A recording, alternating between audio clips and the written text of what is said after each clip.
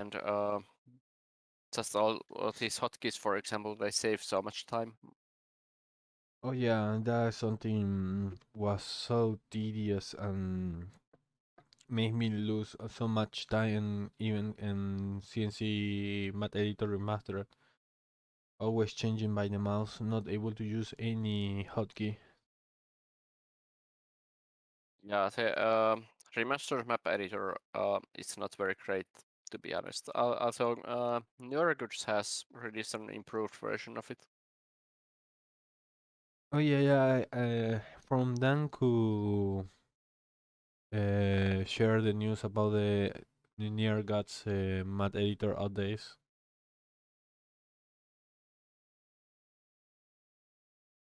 Yeah, it is also NewerGuards built it on top of my code base improvements for the remastered map editor. Like, I think Petroglyph outsourced the map editor to some students or something. At least it felt that way.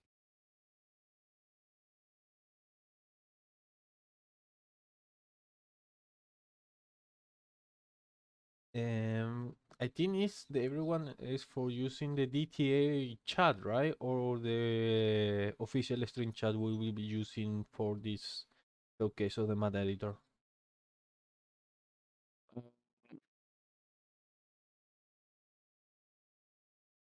Oh, I thought people would use the DTA chat, so yeah, I haven't even looked at the official stream chat, but yeah, okay, that's good to know that people are chatting there. Yeah, the map editor is actually open. It's open source, and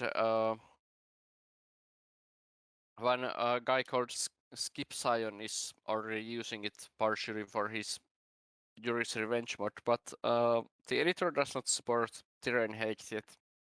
So that's why it cannot be used for a majority of Tiberian Sun and Red Earth Wu mods. But I'm planning to implement that hike support at some point. Lately I've been learning shaders, so I could make a depth buffer that is pretty much well, it's a technical thing, but it's good to say I've been learning new rendering techniques that are necessary to make it function well with terrain hikes. So yes, eventually I'm planning for it to support Tiberian Sun, and then other leaders of other mods are free to take the map editor and make it function with their mods. So that's a really great news for the game itself and the mapers and who enjoy really creating content for this game, even after 2 to 3 years.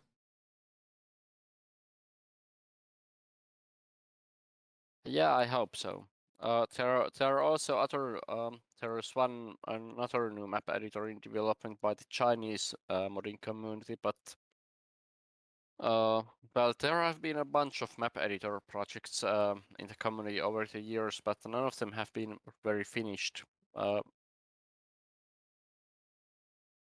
which is a bit strange, I guess. And it's a shame that we are still stuck with a 20-year-old map editor. Yes, really nobody. Everyone wants a new math editor, but nobody wants to warrant that. Yeah, and there has been effort, but there's never been a finished or released map editor other than Final Sun and Final Earth. And yes, Mark, the showcase is also here on this same channel.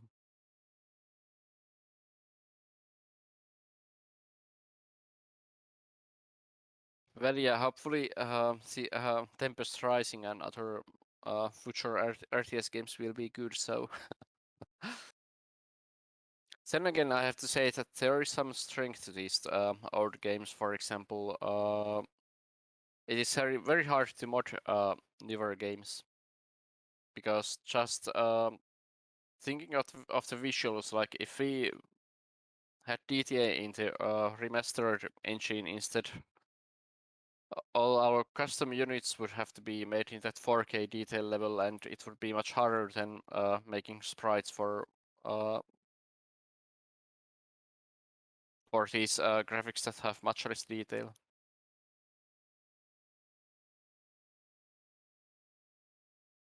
I'm gonna save this map.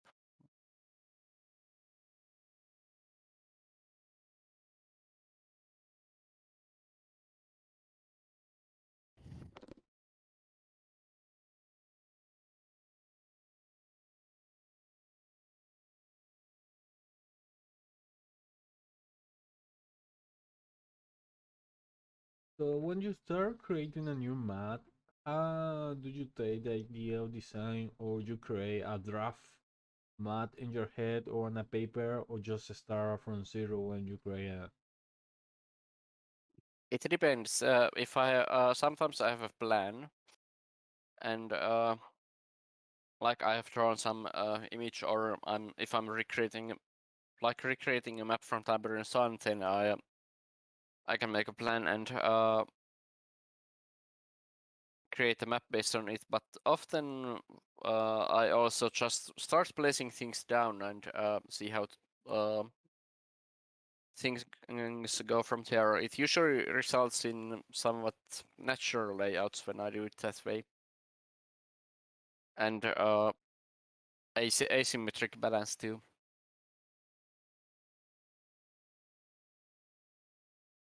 which is good in a way.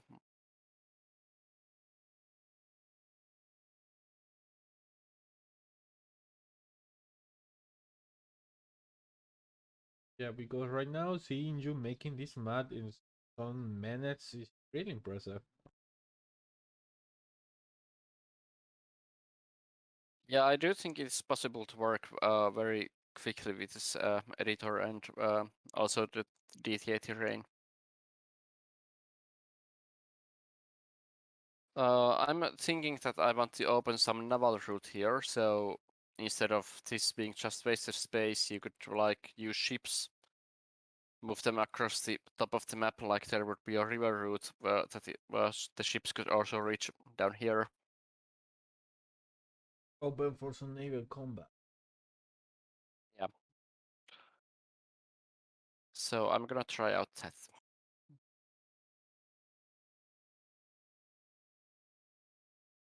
And we had already a question for Mar.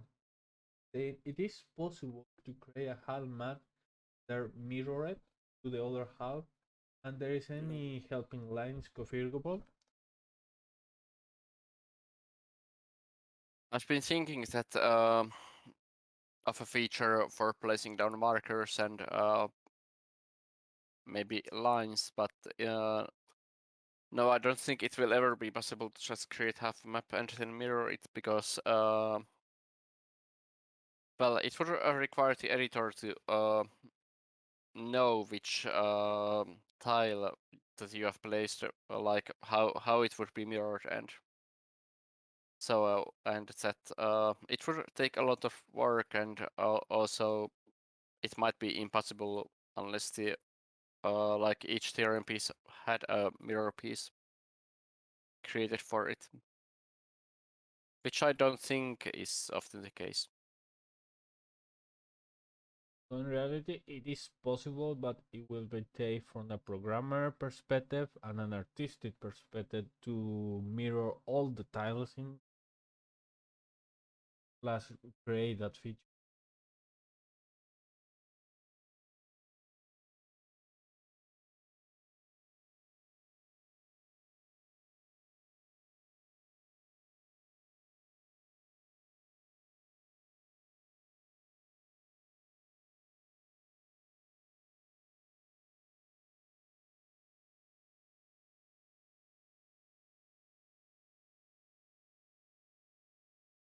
Maybe I'm going to refill my drink already. Drunk it.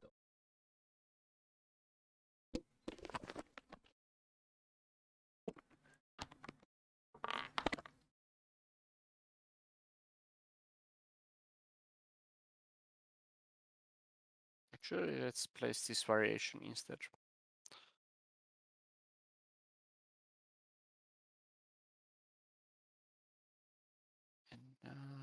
could.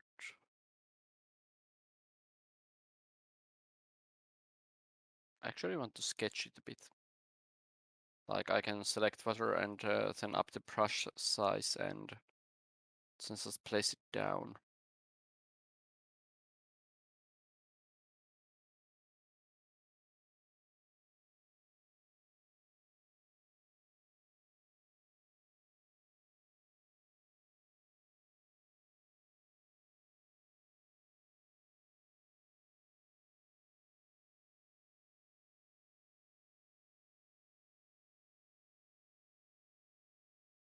I was thinking of having the players on here, like 3 players, and here 3 on the other side. And then I could place a platform here that the players could like expand backwards to it, so for some more resources. Hi, Tibers.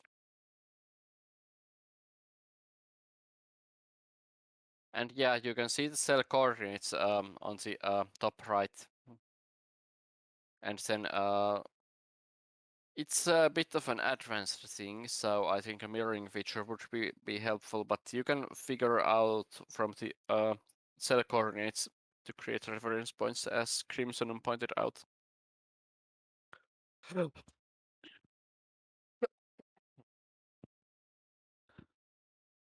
Oh, and this editor does actually support creating any kind of image and overlaying it on top of the map editor. I could actually demonstrate that feature later. It is very useful for recreating map layouts, for example. But if I want there to be a bridge here, I probably want to paint it now.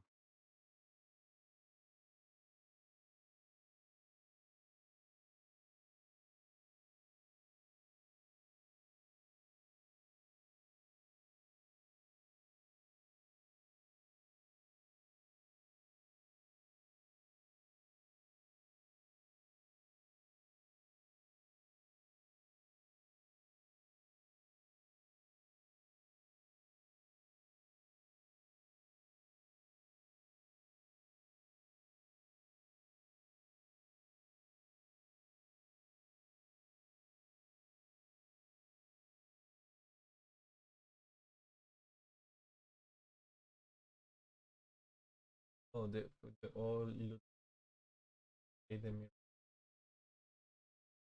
Every time when I was doing mapping for remastered, I always had a calculator for the mirror and now the coordinates.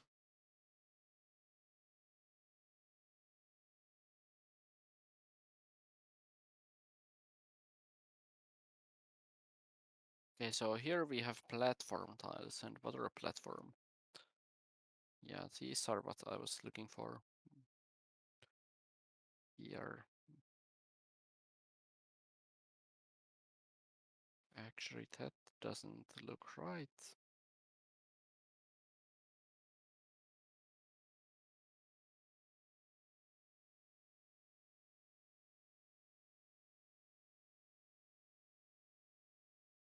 Guess I'll just use custom terrain here. Like this.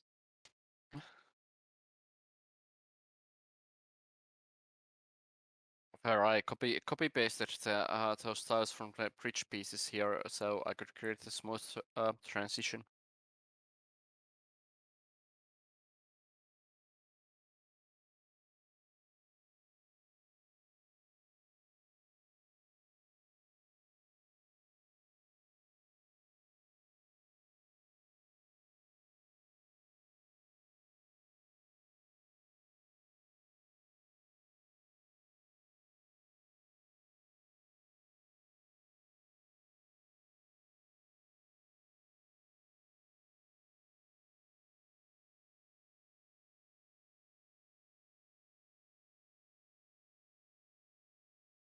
Someone has a question from my stream chat saying, I guess you're running in 4K resolution. Does the map editor and or the game allow you to things a bit bigger, or is something only the remaster has?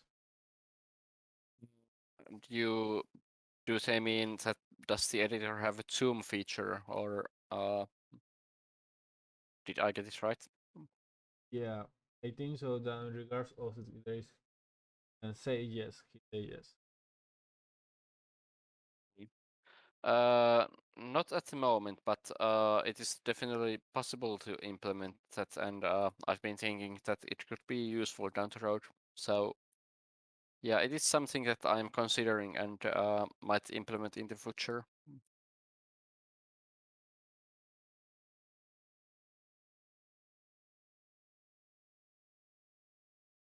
Please, thank you.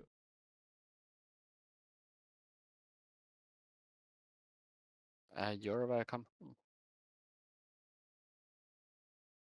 And actually, here I'm thinking that if this platform is going to end up that big, I want the entrance to be slightly bigger too. So I'll copy paste this piece here, dividing the bridge by one cell.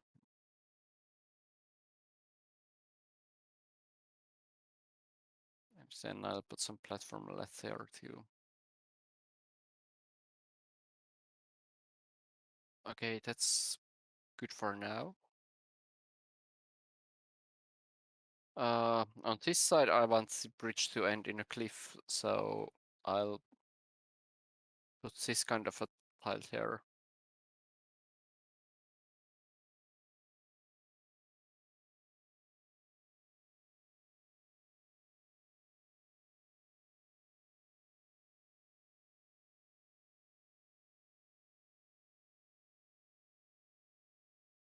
Like this, and then also use copy paste to extend this bridge ending here by the one cell. There we can see some graphical issues, but we can fix them like that.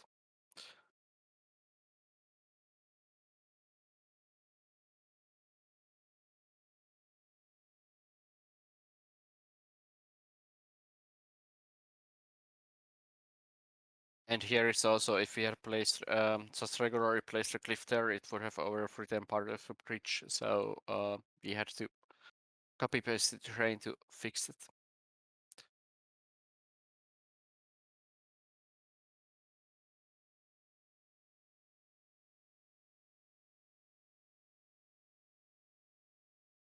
They all here. Uh, Regarding my motivation for creating this editor, I pretty much just had enough of Final Sun. Like, it is very inefficient as an editor. Like, I think the user interface itself is alright, but well, it's 20 years old and just it feels like it could really use some updates.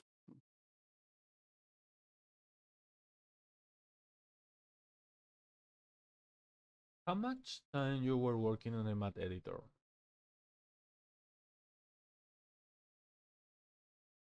It is hard to estimate, but the prototype I created in probably like a few dozen hours, but by now I have worked on it for hundreds of hours. So the hundreds of hours were mostly super focused or as a science timing project. There was a bit of time when I was just focused on making the editor, but mostly it has been a side project.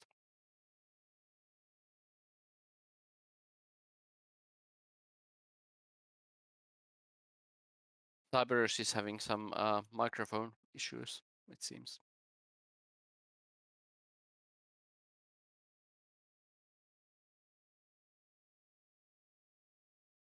Coded in C sharp, right?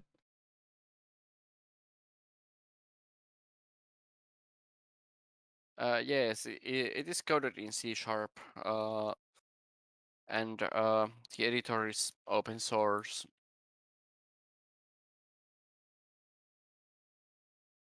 And I can actually link the source code there.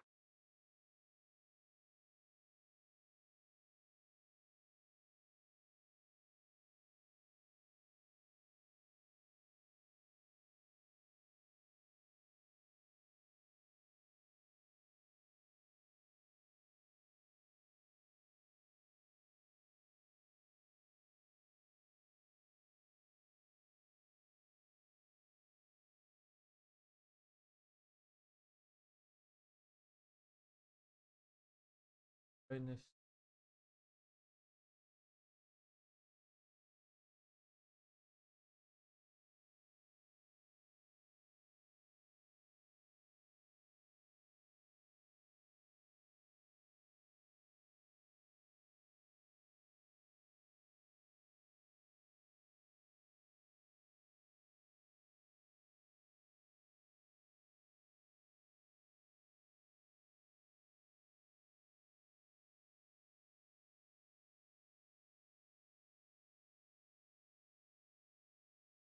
Let's see if this is doable.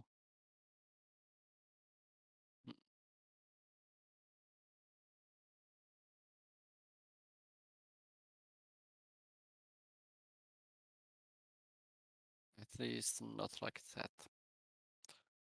Because I was thinking that I might want to open some shore here, so it is possible to make an amphibious landing there.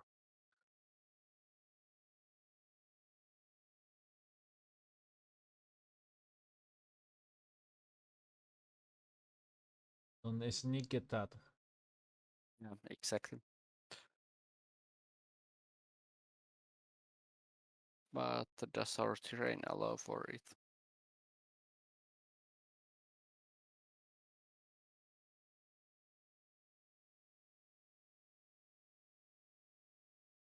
Well, actually seems it does. Yeah.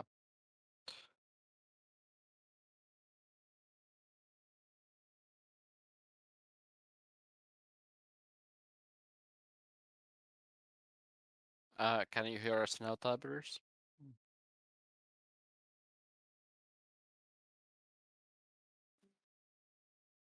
It's done that. Left again.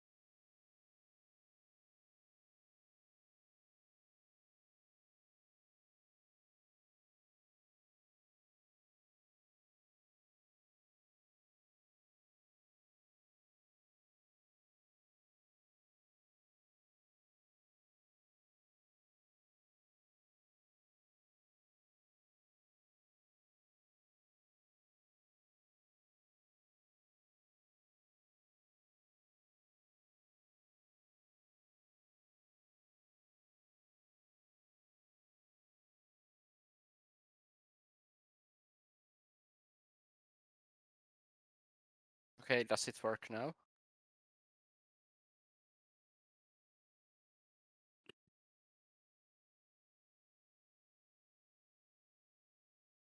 I changed some permissions.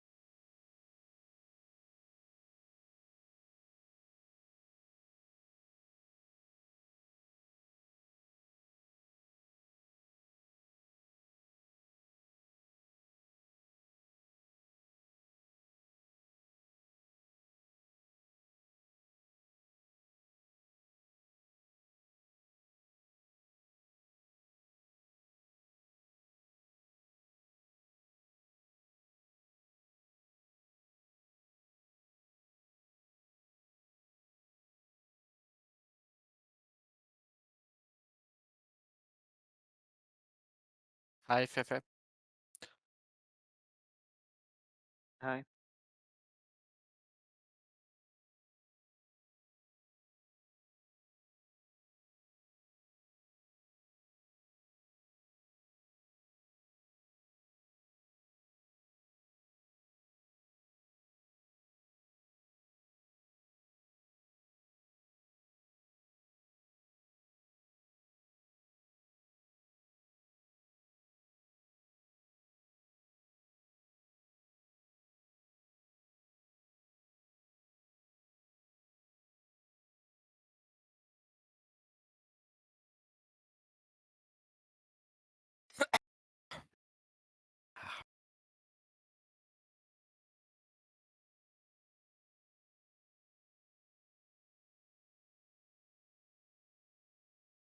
have been surprisingly alive today after feeling so ill and having a lot of fever yesterday.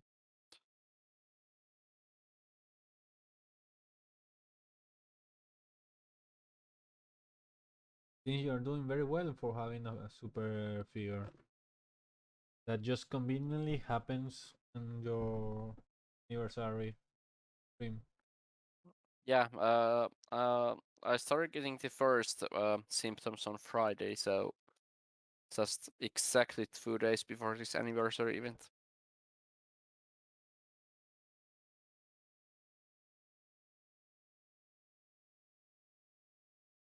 Looks like those things have no framework mode graphics.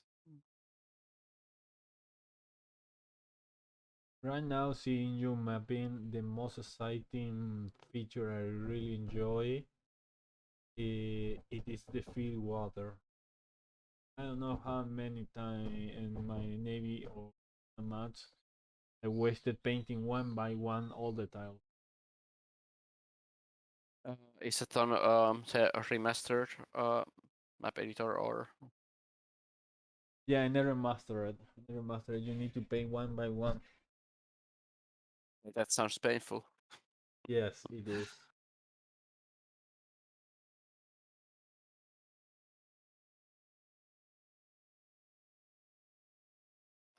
Final Sun also has field mode, so Final Sun is more advanced than CNC remastered map editor in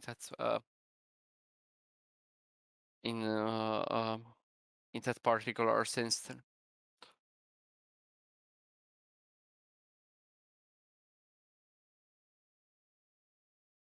I feel really the math editor was created as a second option or a side project when remaster happened because there's so many features broken. I even remember in the launch day the shortcut hotkeys didn't work, so you need to manually save.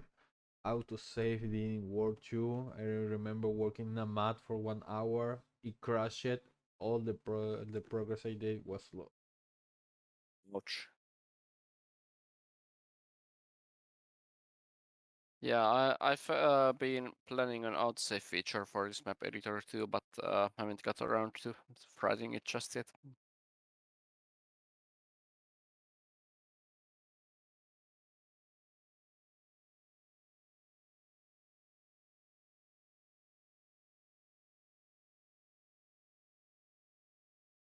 And yeah, regarding Final Sun, I don't really like how would I put it? I don't like dislike the editor. I just think it is old and it's noticeable that it's old. Like it doesn't scale very well to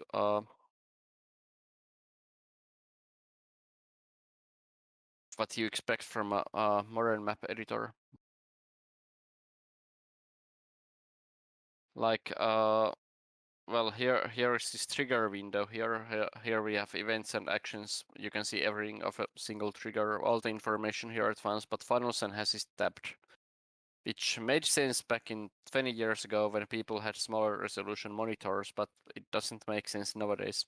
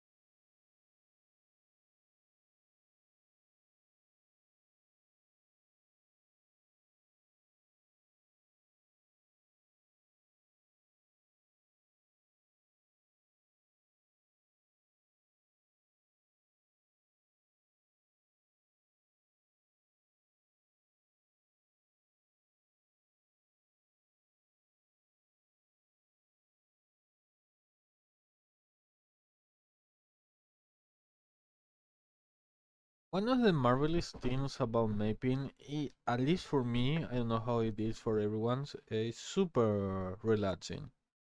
Hey, I hear you now. Oh, Nice. hello there, Uh, Tiberius. yeah, I think mapping is relaxing most of the time, but sometimes you can run into a creative block, and then it's just it can be frustrating. Like I've had maps that I've made like 75% complete, but then I've run out of ideas for the rest, and it has taken me a long time to get them finished afterwards. Oh, I hate that. Usually when I Yeah. so hate that. Yeah, the fourth mission of the Combat Revolt CR campaign, which we are uh, officially revealing later today. That that is an example of a map where I had really had issues with finishing it. Fourth one. Which one is like? Give me a hint without any major spoilers, if you can. Well, see, Svantet had its fist at the beginning, and we The one that had the what? Sorry, at the beginning. the fist and found that you well, you found it really Ah, tedious. Like you felt that you had to progress by very little steps. yeah. I know which one you mean now. Oh, that one. Huh. Yeah. Okay. Yeah, I can imagine that's a really big map with a lot of, not necessarily meant as a bad thing, but there is a lot of repetition, so I can see how it would be difficult to vary that. Yeah, it wasn't the smoothest map making process I have experienced. Yeah. Yeah, I kind of believe that.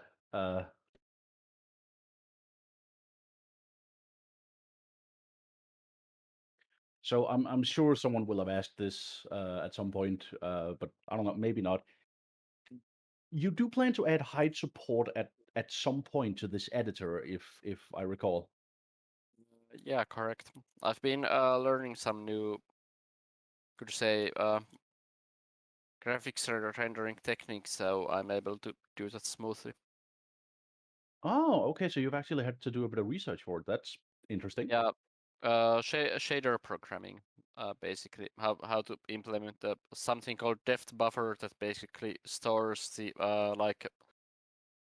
the height of everything on what you see on the screen. So like if there's a tree behind that has another tree behind it, like I could demonstrate it like this. I placed 2 trees here. At the moment, if I move or remove this tree here, the editor needs to repaint not only that tree, but also the tree in front of it afterwards, because otherwise, if it only painted repainted the tree that is underneath, well, the tree that is supposed to be behind would show up on the front, which would obviously, it would be bad. But Ah, with a depth buffer, the editor would only need to repaint this tree behind it, because it would say depth. But the information stored in the depth buffer, the editor would know that well, this tree is in the front. We can change pixels there behind without needing to repaint everything that is on the front. So yeah, it is necessary to for high performance height support. all right.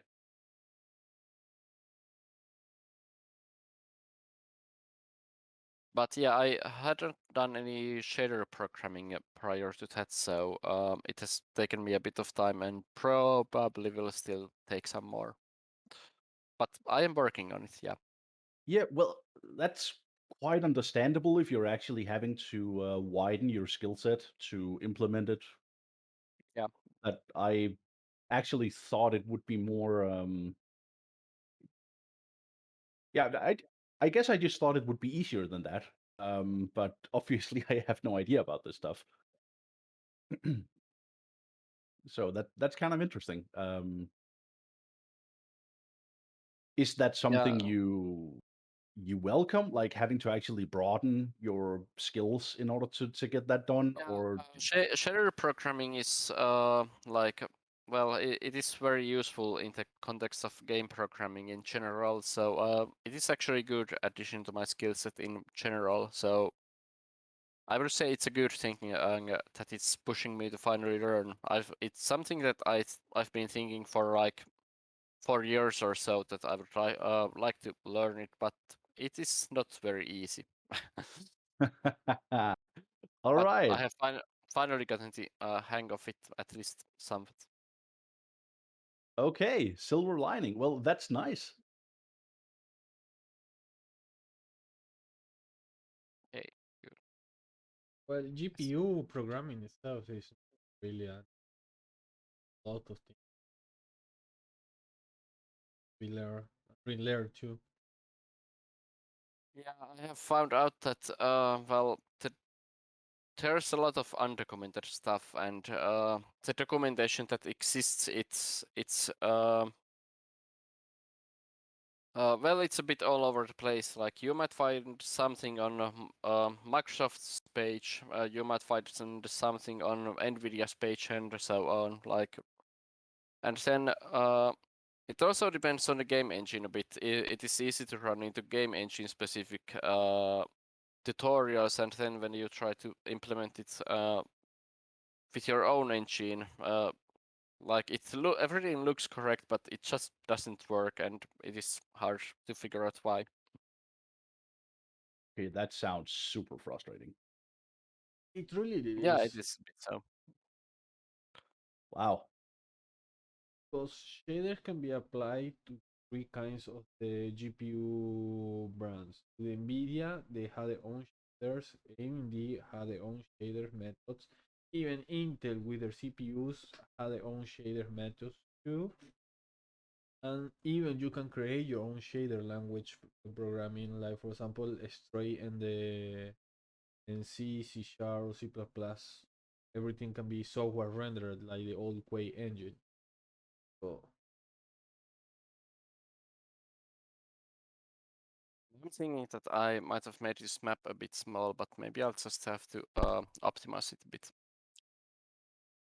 What are you is it a multiplayer map? Are you working on Combat Revolt? Nah, it's a multiplayer map. Like now I have much more space on the right side of the island than on the left side of the island. So yeah, I will have to change this cliff in the middle. Yeah, you can see that. Marfots is asking, saying there is any source code available for Final Son, or maybe this code could be used for reference for adding high support or bot cell support. No, Final Sun is closed source. I think it might have been open source eventually, but the thing is actually that back in like 2000 or so, EA bought the Final Sun code from its author and used the map editor for finishing some Red Alert 2 maps of their own. So the Final Sun code base is actually owned by EA. And so the original author does not have rights for making it open source. I still think it's really interesting that EA actually ended up buying a fan-made editor. Yeah, I think so too. But from what I've seen screenshots of the internal editor Westwood used for making Tiberian Sun maps, for example, well, despite that there has been some hype about it in the community, and some people like CC Hyper, for example, have seen and really interested in making their Westwood real-time editor back. The user interface for it doesn't look very good, to be Yeah, blunt. I've seen some screenshot of it. I I gotta agree, it really looks awful, to be honest. Yeah. So so just thinking about that, I'm pretty sure that Funnel Sun was more comfortable to use. Yeah, that really wouldn't surprise me. I mean, it's got a lot of limitations, but it is very user-friendly in a lot of ways. Yeah, and it is what I tried. Well, paid attention to when I was making this editor too. Like, I tried to have a similar user interface to Final Sun, so it is easy to pick up for existing mappers. Like, if you have this sidebar where you can select objects from place trees and buildings and stuff, just like in Final Sun, and then we have the terrain here at the bottom. Hmm.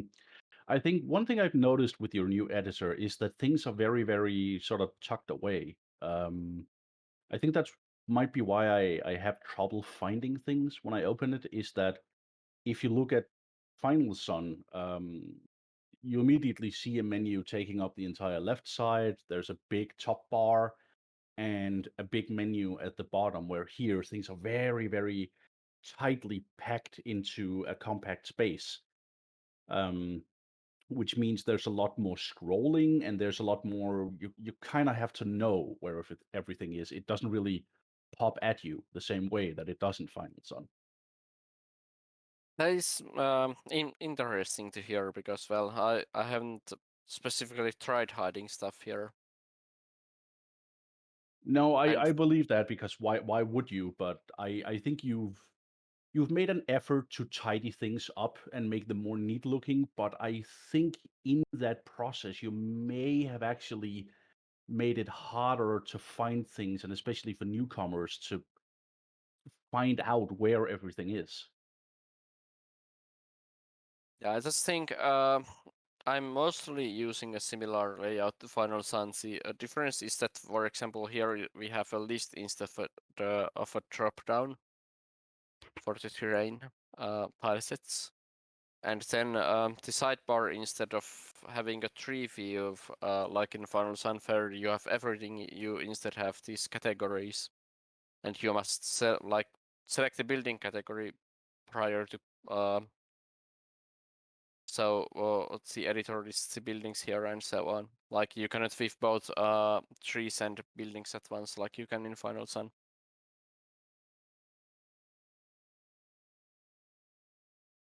Yeah, I think getting rid of a lot of the drop downs was a good idea. A lot of them were very unnecessary in Final Sun. Yeah, and I prefer lists over drop downs if there's just enough space in the UI, because in a list you can actually see a lot of stuff at once. Well, with a drop down you have to open the drop down first, and only then you can see what it contains. I do think that has a double edge, though, again, in that it can be sort of visually very busy and overwhelming, which for some individuals can be very disturbing, and for some it's probably not really an issue. I can see that, yeah.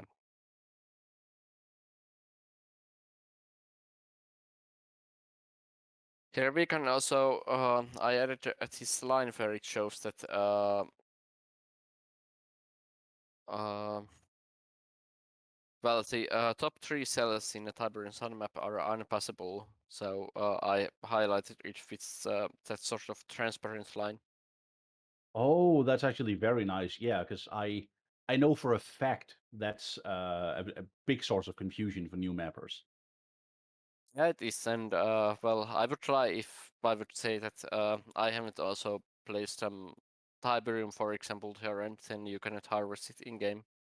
Yeah, it happens even for experienced folks. I'll freely admit I've done that myself, even on later maps I've made. Yeah.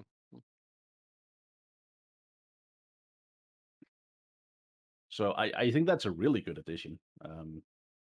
And one thing is I've also praised a lot that I don't know if you'll really have much of a chance to show that with the multiplayer map, but the scripting tool, the script editor here is just so much better than in Final Sun. I could demonstrate it with some single player map,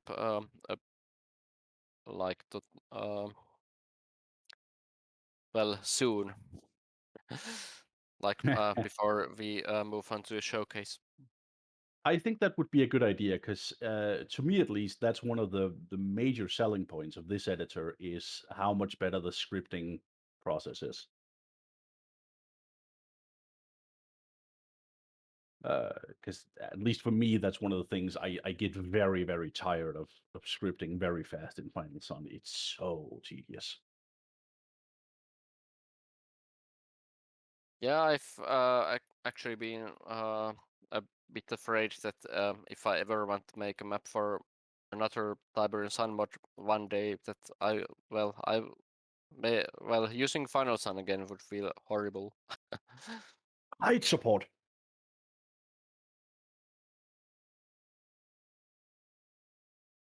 I actually want to open up this cliff here instead.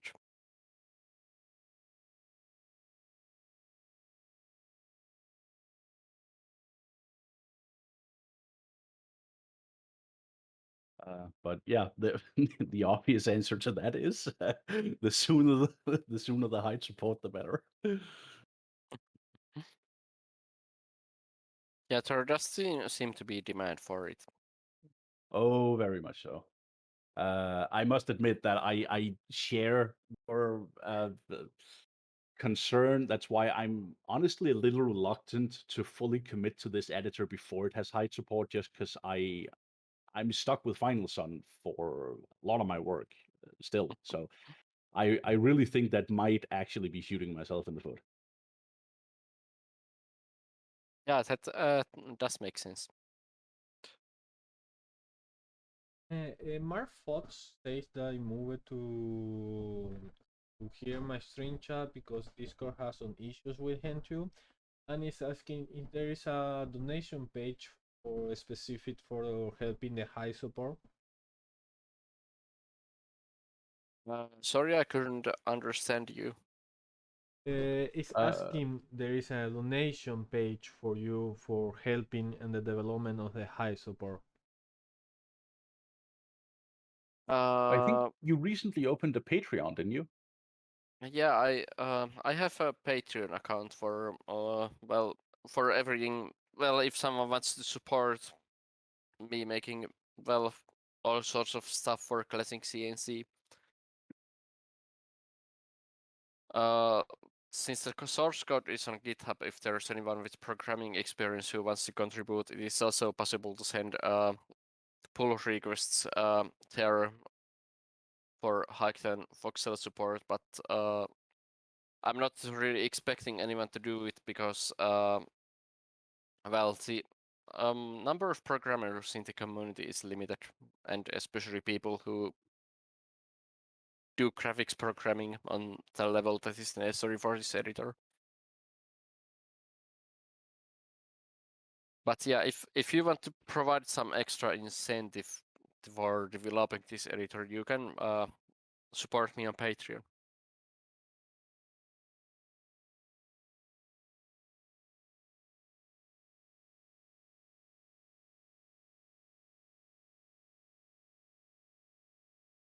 Did that answer his question?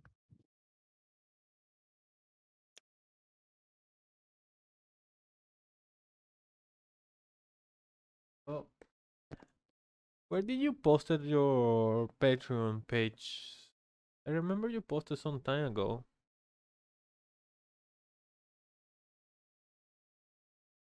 So to share it and everyone know. I can throw a link into it.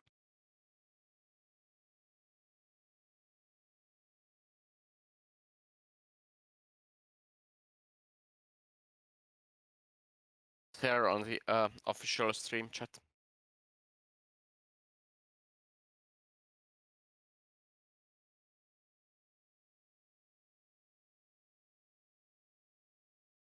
And here you also, I've tried to make this editor like could say moddable. So for example, these collections you can make these, and there are basically groups of overlays that the editor will Like, for example, blue Tiberium consists of 12 different overlay, and when you place it down, the editor randomly picks from one of them.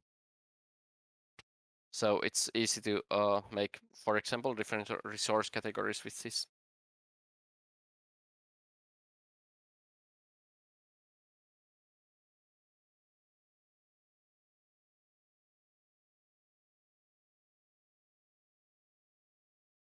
And this object search is super helpful. It's something that I really find Final Sun lacking. Like any building or unit or other objects that I want to find, I can just type a full letters of its name, and the editor just instantly gives it to me. Yeah, that is a really nice feature. And also, you cannot accidentally place Tiberium on cliffs with this editor. Like, I tried painting here, but the editor doesn't let me. So with Final Sun, you can do that, and it leads harvesters getting stuck in game. But with this editor, you cannot do it. So very nice quality of life improvement over with the editor.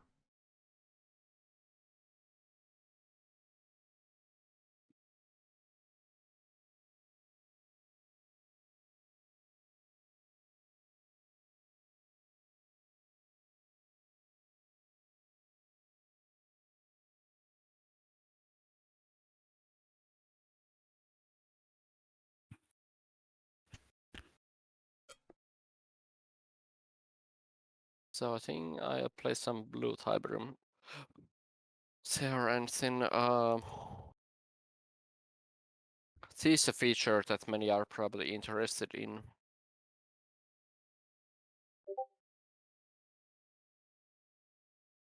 Like the terrain generation generator, I can freely configure it. Like, you can have up to 8 terrain type groups where you specify the terrain objects it can place, and the chance that it places this specific one of these terrain objects on a cell. And then you can also make it place terrain tiles and also overlay. And it is also possible to make it randomly place smudges. There are a lot of presets here. What I typically do is I pick one of the presets, like even now I want to place some autumn leafy forest, I select it, and then well, this default 0.5, it is pretty aggressive. So I tweak it. It is like every cell has a 50% chance to get a tree. Well, I find that's a little bit too much, so I changed it to like 30% instead. So 0.3, that's equal to 30%.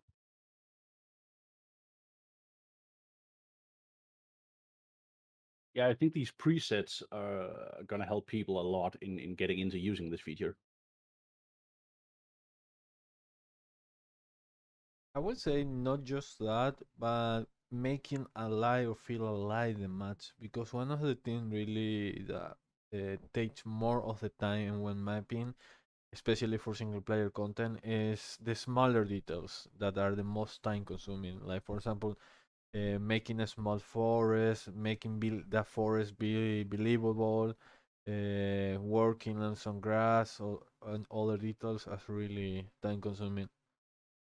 Yeah, absolutely. Absolutely.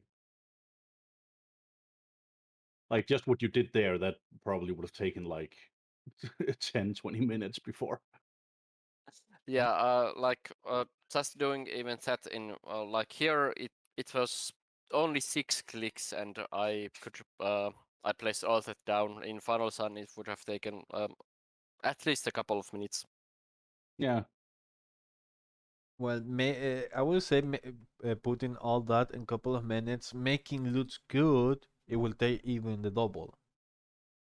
Yeah, and especially because you're not only placing down, there's terrain, there's trees, there's grass, and just switching between those in Final Sun would take some effort. Yeah, that's the thing, switching between assets. I feel like when I'm using Final Sun, I use more of my time searching for and switching between assets than I actually do placing down things. Yeah, Yeah, that is definitely true. I've really noticed that lately when working on some missions that, wow, I spend so much time with, logistics, you could almost call it.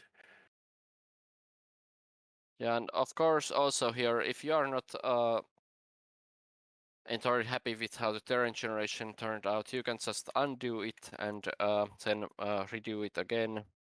Well, if you think that still don't think that it's good enough, you can of course manually move some of the objects, alter the results a bit, and that is also how I usually make use of it. So I generate some terrain and then slightly manually tweak it afterwards.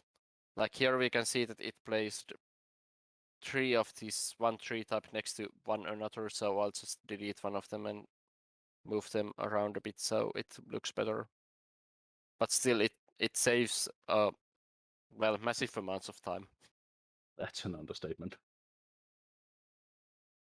Yeah, and here we have some blue Tiberium, so obviously it would feel off if there were living trees next to it, so I place some burned trees. Basically, well, they look burned, but I also think they do fine as simply dead trees, so I place some of these there. Yeah, It's something honestly, that that I like that's doing. I think that's a very important point to make for new mappers is getting comfortable, sort of getting creative with the assets and using something that can look like multiple types of things. I know we do that a lot with buildings. Yeah.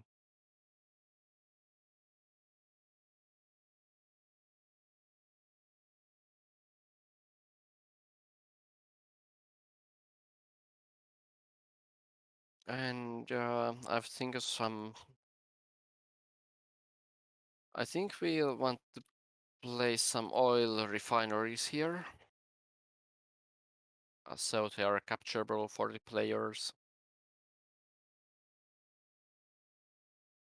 I'll just throw them there, and then I can later move them to their proper final positions. But yeah, and then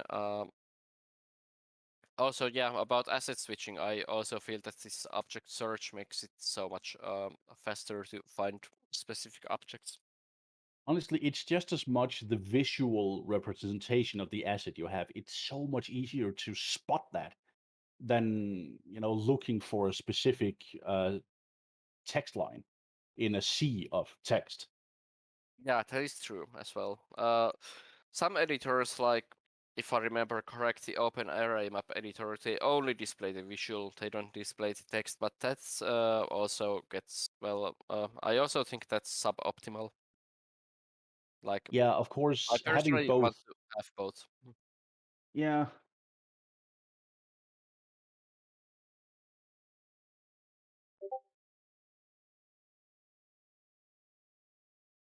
I wonder if there's anything else I want to showcase here. Well, at least we want to place down some Tiberium trees. So, because, well, we have this blue Tiberium here that cannot be all of the resources for the players because, well, the players need some more money. And I think it would be nice if these places had some ore mines too. So we'll place some down and then we can actually let's place ore spreaders here as well.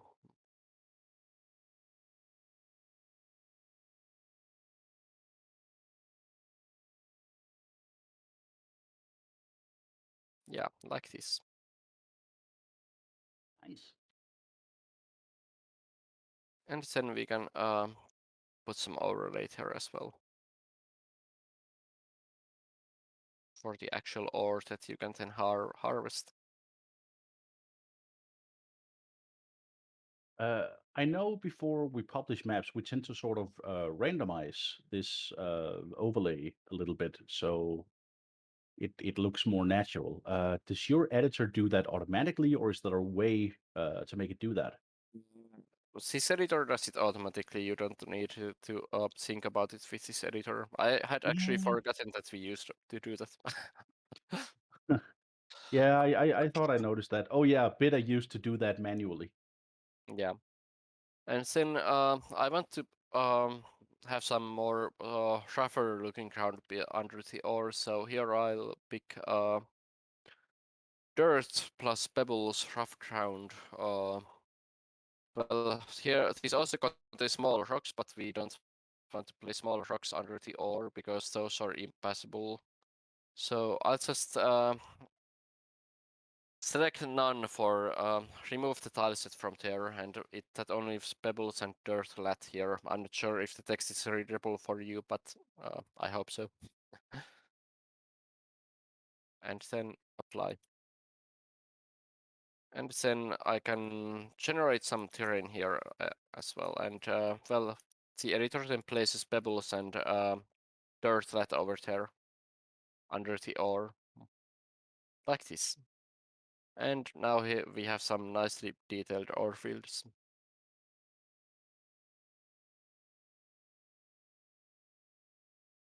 Is there anything else that people would like to see? The scripting About process, I think we should. Yeah. Okay, we have 10 minutes before the showcase. I guess I won't show the scripting of, well, Chainbreaker would be there, but it's still a relatively new mission, so I don't think I want to show its scripting. But I'll fetch some older map. I think Frostbite will do.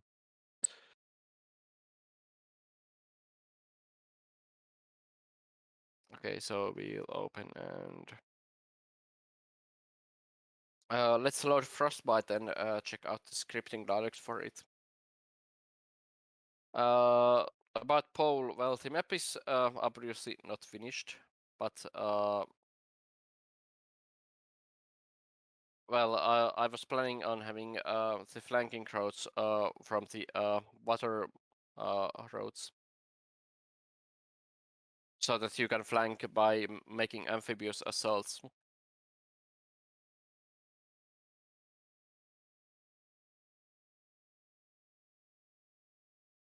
Well, he's taking a long time to load now. Any particular reason for that? Well, I am running this editor with the debugger enabled from Visual Studio from the development environment, so it doesn't have optimizations on. So if I actually used the like the build I've uploaded, then it would run a bit faster. And because, well, the compiler optimizes the code for release builds, but it doesn't do that for debug builds, and I'm running a debug like developer build. And also, well, my desktop is still dead, so I'm running this on my laptop, which is a bit weaker.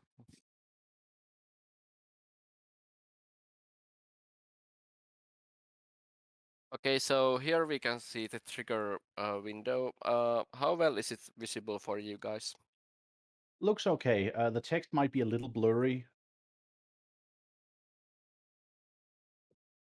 Yeah, I think it looks okay, but yeah, it's a little bit blurry, but that's fine, I think. Oh yeah, and totally forgot. sorry. Welcome to Danilin, one of our longtime testers. Oh yeah, sorry. Yeah, I just sneaked in, I suppose. Hello It's there. okay. I did the same. Just kind of. Okay, so snuck in here we there. can see all the triggers. This is a relatively simple mission. Like, okay, this looks awfully simple compared to my latest missions, I gotta say.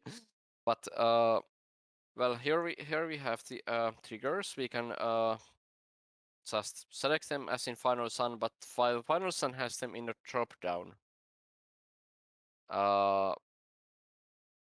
We can well, here we have them in a list instead, so you can access all of the triggers at once without having an extra click for the drop down. And then we have the event and action list visible instantly, while in Final Sun they are in tabs, as I pointed out earlier in the stream. So otherwise, these events and actions function a lot like in Final Sun. We have the event and action parameters here, and we can select click on this event type, for example, and then it allows us to it brings up a window that allows us to select the event. And also, well, for these parameters, like this is the losing trigger, so we must select the house that loses the game when this trigger action is executed. And also we can click on these 3 dots and it lists all of the houses for us, and we can just, well, pick the house we want from there. So those function a lot like in Final Sun. But what makes this editor a lot more powerful in scripting is well, one major function is the waypoints.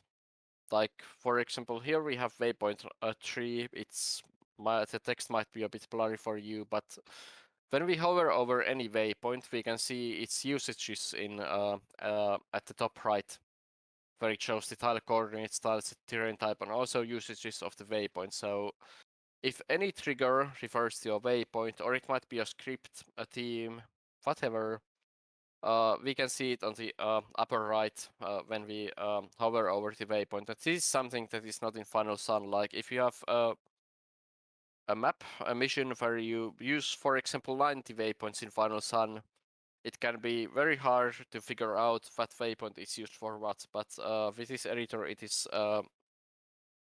very quick to figure that out.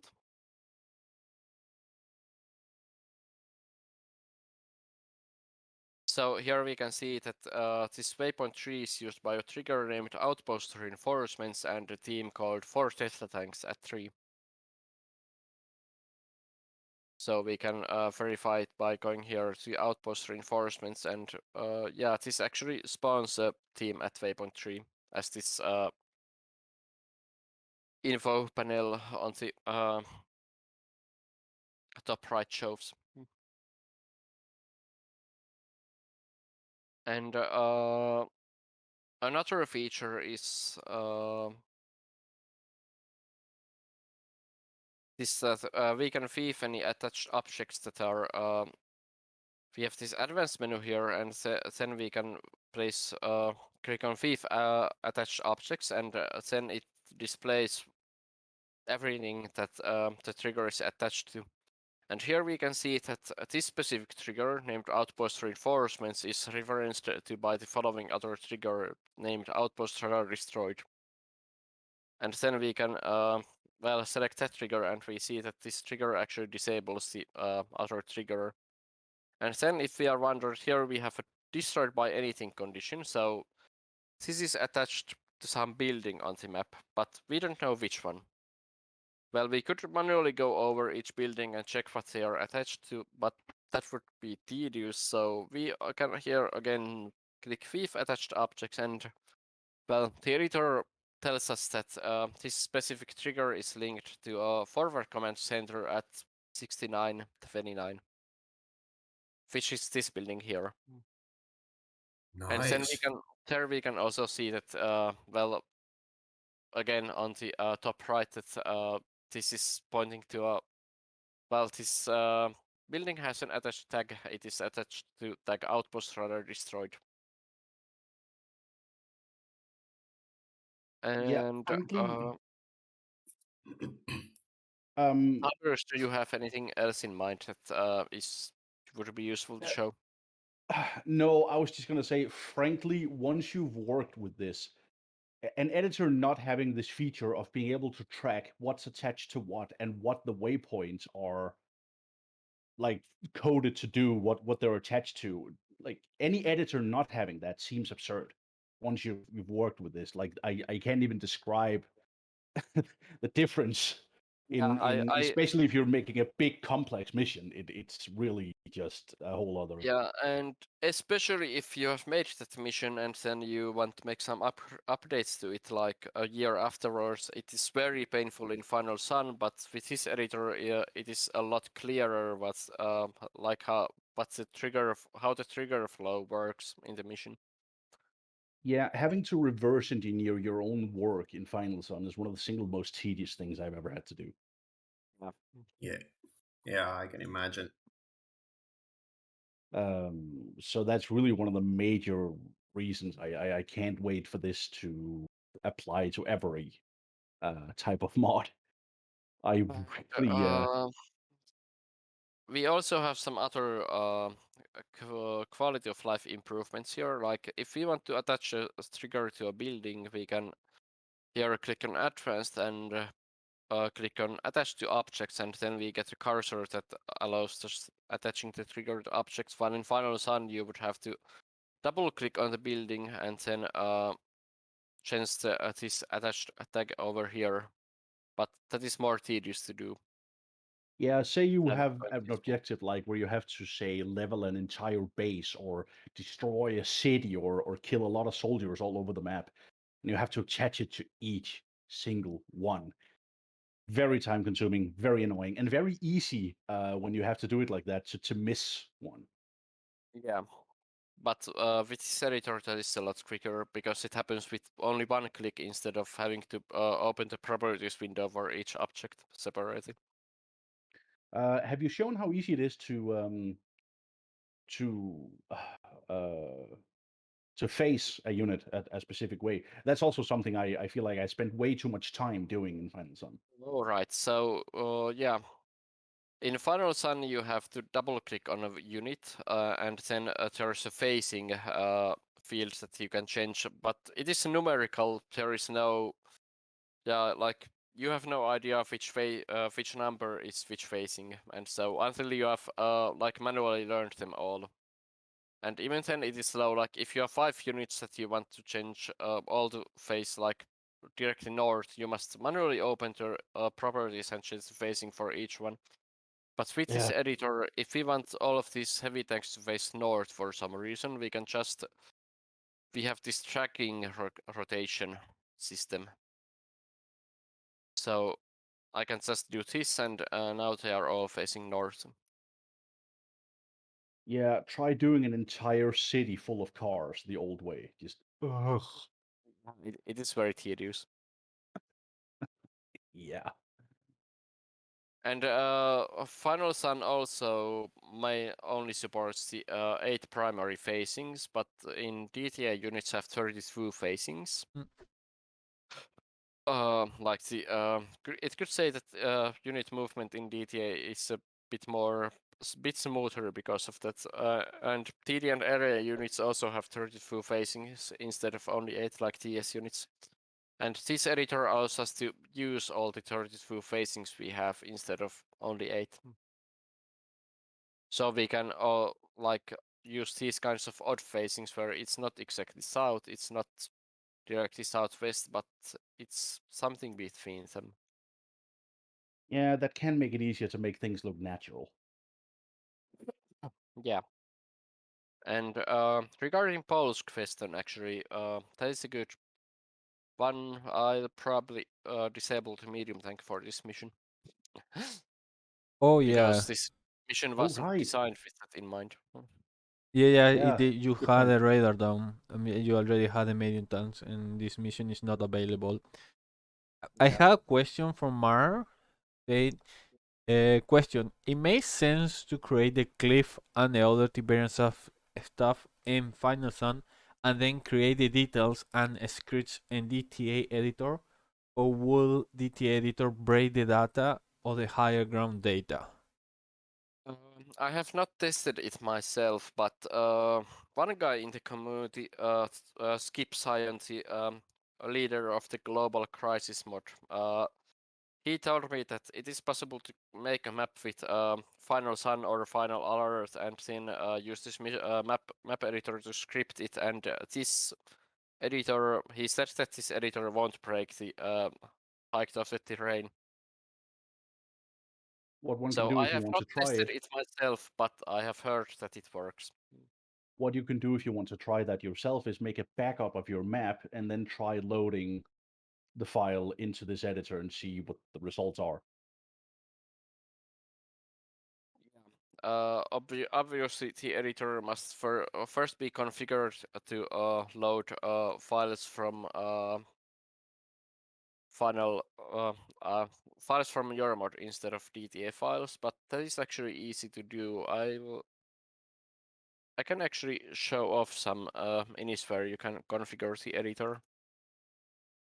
I do think one caveat that's worth mentioning is that you won't be adding voxel support to this. Yeah, that is true. I don't have it planned. Of course, if someone wants to contribute that eventually down the road, then I don't have anything against it, but I'm not planning to do it myself. Why is that? Simply because it takes effort.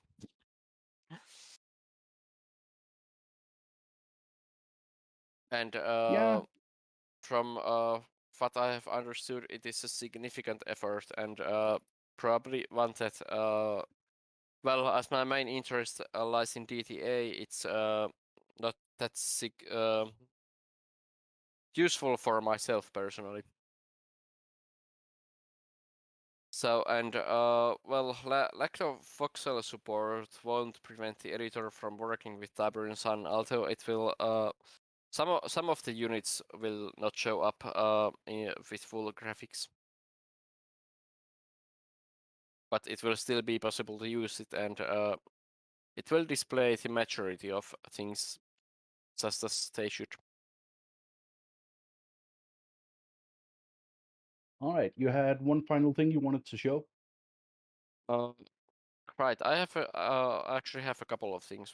First off, I recently also added this color system, so you can assign a specific color to triggers.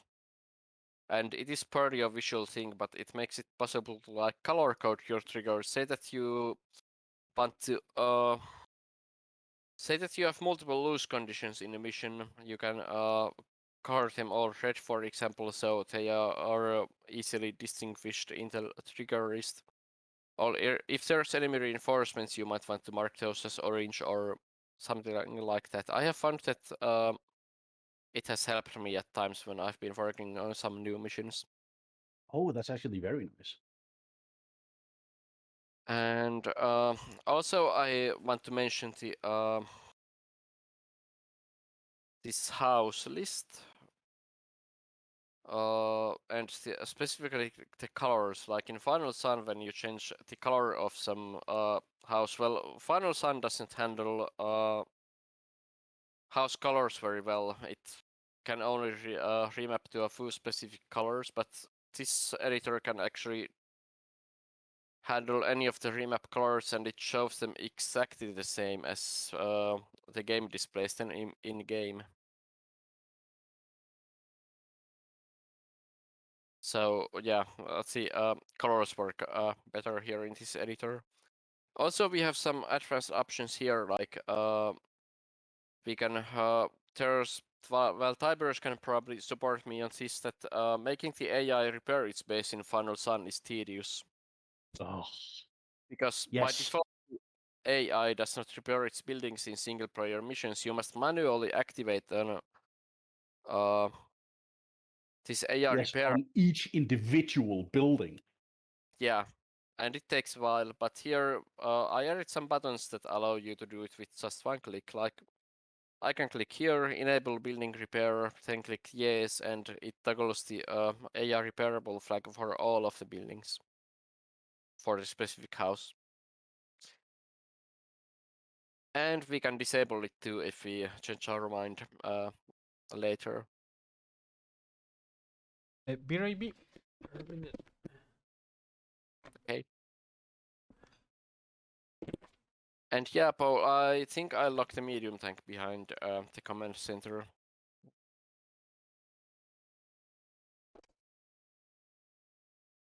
Because this mission just wasn't designed with the medium tank so that it would be available.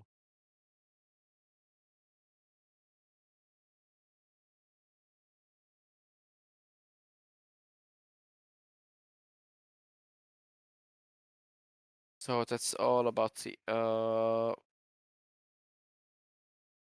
on how to use the editor. Then I have some.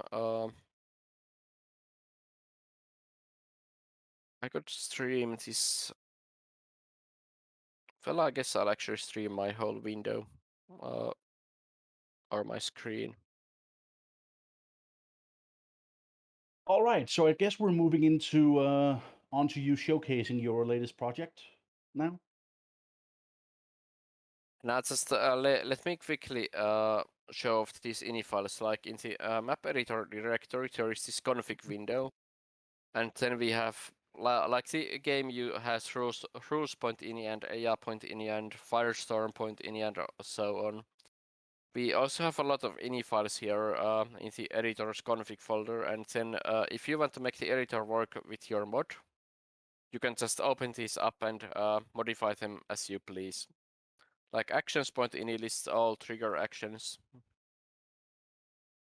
And then we have, well, brush sizes, you can also modify them and their order as well. Then we have constants point ini. It defines cell size, you can change that if you are working on a Yuri's Revenge mod. Then we have default install path, where we should use the third view facings hack. The names of some any specific critical ini files, and also what the game client executable is called. Then we have some rule overrides.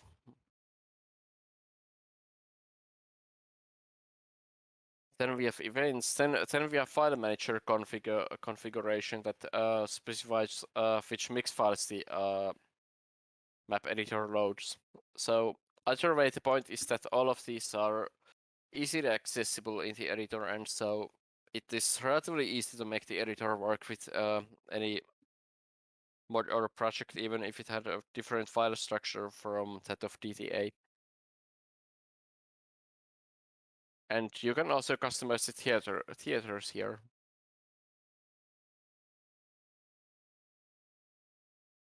So I think we'll move on to I think the other project will probably reveal it after the I think it might be better if we showcase the advanced infantry first. Or what do you think, Tibers? That sounds fine to me. Okay. So let's move on to that. We were thinking that we could play some co-op with well, I and Danalin could play some co-op in a way that we use the new advanced infantry. And then Tiberius can explain some of our design decisions regarding them in more detail. Yeah, let's do that. Sounds good. You ready, Danilin? Yeah, I think I'm ready. Yeah. You sure? I You think so. know he's gonna set it to brutal. Yeah. Yeah, just casual sort of. Yeah, casual games. Yeah. All right. Yeah, just hop onto CNC net then. Yeah, I'm ready. I think I'm ready. Okay, so now is gaming time, right? Yeah, we're gonna we'll showcase some games. Oh, okay then. Yeah. What is gaming? Is it okay if I hop on as a spectator? Then I can more freely show things. Yeah. That works. It just slightly increases the chance of desync because there's more players. But yeah, it is right. up to you. You can either watch my stream or you can spectate. It is up to you. Yeah. I think I'll watch your stream then to avoid any technical issues. Okay. That's good. Whatever feels the most comfortable is probably the best. Yeah, let's try to have things run as smooth as possible. I set up a game. Nice.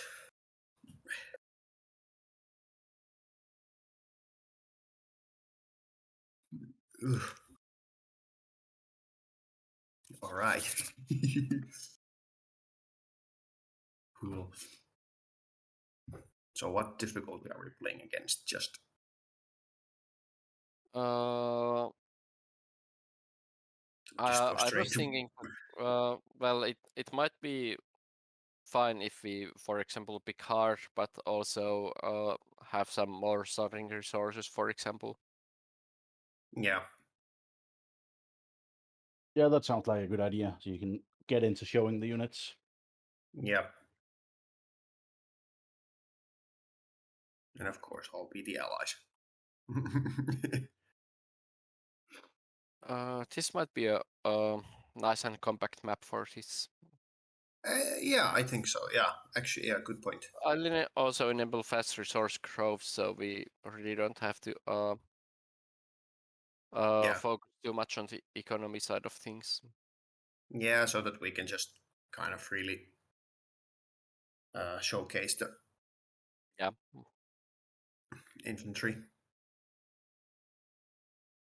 All right.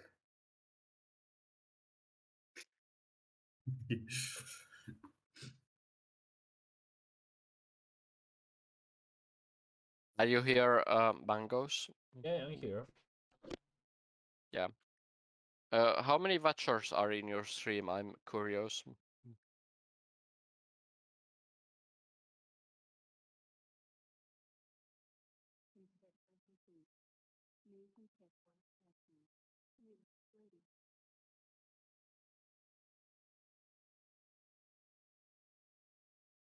Well, viewers.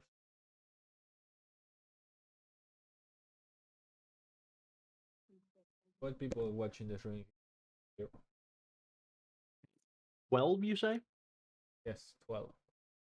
All right. Nice. Well, hello to everyone. Yeah. Okay, so Exactly.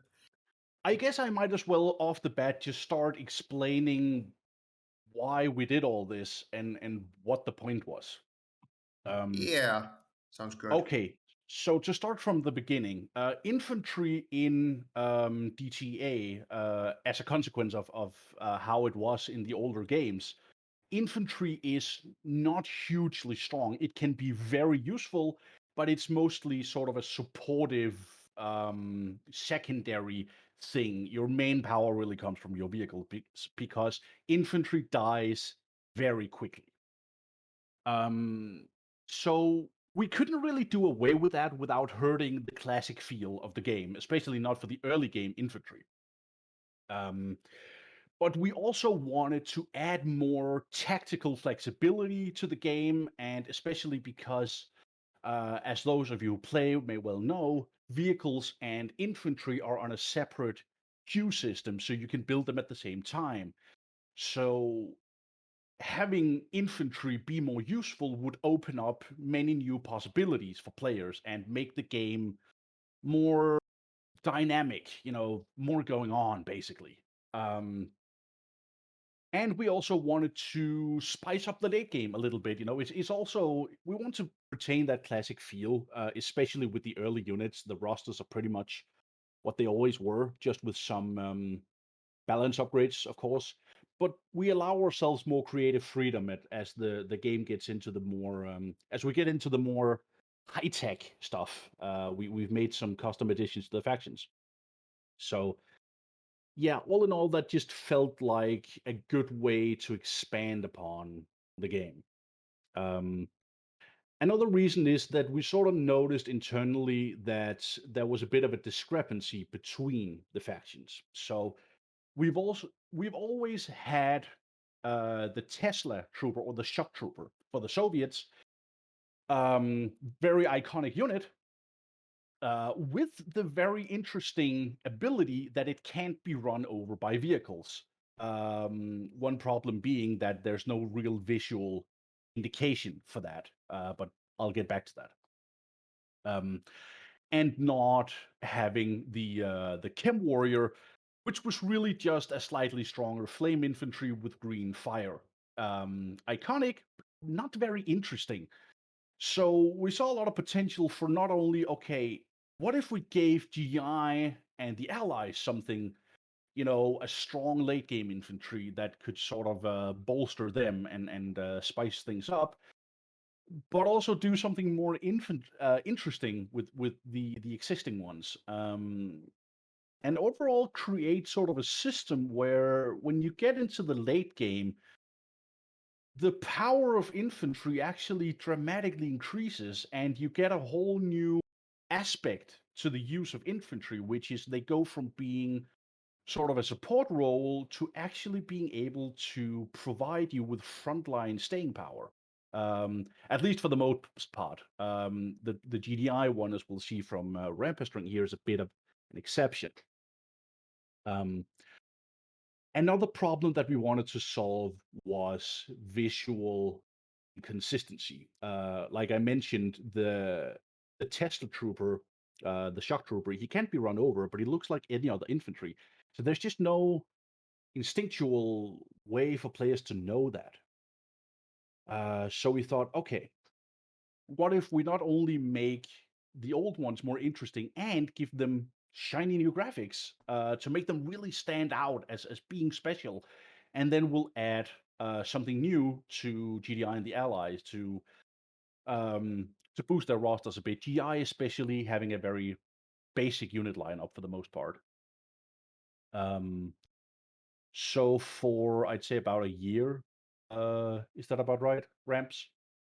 We sort of deliberated on what do we actually want to add, what are fitting ideas for these factions.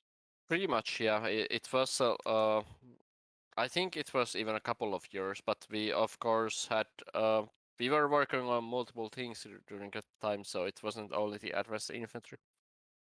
Yeah, I think we've actually wanted to do this for a very long time, but it just got sort of shunted to the side. First, with us doing some faction revisions for the 1.19 release, and then the whole us realizing that we really had to take a long, hard look at our navies. But yeah, we've really wanted to do this for a long time. So yeah, I guess. What? Sorry, Dana? I gotta say that also this new advanced infantry makes medics a lot more useful. Yeah, I'm gonna get into talking about the specific strengths and weaknesses of the infantry. Okay, yeah. Sorry. First, Sorry. I just want to give a humongous shout out to Pinkthought. I think I'm saying that right. Who actually created custom graphics for us that like are truly in the style of the old classic games. So they blend in seamlessly, but they're also distinct. You can tell them apart from the others. Just huge thank you to him as an artist. He's done an amazing job, and it really wouldn't be the same without his contribution. So yeah, let's just take the infantry type sort of from the top. What we see here, Danilin, as the purple allies using is the machine gunner, the heavy machine gunner.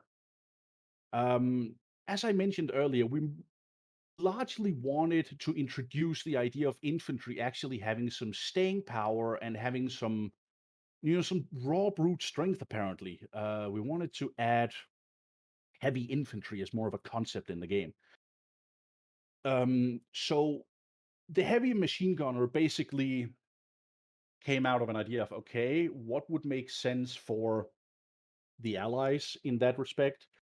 And we thought about, okay, they're very defensively themed generally, and they have these very powerful medics, but they don't really have an infantry that can survive more than a few hits. So the medic almost ends up becoming a little bit meaningless because he can't really save anyone in time. So we really wanted to, with these things in mind, give the allies something that really, really had staying power, something that could form a defensive front line, and especially if you had medics assisting them, would actually be really hard to get through, to penetrate, despite being infantry. That's something we just haven't had in the game in any sort of way. So we thought that was an interesting idea and really fit the themes of the allies. So the last thing we had to answer now was, okay, what will thematically fit? What type of weapon and stuff like that should you use? And we thought, okay, the allies are generally, honestly, kind of old school in the stuff they use. It's mostly, machine guns, tank cannons. You know, it almost has a bit of a Cold War, if not World War II vibe to it. So we thought, okay, one type of soldier that's been very defensively powerful and had a huge impact in these conflicts is the light machine gunner. You know, I think the most iconic example is the German MG-34 and 42 for the history buffs out there. You know, this guy lying with a big machine gun on these 2 feet, a bipod, and just sort of lying in a stationary position and just spraying bullets out over a big area, just basically forcing everyone to F off or get dead. So yeah, that just really seemed to fit the Allies thematically, and was sort of a staple of any military that just wasn't really represented in any Command and Conquer game. So we also thought it just felt like a natural addition in so many ways. So yeah, that is what the heavy machine gunner became. He's using again something like a classic bipod mobile or transportable light machine gun with a high rate of automatic fire. And to give him a bit of that power we really wanted for these guys, we gave him some armor piercing bullets just for good measure. He does actually hurt tanks more than you might realize, just from the fact that he has such a high rate of fire and does decent damage to vehicles. So he doesn't just mow down infantry. He actually can hurt vehicles significantly, especially if you have sort of a wall of a few of them just spraying a target. And coupled with the idea of them having just very heavy armor, so they're incredibly sturdy. We also use that as a bit of a justification for why they're so high up in the tech tree, despite using a simplistic weapon. Is okay, maybe their armor is actually very state of the art, very advanced, and probably expensive to keep these guys alive.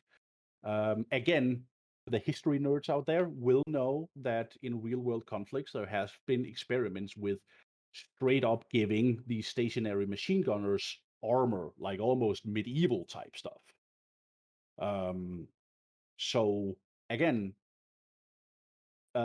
because especially the older Command and Conquers feel a little more grounded in reality in some ways, we took a lot of inspiration from real world tactics in some of these infantry, especially the new GDI and Allied ones.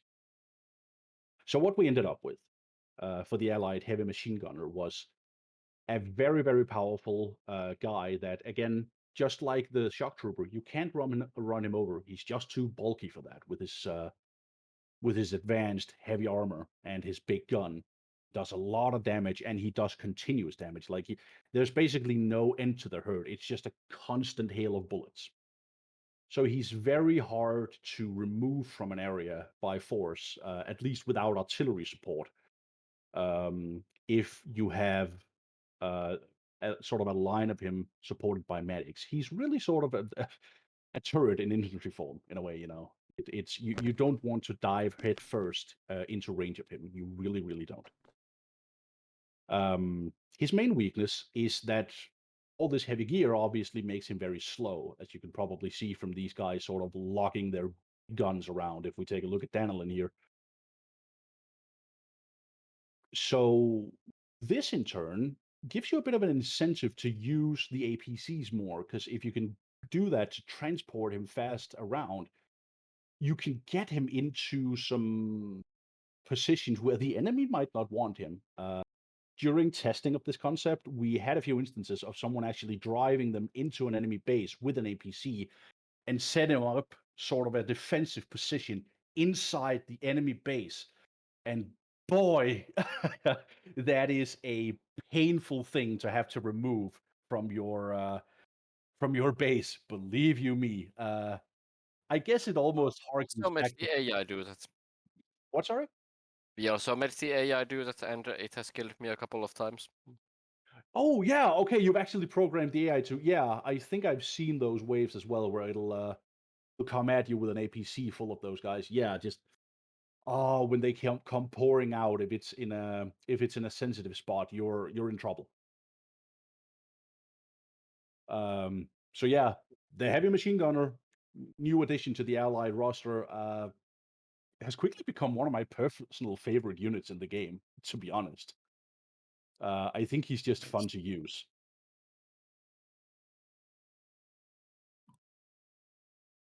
Up next, I don't know, Ramps, if you have. Oh yeah, you have a nice squad of the grenadiers here.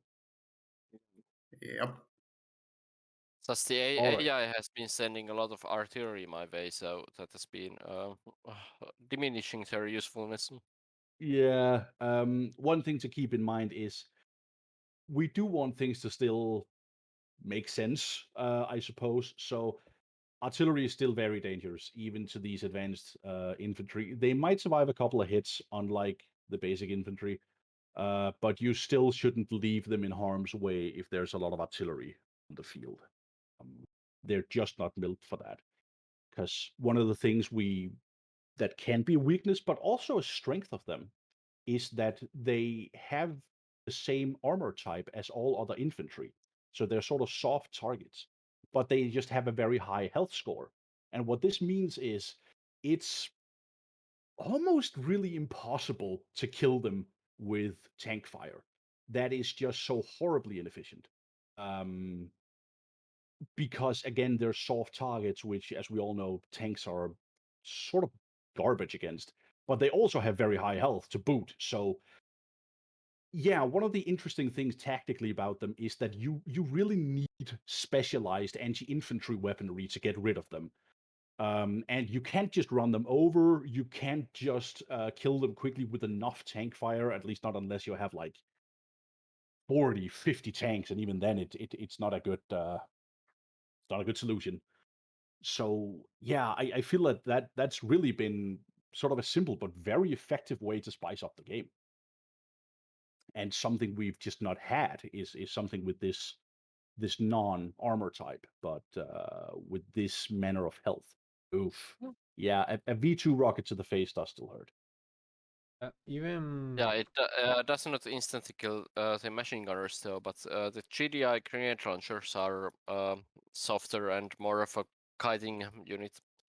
They do a Yeah, lot of so damage, but also, and they are stronger than normal infantry, like early infantry, but they are not like infantry tanks, like you could say the machine gunners are.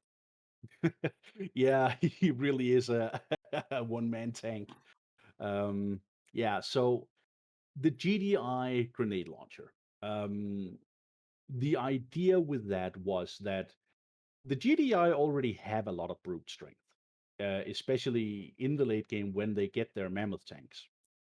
And GDI, in terms of their themes and style of play, is very much about that balance of flexibility and power. So we thought adding some ultra heavy infantry to them might actually slow down their late game in a way that won't feel good. So we thought, okay, what else can we do with them? And we realized something else that advanced infantry or high-end infantry could be a representation of is sort of a special forces unit, a very elite type of highly trained guy with the latest equipment, but not necessarily a very heavily armored, just well armed and very well trained. Sort of like something like a Navy SEAL, if you want to go for a real world analogy. So we thought that was an interesting way to add both some firepower, but also keep the GDI flexible. And we thought it was thematically very appropriate for them because the lore buffs among you will know that the GDI, even before we get into Tiberian Dawn, actually started out as almost sort of a covert ops special unit. They weren't really uh, what we see in the game, sort of a brute force powerhouse, openly fighting sort of army. They actually started out as a special ops corps.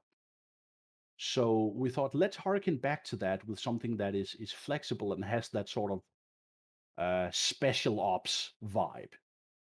And we thought, what's a fitting weapon for GDI and something that you can arguably or sort of believably make do a lot of damage to really any sort of target. And well, GDI have always liked their grenades.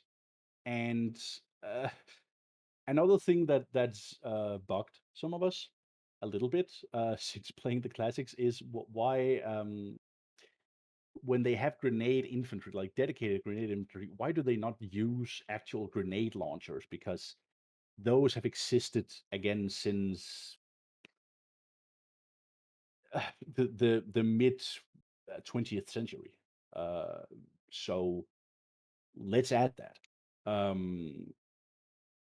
And also use that as an excuse for him to have quite a good range compared to the basic grenadier.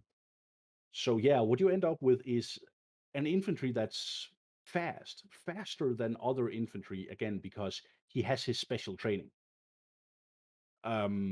He does have more health, as Rampa mentioned. He is stronger than other infantry, but he's not the walking tank that the rest of these special infantrymen are. He's really more of a, as he mentioned, a kiting unit. He's fast, he has a good range, and his weapon is really effective against any sort of target. So a really good way to use him, as we're seeing here, is as a companion to your tanks, because he can actually keep up even with your medium tanks.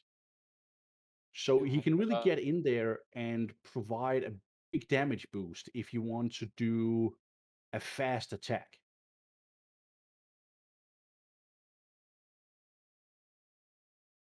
But he can also operate very efficiently on his own because of his speed and versatility of his weapon. So put him into an APC, put him into a Chinook, or just run across the field when the enemy isn't looking, and you can score a lot of damage before they know what hit them. And again, because of his speed and range, you can sort of do hit and run tactics with him, which is something the DDI haven't really enjoyed so much in up until now, but they actually have a proper sort of kiting unit now.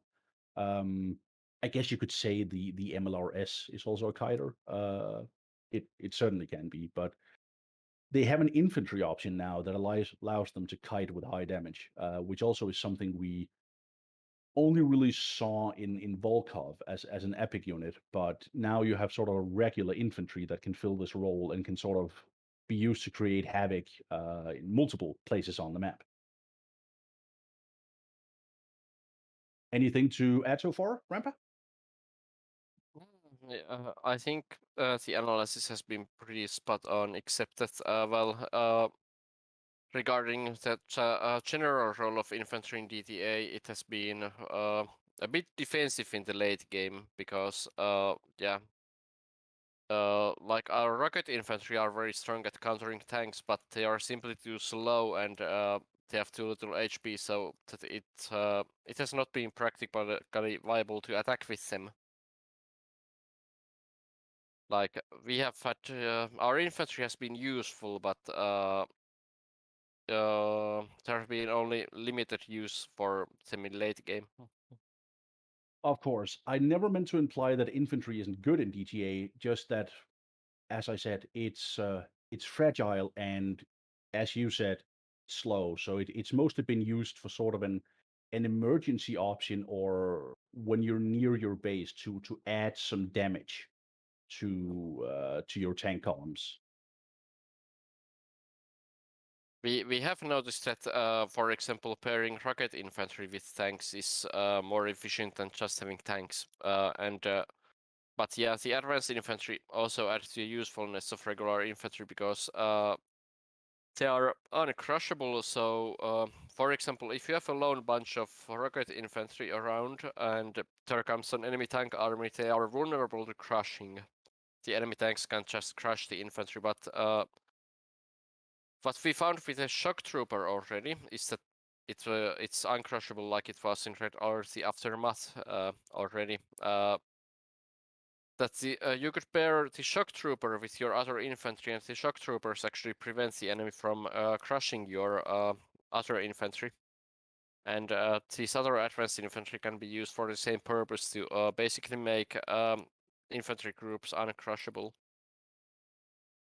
Yeah, this is an excellent point. And again, because they also add some new damage types and are typically very versatile, pairing them with other high damage infantry, such as the rocket trooper, and maybe doing an APC run with them, you can really get in a lot of damage if the enemy doesn't have dedicated anti-infantry measures in place.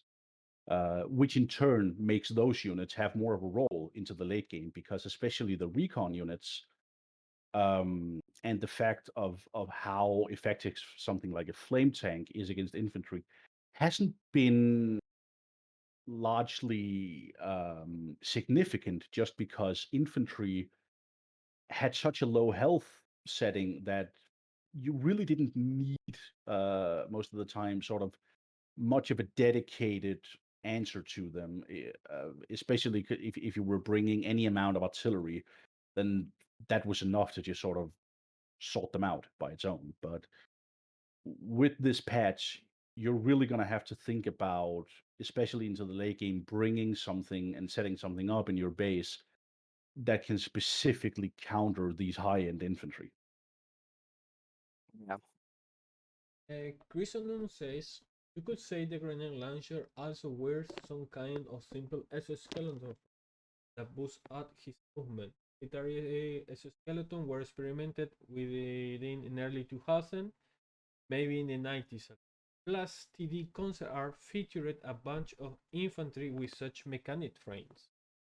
That's interesting. Never knew We about we actually had something like that in mind.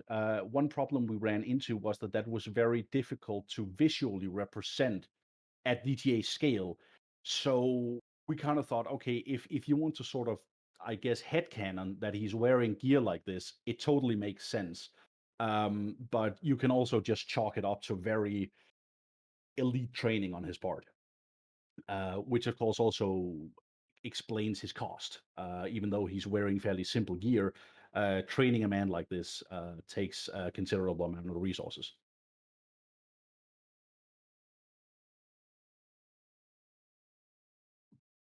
Yeah, and also I think regarding a grenade launcher, I think the Eritvu Navy SEAL was a bit of an inspiration for us because yeah, we wanted some special ops infantry and just the speed and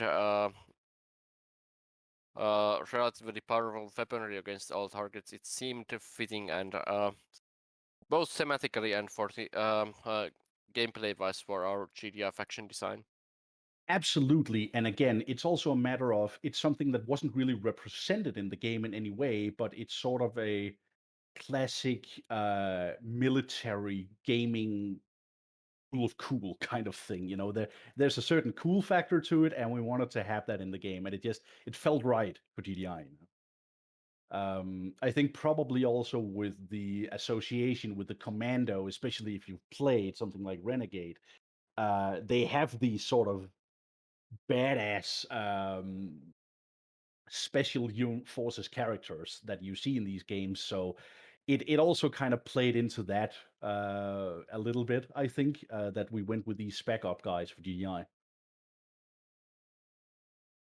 Yeah, we could also see that the Soviet flamethrower infantry we consider one of the advanced infantry because we moved it to, well, it is a second tier infantry because you unlock him with a radar and he's very powerful, like he deals a lot of damage against infantry and buildings.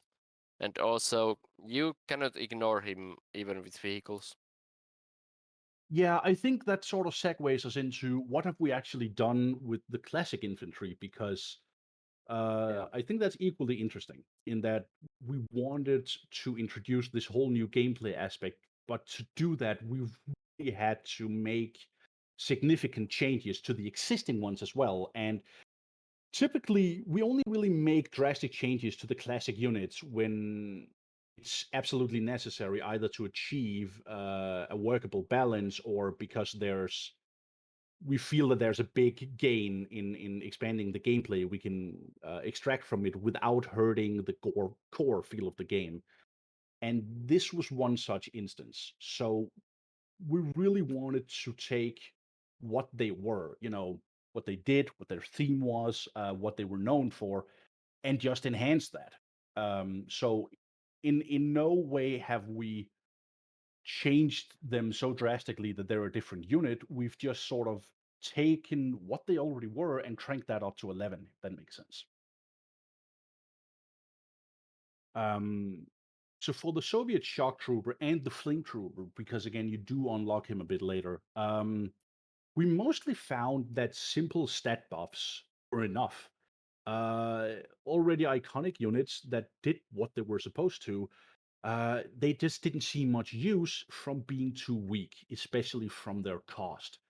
Especially the Soviet flame trooper has received some significant stat boosts, and you really shouldn't underestimate him these days. He's very dangerous. As Rampastring said, in numbers, he can even melt away tanks. And anything with the light armor or buildings is just going to go up in flames if you let him live. Yeah, and Um, even the new GDR and Allied Advanced Infantry, you want to fudge out when you're dealing with that guy.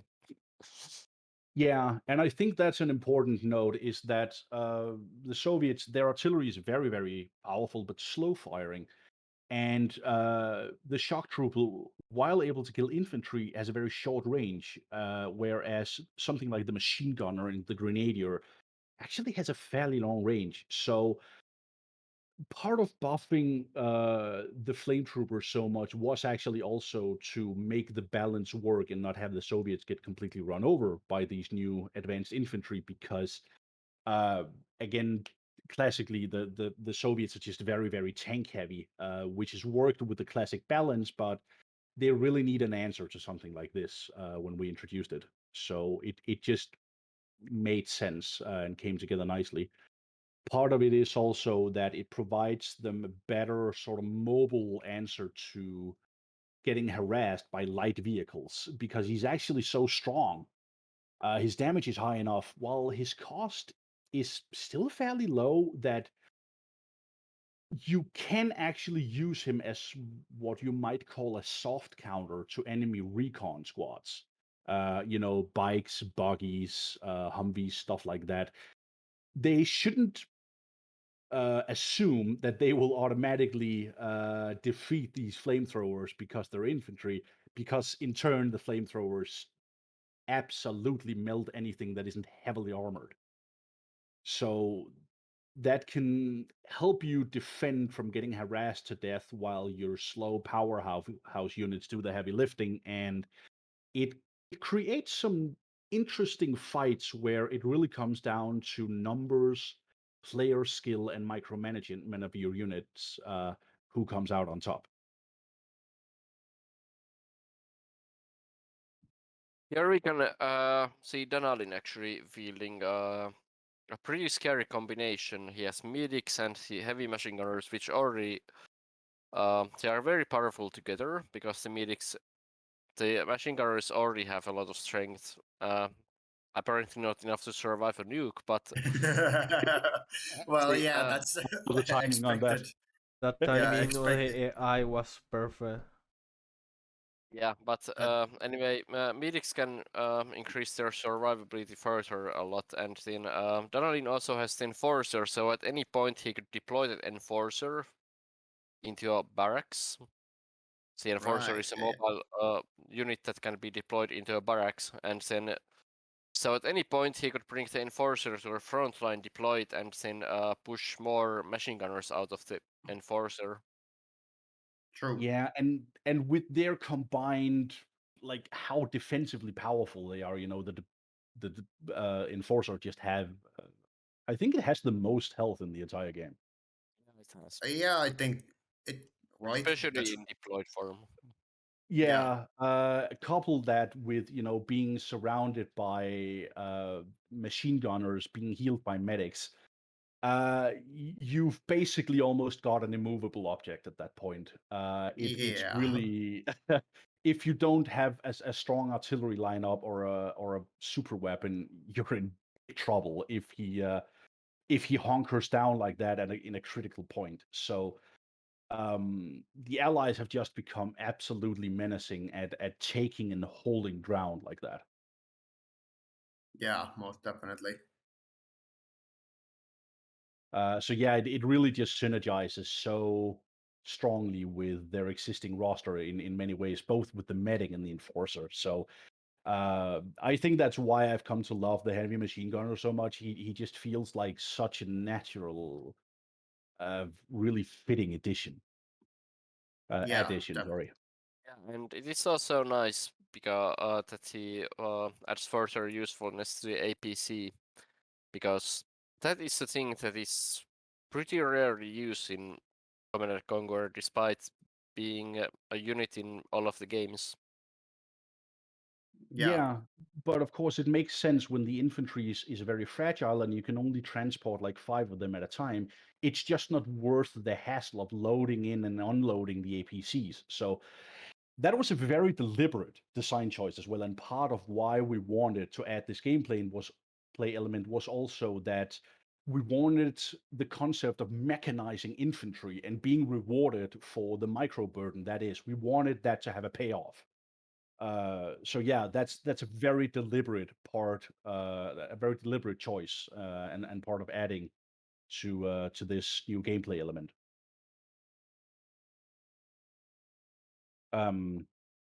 I guess the last one we should talk about, obviously, we can't really see him on screen right now, but the Nod Chem Trooper has received a bit of an overhaul. He's still the Nod Chem Trooper, and largely what we did with him was the same as the Shock Trooper.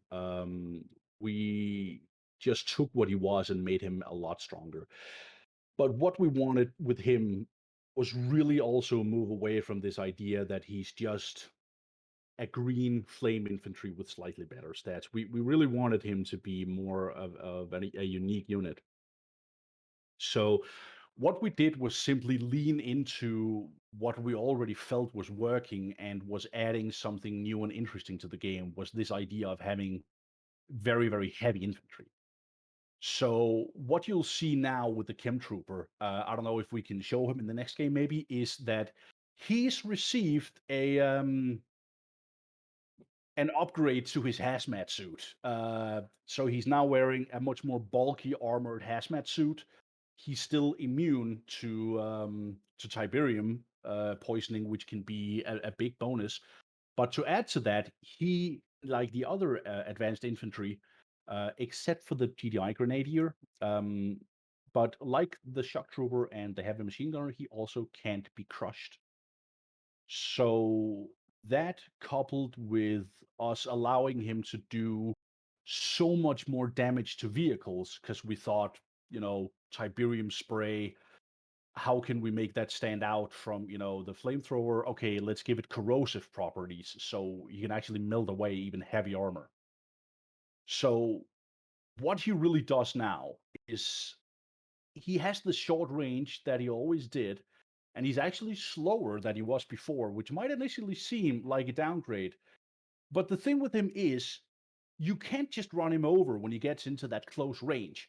So once he's in your face, in your tank's faces, he really just starts to clean up. He will do so much damage. He does area effect damage.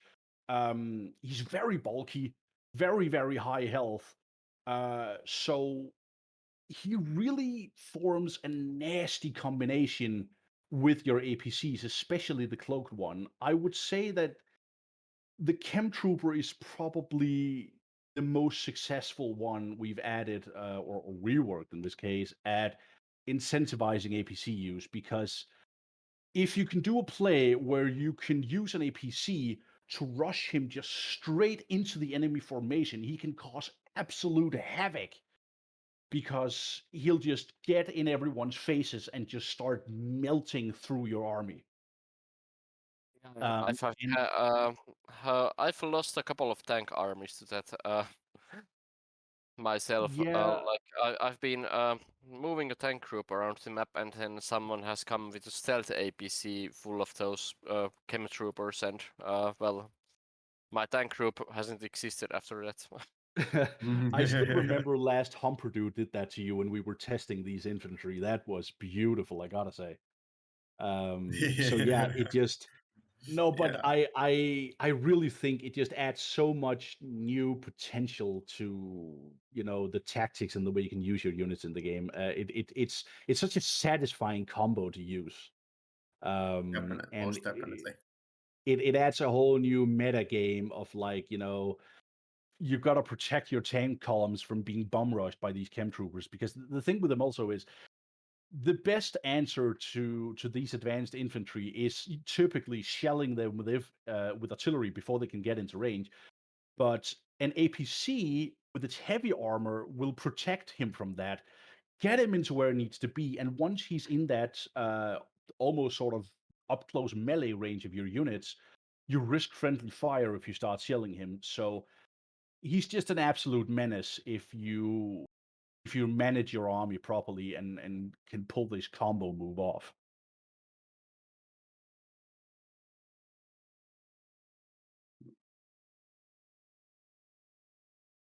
As you can see clearly, this sort of the utilization of this just medics, and also decided to take the chrono tank just to sort of show, but just utilizing the medics with all this, with my machine gunners, heavy machine gunners, is kind of formidable force at this point.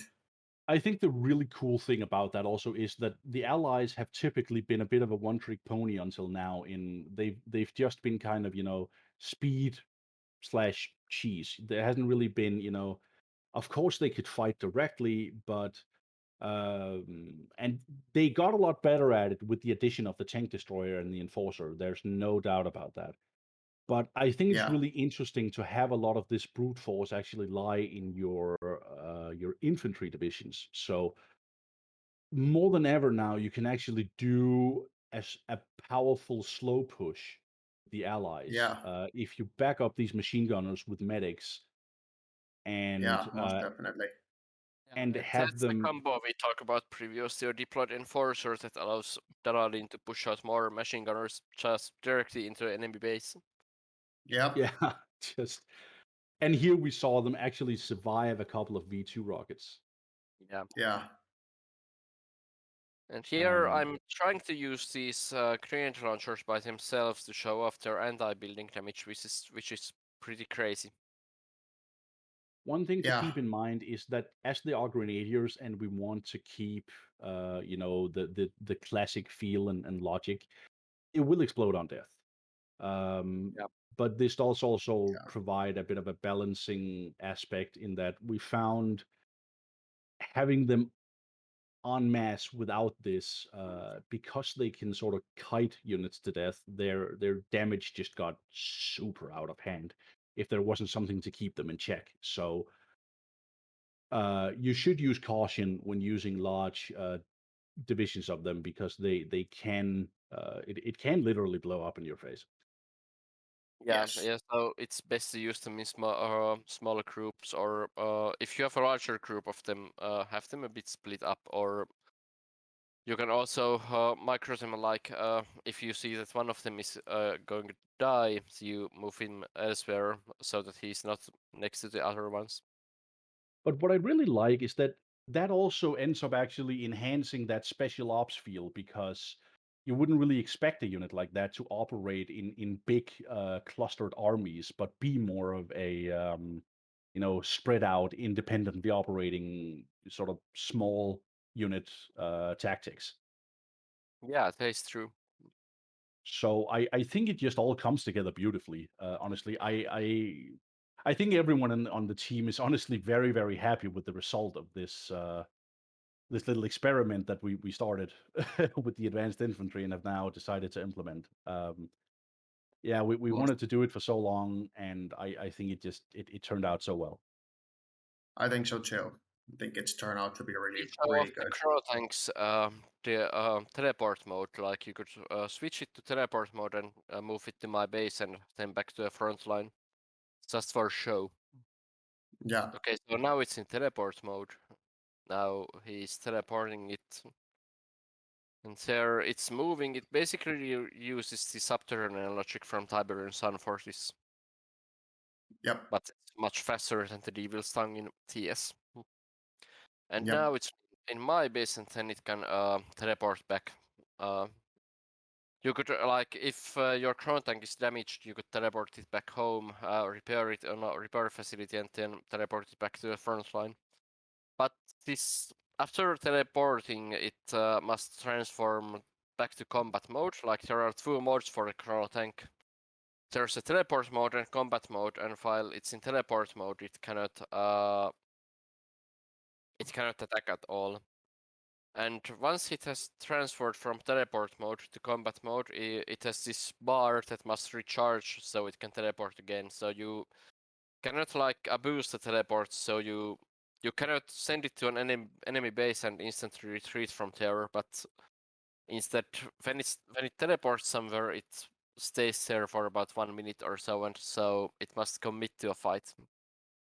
And with this, we wanted to prevent it from just being a cheese unit that you teleport into an enemy base and take out their construction yard or so, but we wanted it to be more of a fire support unit that if you have some forces fighting against the enemy somewhere on the map and you want some extra firepower there quickly, you can build a chrono tank and then teleport it to support your other units. And of course, the cheese option is still available so that it can teleport to the enemy base, but it cannot get away quickly. So, well, it's a bit risky and requires some, well, you to plan well if you use it that way. But it still Yes. can teleport again eventually. It doesn't lose the functionality like the very old one did from 1.18 and down.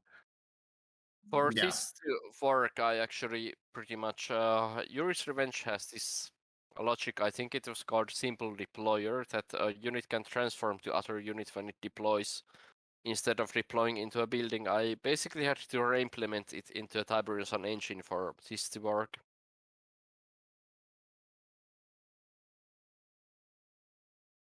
Have there been any questions from the public in the chat? Seems that Crimsonum has made a comment regarding the Create launcher. Yeah, I think it's see here. Yeah, it's the comment on the grenade launcher wearing sort of an exoskeleton. Yeah. Which, yeah, the idea makes total sense. Yeah, that was actually one of our ideas for it, wasn't it? But then we figured out that it might or might not be the case. We don't really need to take an official stance on it, but because even if he did, we cannot portray it graphically with the low resolution of the game assets. Yeah, as I mentioned earlier, we can't really show it, but there's no way, like, there's no reason you can't headcanon that this is the case, because it absolutely would fit. Yeah.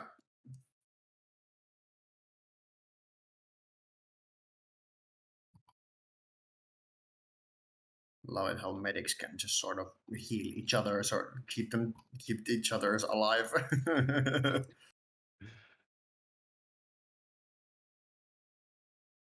Ouch. Clear. Stat. Yeah.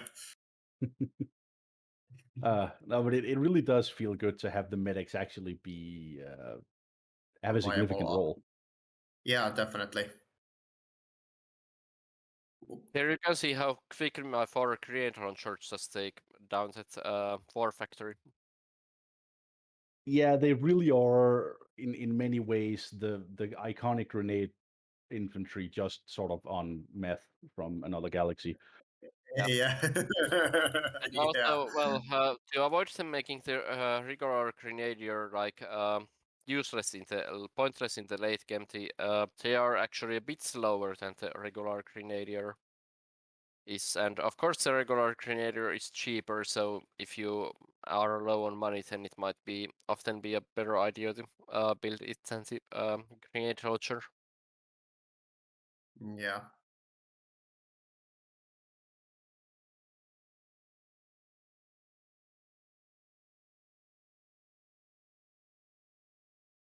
Yeah, early infantry, just solely because of their low price, can still serve as an excellent defensive or sort of emergency option.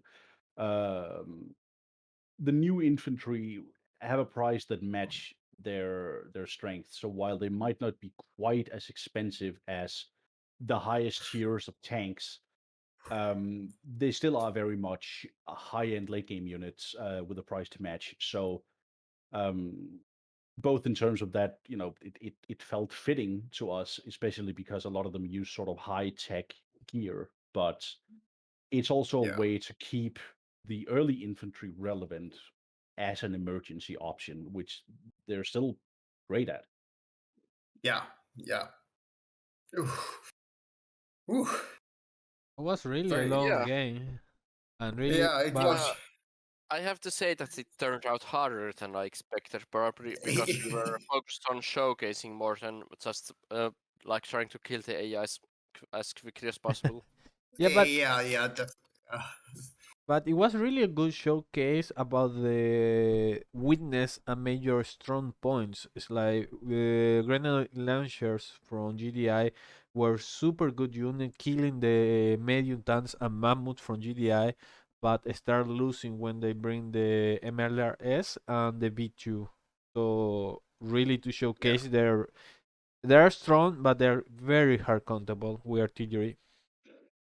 Yeah, Yeah. that is, well, as Tiberius pointed out, that our artillery are the traditional like infantry counter in DTA, and they do still hurt this advanced infantry. But yeah, not as stressed. They just don't die as drastically as the regular cheap early game infantry do. Yeah. There is a question from Mar. It is planned to give the airplanes a more plane-like movement like in Red Alert 1, or there is a problem with the Tiberian Sun engine that they're moving like banshees? The Tiberian Sun engine doesn't have the functionality from the Red Alert engine that like the plane movement logic. It doesn't exist in Tiberian Sun.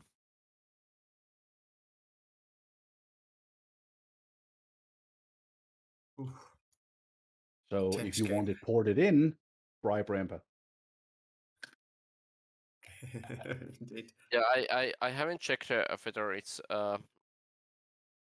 would be doable to port it in, but well, I recall that the logic was for the like how it was implemented in Red Alert. The related logical functions are pretty different in Tiberian Sun, so it might not be very simple to just port it. Ah, shucks. I think for next we have created a trailer for something new and upcoming, and we'll be showcasing that next. Nice. Another That's good. question from Mar is, there is a plan to add this in Vinifera about the plane movement. About what? The Plane plane movement in Vinifera engine. Uh, well, Finifera seems to be progressing rather slowly at the moment. I think we could make a Finifera issue for it, but well, just I think it's unlikely that it will ever make it to the engine. To be honest. What, this feature or Vinifera as a whole? The Finifera, the plane movement feature. Um, And all right. also concerning Finifera, well, we are currently only able to utilize only a few logics from it, and well, most of them I've customly written for TTA because Finifera breaks support for saved games, which is critical for us because we have so much mission and co-op content, and also, well, we also utilize multiplayer saved games to combat desync issues that are so common with the Tiberian Sun engine. So yeah, we do not want to give up saves. Yeah, good luck playing any of Ramp's missions without saves coming. I dare you.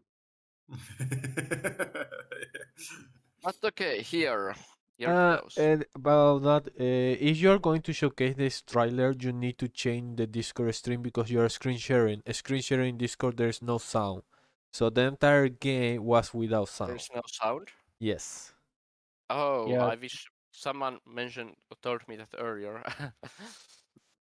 Yeah, if you're For the I game, thought there was sound.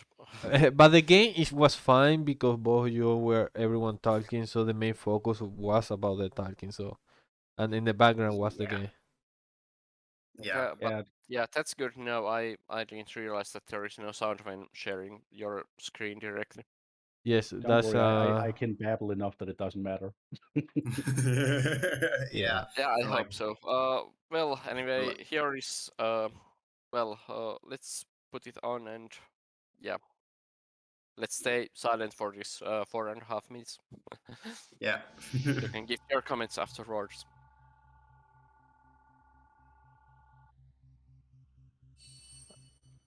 So there is sound now. yes, there is. Okay.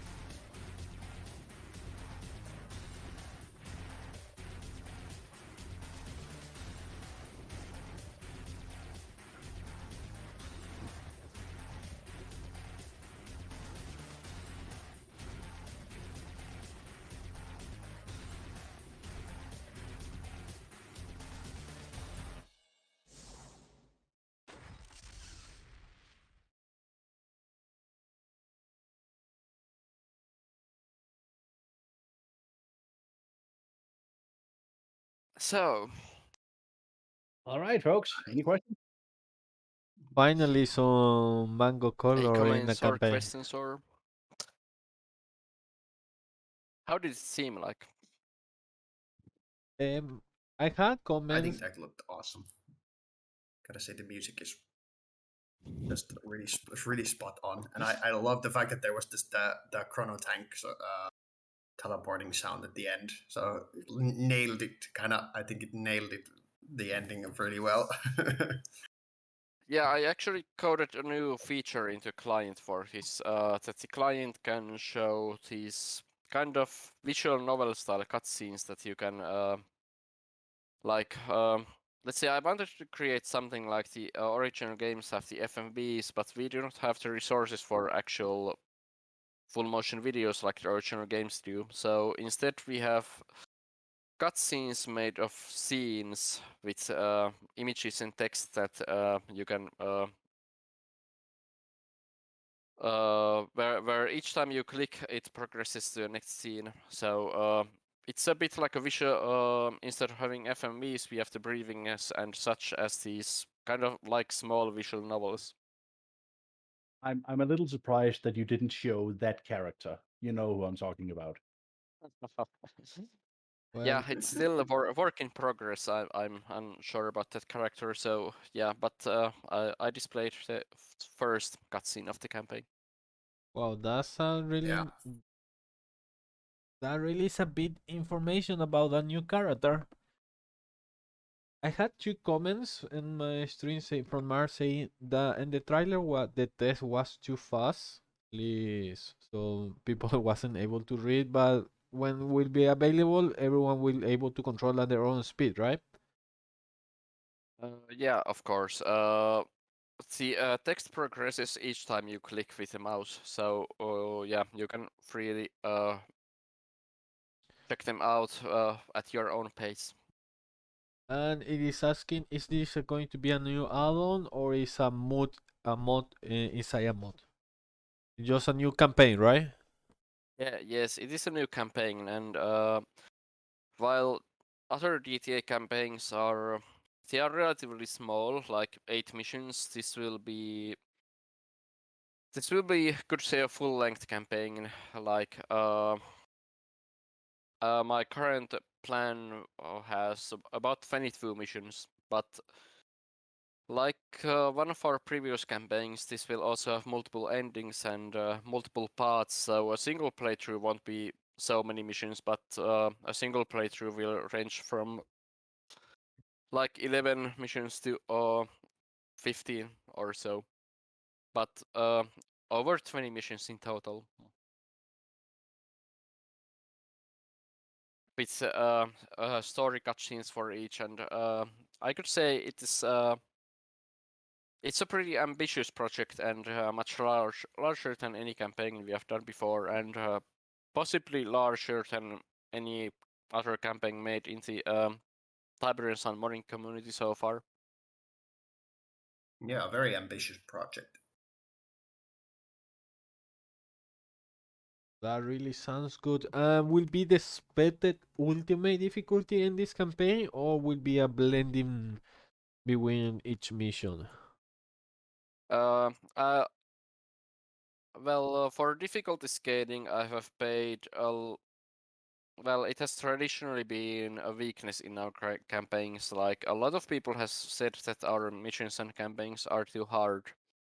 So here I have paid a lot of attention to that. So roughly it goes like so that you could say hard is the usual GTA difficulty that well, players like you have played and enjoyed the ultimate difficulty. Like you are gonna have fun figuring out those missions. So there is the usual GTA difficulty mode, but there is but then we have normal difficulty, which is basically around half of the hard difficulty in intensity, and then for easy difficulties again roughly half of normal difficulty.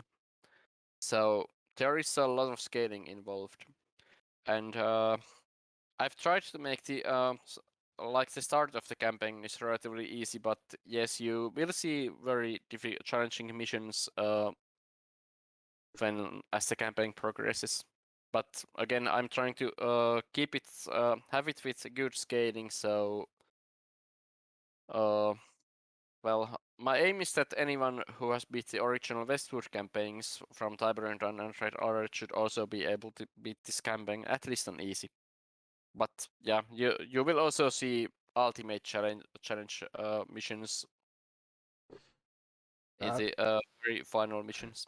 That really sounds a bit hard work, and especially finding the very good spectrum scale from easy players that can just want a chill experience and single player to ultimate that just want some straight good pain and fun experience. Because already in the trailer I see that you barely deploy your base and there is a big waves of enemy forces coming to you, and even in the commando mission, microing the orcas and the commando against the Tesla and the infantry. So Yeah, that was all of that footage was on the hardest difficulty level. So yeah, it won't be nearly or it's not nearly as extreme on the medium and especially on easy.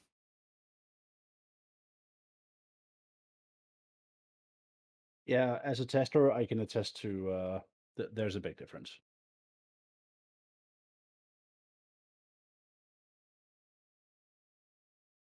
So yeah, I've also been thinking that if you think about the ultimate difficulty, the creeping destruction campaign, I'm not trying to go so far aside from a very specific final, could say almost a bonus mission, because well, because we already have creeping destruction for the ultimate challenge, but I will say there will be plenty of challenging missions in this campaign as well. To the point that well, people who want difficult campaigns, they will have a lot of stuff to enjoy in this campaign too. I will say I would really recommend that people play it on normal before they go straight into hard mode, because a lot of them have stuff that you kind of need to know about to survive the hard mode. Yeah, and well, our client, we have made the client display a warning screen when you try to launch the missions on the hardest difficulty when you have not completed them on an easier difficulty first. So yeah, I really recommend that everyone play them on easy or normal first, and only once they have beat them once on a lower difficulty, and then they can figure out whether they want to give a try at hard mode. Yeah, probably a good idea. one of the thing and curiosity is how much will be the difficulty scale and certain randomness in the missions, because there is some small randomness I notice in the difficulty scales, but always ends in the same attack way and attack patterns. So after a certain time, you learn mechanically the missions and becomes kinda easy, but it's still difficult because of the how the AI can macro and micro everything at the same time. Well, how would I put it? So, are you basically asking that about the randomness of the AI? That well, of course, if you play a mission enough, you will learn the patterns of the mission, and then it can become relatively easy. Well, I would say that this campaign, because it will have so many missions, it will have both missions that are very pattern based, but also missions that rely a lot on AI randomness. And also, I have to say that so far I have custom scripted the AI for each of the missions. So, like every task force, every attack force it throws at you has been specifically designed for that specific mission. So yeah, there will be missions that have randomness, and then there are missions that don't have randomness in them, considering the AI. So will be some custom new feature from the AI in this campaign. So that's really Great, and can't wait. There is any premonition for 2023? Can be Q1, Q2, Q3, Q4. Mm, No, I cannot give such promises yet because well, it's a bit hard to predict. Currently, I've been making roughly one mission in a month, but I'm hoping I could speed it up because, well, a lot of the work that I've spent into this campaign, like, well, for some of it, I've been working on the new map editor, and this campaign is also one reason why I made the new map editor in the first place, because just these missions are a lot more, when it comes to scripting, these missions are a lot more complex than any previous DTA missions. Like, we could see, we earlier saw Frostbite having like 20 triggers. Well, nearly all of these Combat Revolt missions currently have over 300 triggers or task forces or scripts or such scripting objects in them. So they are very complex, and to the point that it wouldn't have been possible to make the campaign with Final Sun at least with the same level of detail as the missions now have. So yeah, a lot of the time I've spent on this campaign, it has been about programming the map editor, and also I had to write the cutscene system for the client, which was a significant amount of work. So now, because I have the map editor ready and I also have the cutscene system ready, I can just focus on making the missions and individual cutscenes. But I don't need to write any code for completely new systems anymore. So I'm hoping I can up the pace a bit. But currently, I would say it's about roughly 1/3 of the campaign is ready. So it might take until summer next year or so, but no concrete promises on that yet. That's good. It might be next spring, or it might be next autumn next year. Hard to say.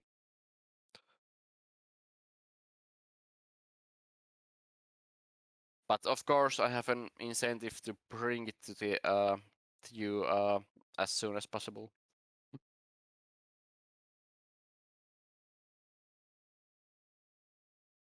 That really sounds good and cannot wait. Well, wait patiently.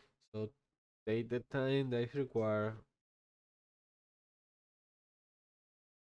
I have a new question from Mara again. Will be the cutscene mode a DTA exclusive feature or will be included to the Tiberian Sun client as well for available for other mods? It is a part of the open source DTA client, so technically it will be usable by all mods, but it is actually not very customizable. You cannot customize the cutscenes. Like, there is no ini file that defines them, so instead they are. So far, I have hard-coded them in the source code itself, so basically, I could say that you can make custom cutscenes in other mods, but you have to edit the source code of the client for that. So I would say it's doable, but takes a bit of effort.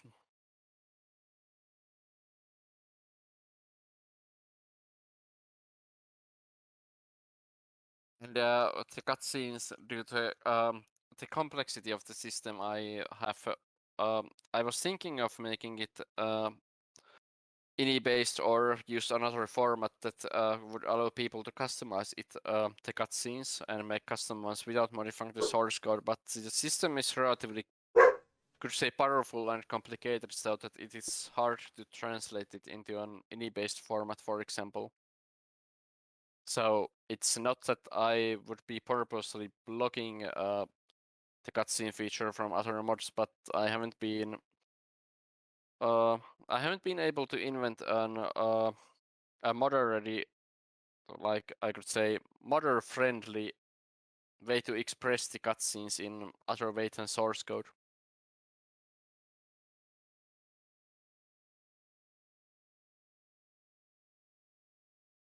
So will be available open source, but who will require or want to use it will require some work to do it and some programming experience too, probably.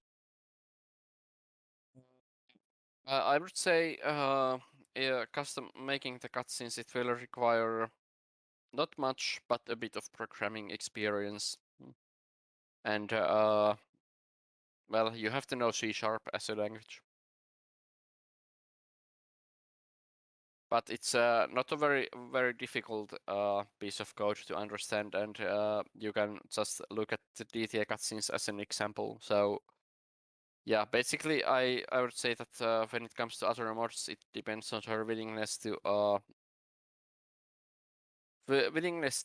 modify the source code.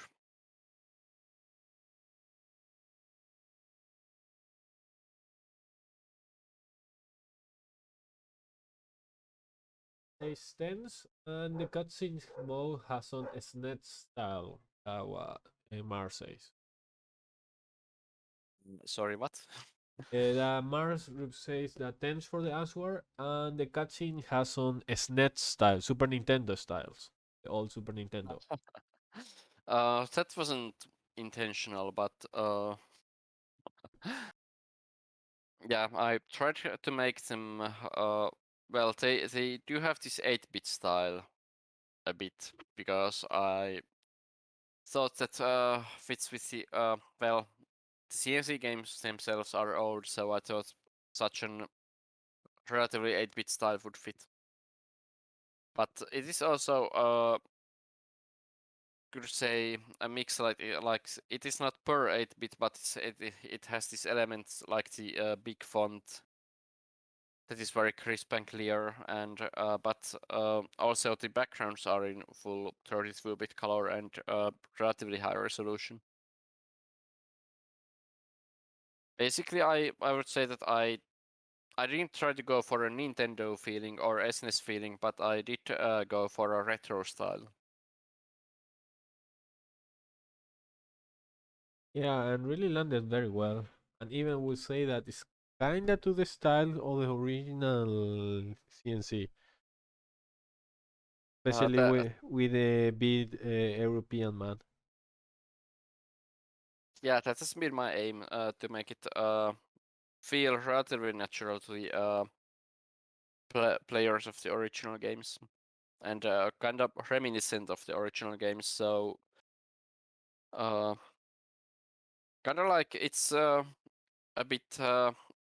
It's something different, and but also something nostalgic at the same time. Yeah, I do think it hits that. It actually has sort of a red alert feel to it. Yeah, it really nice lands very nice the touches of nostalgia and some uniqueness too and into the mod. Yeah, that is good to hear, and well, yeah, that was of course only one of the cutscenes, and there will be at least one for each mission. Some missions also have completion cutscenes. So So will be at the stars, and some missions will be had even the completion and the at the start and the end. yes, the star system that you know from GTA, this campaign will utilize it too. So you can see which difficulty you clear is each mission on that. So I think it might be worth talking about the setting and intention of this campaign in terms of you wanted to achieve something specific with it. I think I'll leave that to a later date.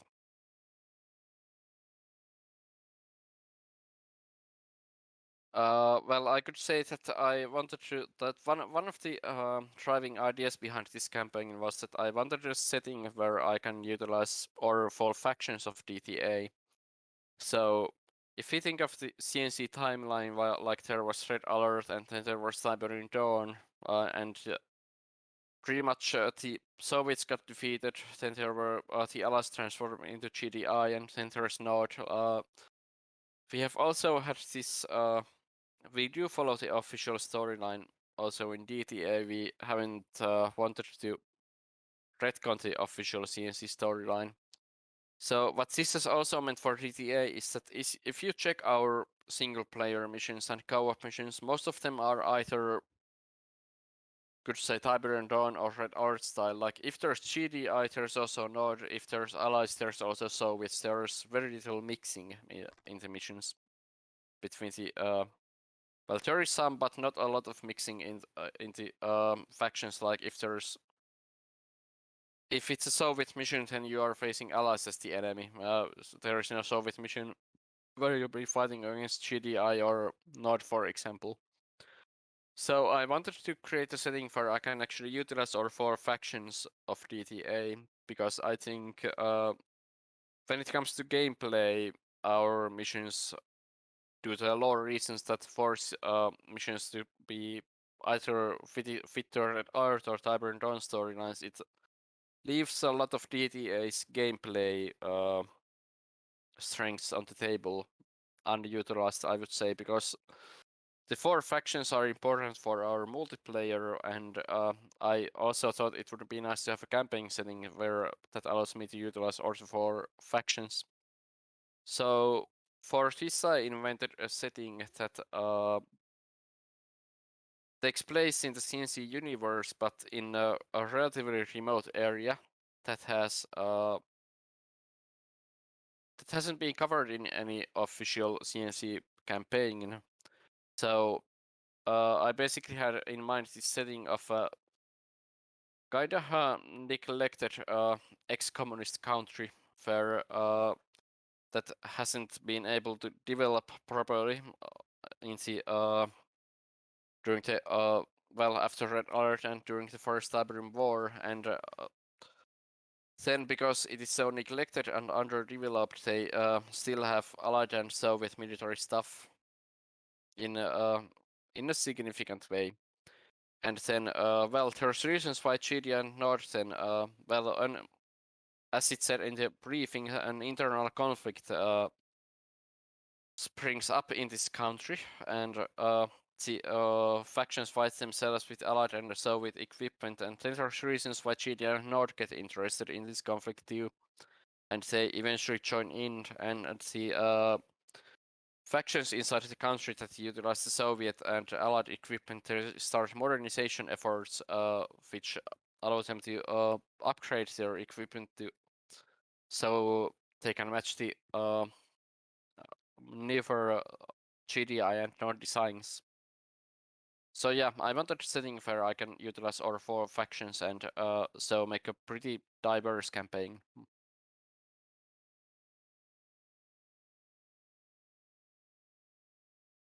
Yes, that's something you showcase in the trailer too. That about the conflict now and the 4 factions, 4 main factions, GDI, not allies, and the Soviets, and even you were using a new palette of colors representing each faction. Right now, not is a pin. So this new Republican faction is orange. The allies kinda still using the OG color, and GDI is cyan. GDI is actually uses their golden color, and for Node, well, there's let's say there's different sub factions of them, but they will also mostly utilize their. I haven't decided on whether or not we'll utilize their red color or their metallic color scheme that they used in Tiberian Dawn partially, but it's gonna be either of the 2, and then there's yeah, the communist faction uses orange as their color, and you, as a government commander, you use teal as your color. So that's to make you different from the allies. You are not the allies, you are a commander of this country that uses teal as its color. And likewise, the Soviet enemy that you are facing, they are not the real Soviet Union, but they are these neo-communists that have taken orange as their color. So with the different colors, I wanted to portray that they are not the original CNC factions directly.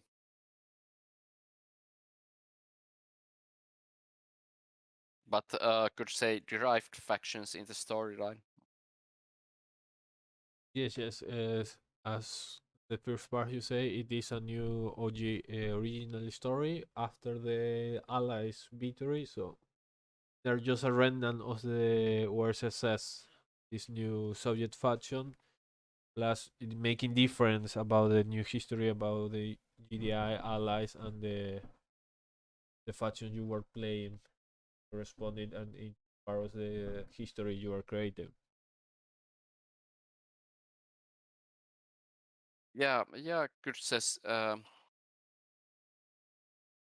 could say so that yeah, the different faction cards they represent that they are not the original Red Alert factions but derivatives of them, and yeah, the storyline is intended so that it can more or less slot into the, I would say, relatively vague CNC storyline between Red Alert and Tiberium Dawn, and within the first Tiberium for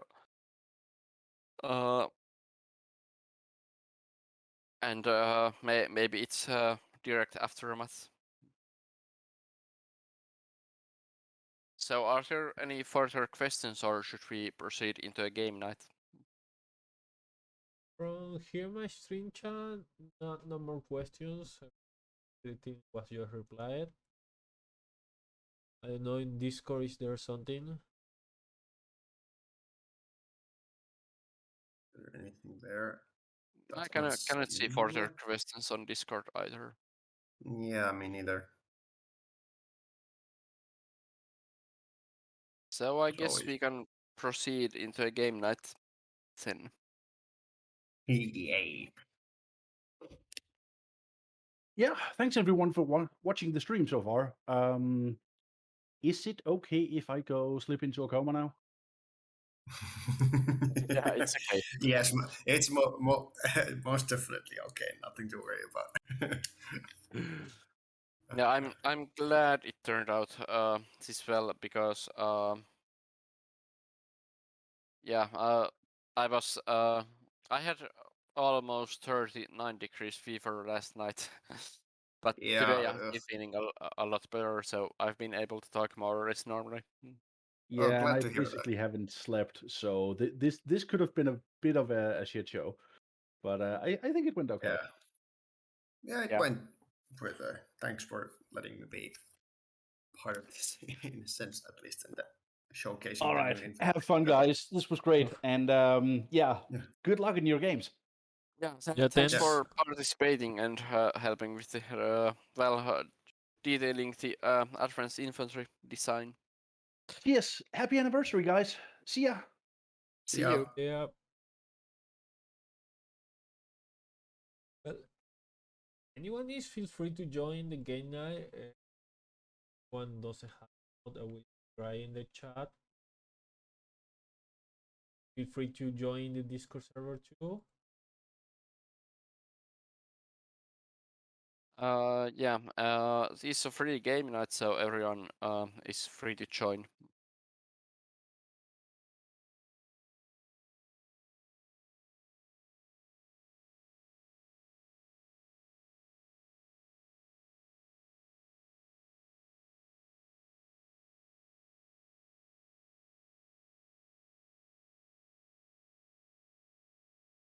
Who will be hosting? I have a lobby open, but it depends on the amount of people we get at that. Well, even more, we could get. We Yeah. could possibly get multiple lobbies up. Oh, that will be great if we get multiple. Just opening my game now.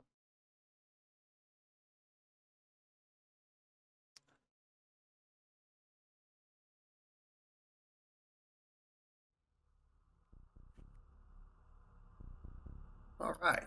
So, yep. Yeah. Just need a BRB time. Bathroom call. Yeah. I also have to gonna give a heads up that my I don't know why it is, but my back apparently today is killing killing me, so it's very hard to sort of sit. Yeah, it's kind of hard to sit in this one spot, but I don't know how long I will be able to participate. But at least, but I perhaps I'll take a break and again, and then come back later if nothing else.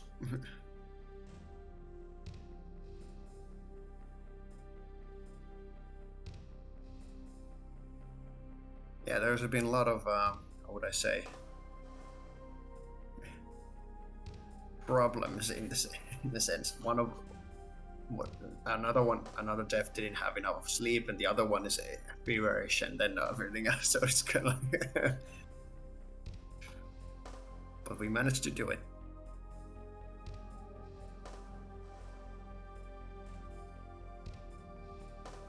Do we try like co-op games first, or? Well, I guess it depends on how many people are gonna arrive. Bless you. Let's see. I think Mangoes is going to join in, right? Nice. Yeah, he just had a bathroom break. Yeah, and some people in Mango's stream have said that they will join later on the day. Nice. Hopefully we'll get some great games for today. Yeah, hopefully. Yeah. Gotta say that the amount of people watching our stream was less than last year. I think it was probably because last year we were the first mod in the whole anniversary event, but this year we were the last. So yeah, from this we can figure out that the weekend doesn't seem to matter as much, but you shouldn't be on the last day of the anniversary event. Yeah, that usually affects the sort of how many people will participate if you're, because at the end of the week people are mostly, I guess, supposed kind of tired and burn out in a sense. So, but not all, but yeah, makes sense. The last days of any event are always less crowded. But what? Fun, I can hear you guys. Yep, can hear you. We can hear you. Okay, Oh. Nice. So, So what time we're talking about the cutscenes and but yeah. for some reason I couldn't hear you guys. I had to watch the stream. Yeah, it has worked for other people, so. Anyway.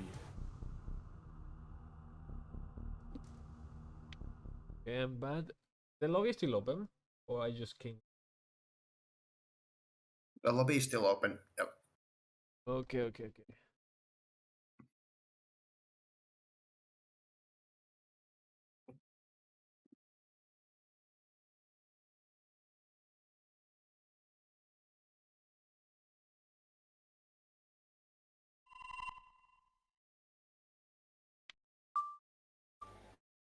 All right. Do we start with co-op games or just?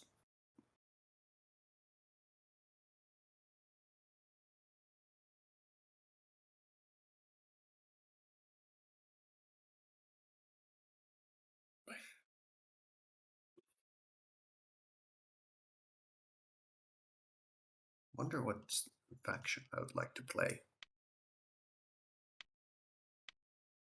I just go random. Oh, okay, yeah. So is it gonna be co-op or PvP? I am not for anything, like really. Since we are 4 people, everyone else on the stream is free to join. Mar, Flippy, Rails, and I have a question from a new user. Can you increase the size of things in game like zoom in so 4K resolution is possible to play? Not really, but you can just play with a lower resolution. Also, there is also a tutorial that I wrote that can be used to upscale the game on lower resolutions. or higher resolutions. I mean, you can. I'll post it to this chat. You can link the tutorial to a guy. Oh yeah, that's Kylie. Yeah, for example, I have a 1440p screen. So what I do is that I play with a resolution of 720p, and then I sharply upscale that to 1440p. Which part was the article? So in the tutorial, because I posted it to the official stream chat. Yeah. It's the link.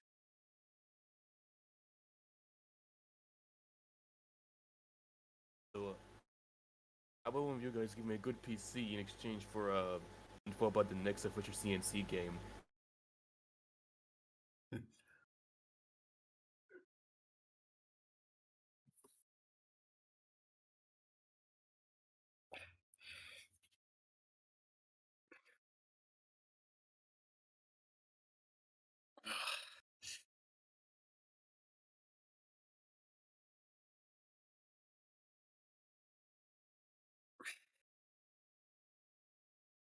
So do we try out PvP games, or just do we try some co-op games, or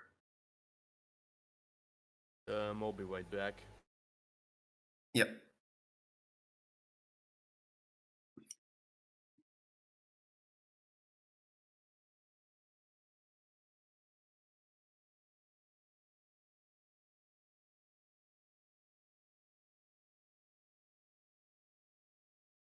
oh yeah, that is my recycle bin icon. I really love it. Well, I'm gonna have to Really go eat different. dinner. See you all later. Okay, there you Oh, go. okay. See you later, alligator.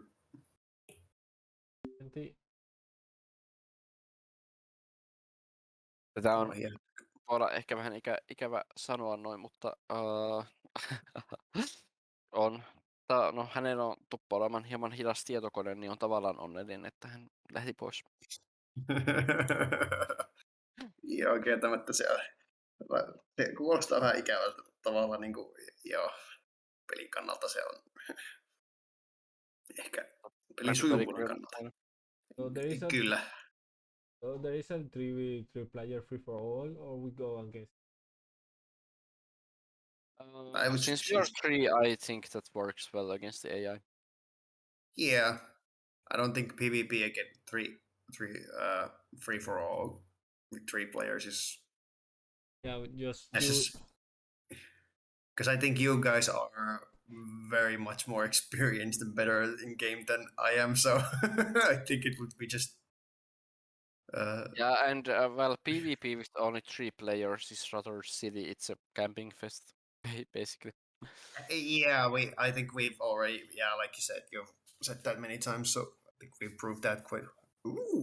Usually Sure. ends in the way that the first 2 players that fight each other, the third player can just stay and chill and expand and grow economy.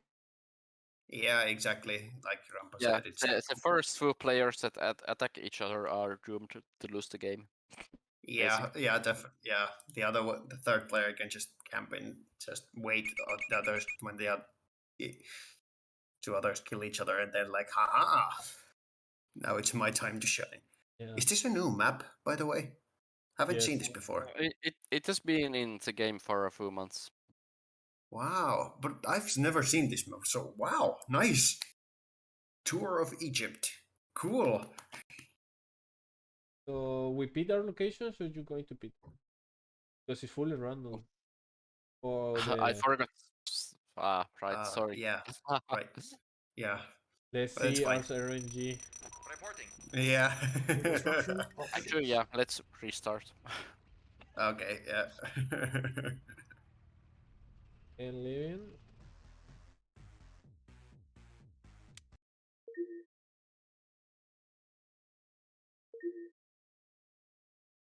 Vita actually just released an update for fixing the chrono vortex, so I think we could go and download that update. Yeah, good idea actually. Yeah, because the chronovortex was a little bit too strong. Against buildings.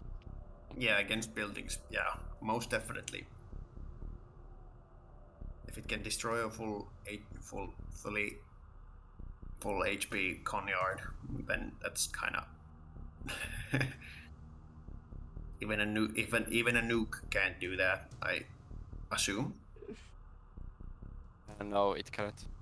Yep. So. Oh, my back is killing. I don't know why. I need a better chair. I think that's the biggest issue. Yeah, this chair. It would be a good investment. Yeah, I'm pretty sure that would, because this chair that I'm currently sitting on is not perhaps the best for this. It probably would be a good investment.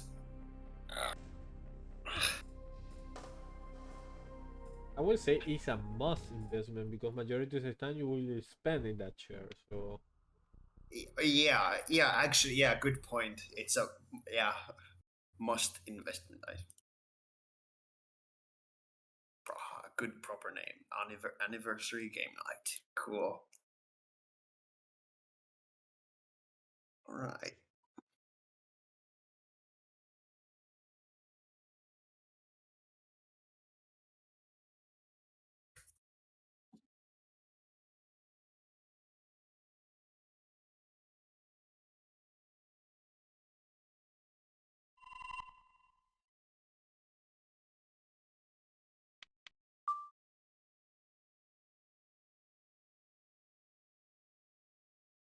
All right. faction, color. Spring night. The spring nights are very. Who's that easy AI for? There we go. So I usually use the mouse wheel to assign the AI player difficulty, so I must scroll through easy, medium, hard. right. So if the client happens to send a game options update while I'm scrolling the AI difficulties, then it might temporarily look as easy AI to you. Yeah, for a moment because the first I was a brutal one, and I was there. Yeah. We're getting serious in the first game. I don't have it too easy. All right. Ready and waiting. New construction options. Construction complete. New construction options. Stream is up. Building. Yeah. Nice.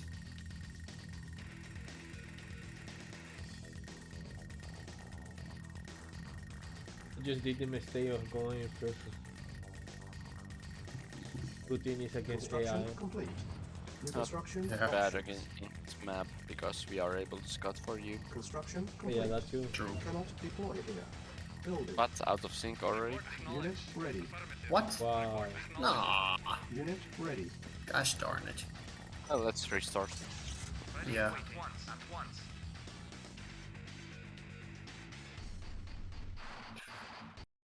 We're having some technical difficulties.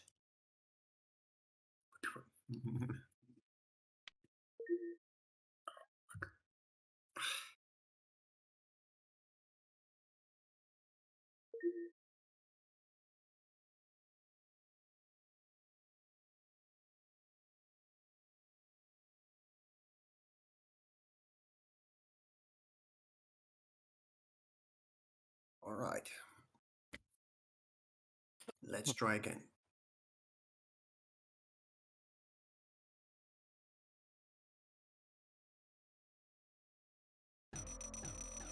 Ready and waiting.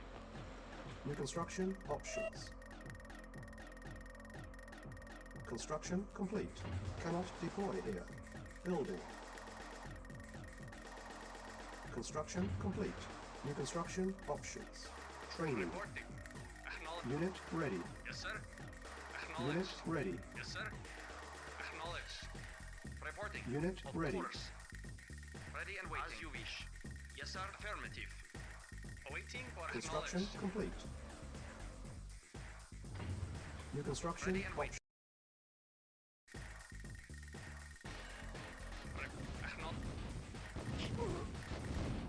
Yes, sir. Unit lost. Yes, sir. Ah, I managed to get through. Acknowledged. Waiting orders. Unable to comply. Building in progress. Unit Oh, lost. almost. Unit Yes, lost. sir. Affirmative. Affirmative. Acknowledged. Construction Affirmative. complete. Affirmative. Acknowledged. Unit lost. Building. Building. Unit ready. Waiting order. Yes, sir. Acknowledged. Silos needed. Unit lost. Unit ready.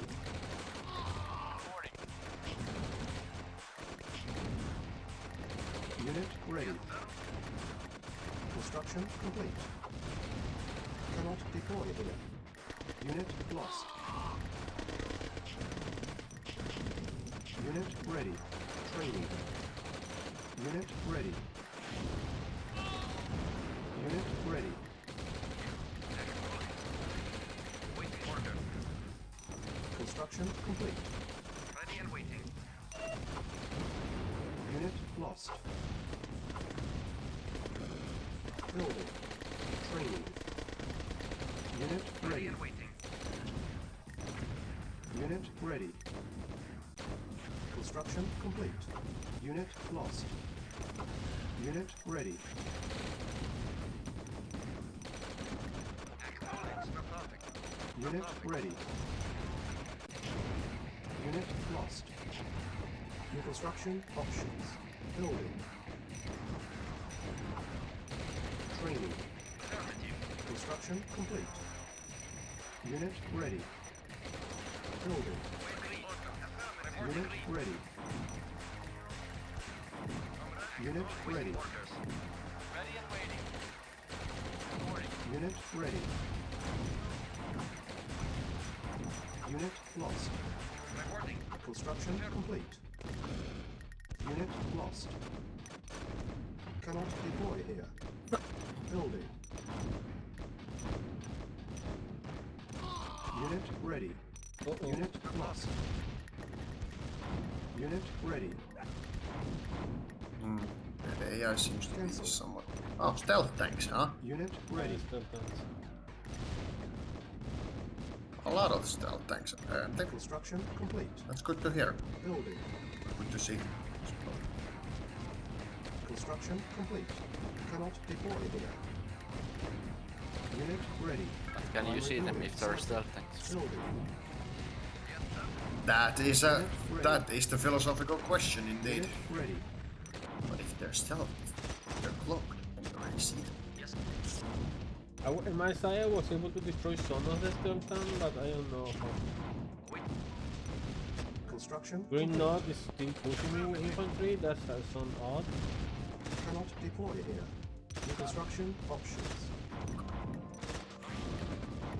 I don't know if I push back into their gold sector, like to steal focusing them, but at the same time I can trigger revenge. Unit lost. Building. Oh, the stealth tanks are inside the knot I closed. Construction complete. Building. Unit ready. Building. Training. Unit ready. Primary building selected. Unit ready. Waiting order. Affirmative. Unit ready. Unit ready. Building.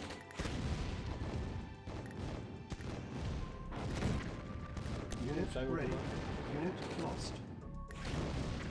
Unit ready.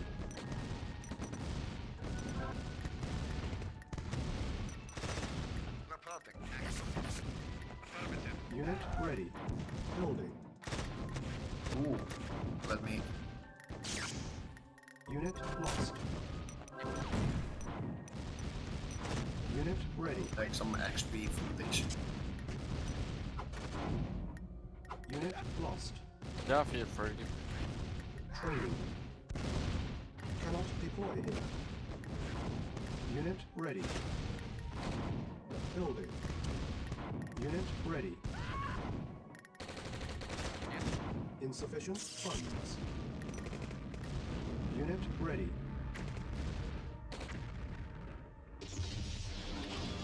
Unit lost.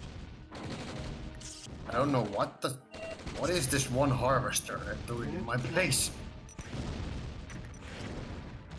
Well, the AI just seems to throw it at me for some reason. Detected. Construction complete. Who throw the a bomb? Unit lost. Unit ready. Alright, here it Unit comes. lost. Building. Oh no. Unit Wow. ready. The AI is really smart. Unit lost. Okay, that looks pretty bad. But you have a But bunch look. of light things here. Unit lost. I do, so I don't think I'm in too much of a danger. There's a cyber going after your harvesters. Oh yeah, there is. Unit ready. Unit lost. Construction complete. Building. Wow, the AI was Training. to circle through my Unit defenses. ready. Wow. Here Unit doing some ready. progress. Slow, but Unit stealing the ready. resources from them, so I don't know how much I will be able to hold Unit this lost. really. Building. Because Okay. Unit ready. I like now and the not are focusing on me because I Unit attacked ready. their Unit lost. Unit ready. Unit lost. Unit lost. Construction complete. all that note is not for me. Unit I lost. was Lost. for me. Lost something, but not that much. Cannot deploy here. Unit lost. Building. Training. Our base is under attack. Unit ready.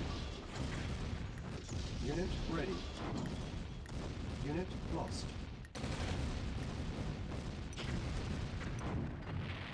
Unit lost. How is everything going there? Yeah, holding Construction something. complete. A-bomb launch Okay. detected. Good to hear. Unit lost. Building. Unable to comply. Building in progress. Building. Training. Construction complete. Unit ready. Unit I'm lost. suffering from a lack of so I might be able to resolve some of my harvesters have died. Unit lost. Yeah. Unit lost. Construction complete. But also the AI is losing a lot of harvesters, so I think it's manageable. Yeah, I think so. Yeah, not Unit AI is lost. almost run off resources really because every harvester that sends me is dead. Yeah. The allies who is really holding very well and they still having a lot of resources. Unit ready.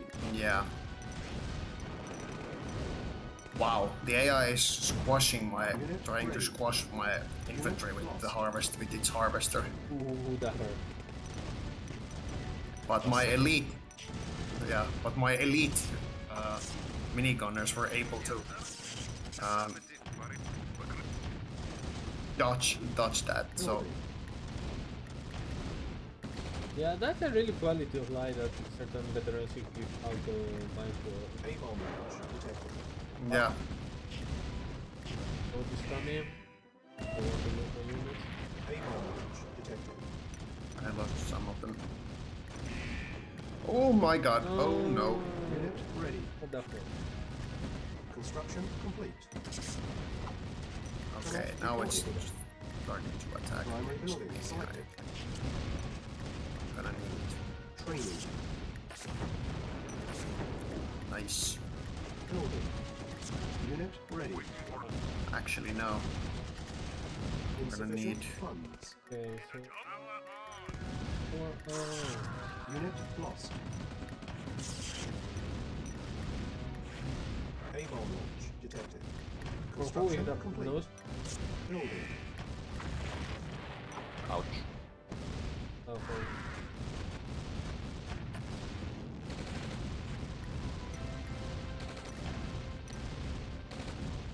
Unit ready. Unit lost. Oh, that's a lot of flame tanks. Construction complete.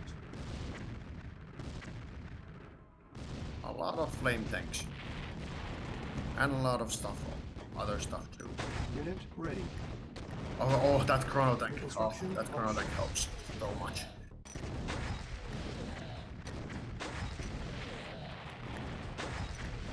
But then now I'm running out of money, unfortunately. You can build them as Unit ready. Prepare. the Chronosphere is both a super weapon and DPA. Unit It lost. unlocks the Chrono Vortex and unlocks the Unit Chrono Tap. lost. Unit I was lost. kind of thinking of when the AI attack. Unit prepared. Oh, the flames. Prepare. Okay, wow, this AI is really quite Unit something. prepared. Yeah, it is. Yes, most definitely. Unit lost. Ooh, Unit ready. Unit ready. I think it will survive. Unit ready. Unit At least lost. for now. At least for now. But I'm not sure how long that's gonna last. But especially after that. But Unit lost. oh, cyborg. Ouch. Okay. Oh, the chrono tank. Yeah, survived. So yeah, sensor array here is not deployed stealth generator and it's really difficult for me to push. Prepare. Well, Yeah. at least you are controlling the resources down here. Unit Yeah, ready. but I don't know how long because the allies really focus on the hand of the Soviet. Construction complete. Oh, father, no. Unit lost. well, you seems to be. You got a quite good amount of tanks. So I think I'm sure you'll be fine. Yeah, in a certain way, yes, but they're getting older. Insufficient funds. Well, yeah, true. Insufficient funds. Okay, I got the endpoint. I'll try to make some progress here. I can help you now that I have the endpoint there. Also. Oh, there you go. Well, I hope you at least won't die there, because, well, I just had to save you. And Yeah. I was taking the blue AI, but had to abandon it to save you. So, Yeah. Building. I really praise the buff both the team did to the service depot. Really good. Yeah. Unit ready. Okay, that's a lot of stuff going at me, Okay. but the unfortunate will be. Prepare. Yeah, also. Unit ready. Nice. But the enforcer will last. Oh god. Unit ready. Alright. The enforcer took care of it. Unit ready. Okay, I'm able to make a behemoth. Now I'm progressing finally. Unit ready.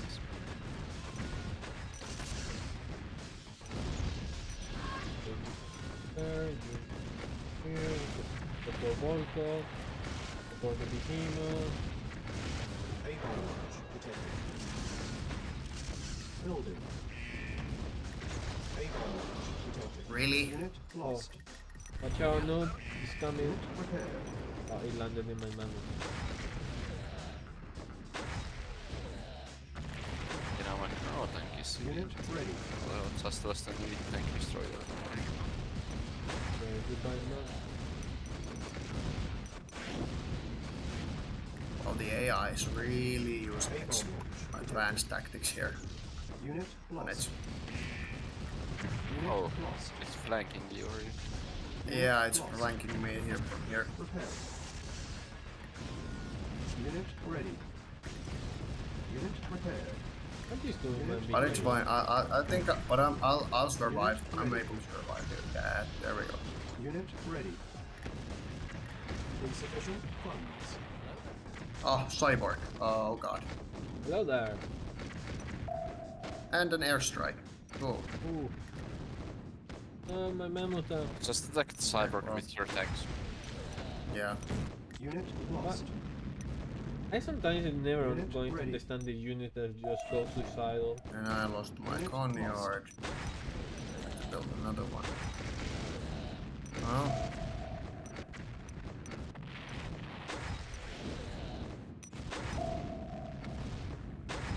Okay.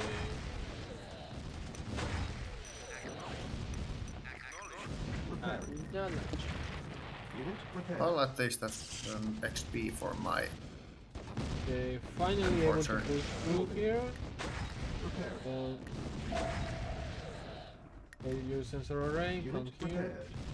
Unit lost. Ooh, not we have some Unit hidden lost. units. Construction complete. Okay, deploy another steel generator. That's why I didn't found them. Unable to comply. Building in progress. Cannot deploy here. Building. Unit ready. Alright, there we go. Need to repair this. Unit ready. Unit ready. Able launch. No. Unit ready. Unit lost. Construction complete. They are really like Cannot snooping you. deploy here. Yeah, apparently so. Unit prepared. And What there did you goes- do yeah, to the was kind of AI? expecting that. Was it your other conyard? Unit lost. Yeah. Prepared. Probably you were the first and caught in Unit the. I got another one. Still, was kind of expecting. I was Your able to cyborg build. thing. Cannot deploy here. Yep. I don't really have anything else other than this enforcer, so Training. Building. Okay. Unit ready. Construction yard from North is destroyed. They only had left the airport.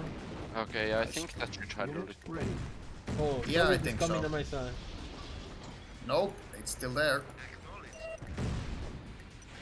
And my enforcer is still. Unit ready. Ouch, that hurt. It survived the Corona Vortex. Well, happened Yeah, to it Chrono survived the car. It's still there. Yeah. Anyone had a Chrono Or- Vortex already available Yeah, to not anymore. showcase on the stream? Unit lost. Some people asked us how is it weapon. Unit lost. Really? Really? Unit lost. Okay, another cyborg. Cool. Lol. Okay, so yeah. Okay. So there's cyborgs and Apaches. Yeah. Unit lost. I think they need to Thanks get a some lot. anti-air here. Unit lost. I'm sorry, On hold. but I am not able to gauge you some defensive over there because really I short have of money nothing. now. And it's not AI really Oh, I to can keep still build machine. kicking my ass. Why did I? Unit ready. I'm a fucking idiot. Well, can't help anything. Can't help it. Unit lost. I sold Ooh. my. I don't know why I sold my. Prepare. Sort your Well, part. and yeah. Well, fuck it. Unit Looks ready. like the game went out of sync. Should we load it? Ah.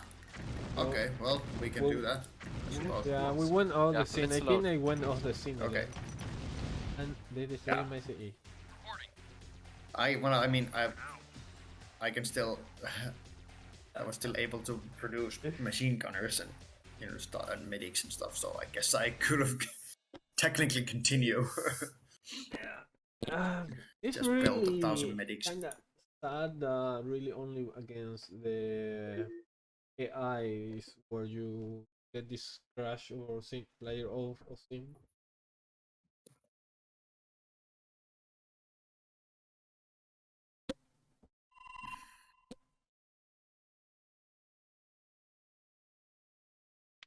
Okay, let's go outlet to showcase how the hello the gate.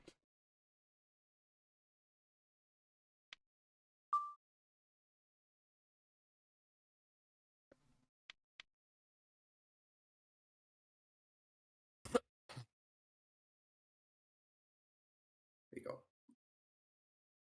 All right.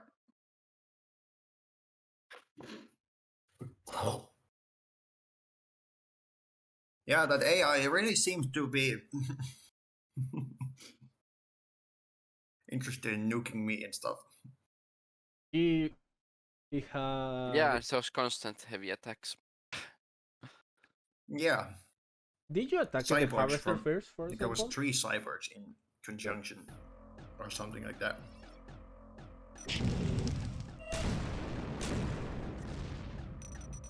Yeah. Okay, we ready. loaded the game and we can try to open Unit ready.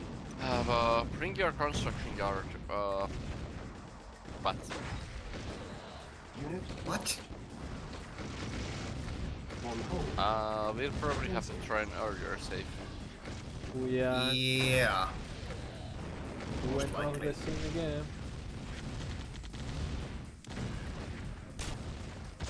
Unit lost. Get my dog. Do we just try another? One. Yeah, earlier let's save? give it a try. Yeah. I wonder why this keeps happening. That is the million A lot of question. technical difficulties. We don't need a new game engine. Yeah.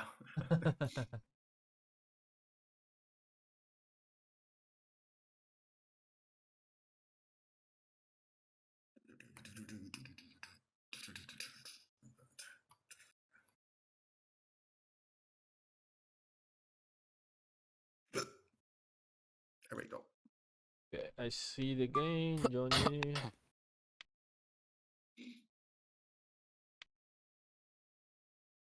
Ready?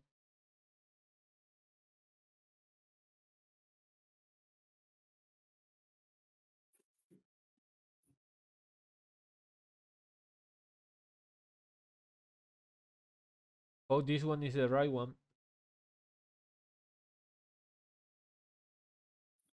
All right. Let's hope this one works. Unit lost. Yeah. Yeah, let's hope so. Unit lost.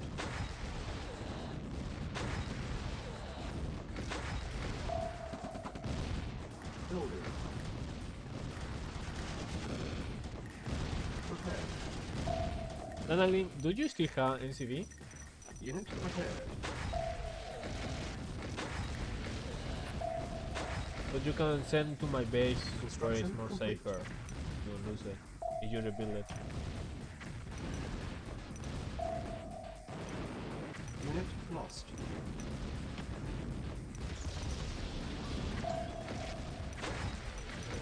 Oh, thanks. Yeah, I thought those guys could help you a bit. Yeah, thanks. That helps. Most certainly helps a lot. Unit lost.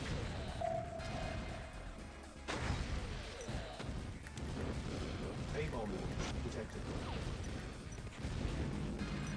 Construction complete. Unless that happens. Until that happens. Of course, but This AI Unit nuke. prepared. Prepared. yep. Okay, I am making some Tesla. now. Undeployed CI. Aha. Yeah, I should have done that, but well. Thanks for the Tesla coil. I will try to deploy more so you can work with this. Well, I can build another one. Construction Yeah, complete. yeah, Siri seems to like build one for today for some reason. Not exactly sure why. Probably the RNG or the AI to pick one target. Construction complete. Focus on that. Oh, and Well, there's at the least I have a prototype, lot of that's the super weapon refineries, of so the that helps a lot. the platform. Building. Another cyborg coming Unit at lost. us. Should be able to take it down though. Unit ready. Building. Oh, these machine gunners can actually, they last quite good against, even against Unit like, ready. Unit Oh ready. yeah, the Yeah, they MG can really really are take very some good. turns. Unit Yeah. ready. Prepared. Better Nice, than with my boss is medics feeding the and tree. really Yeah. funny. Construction nice. Well done, well done. complete. Cannot deploy here. Unit ready. Nice! Well done, well done. Unit ready.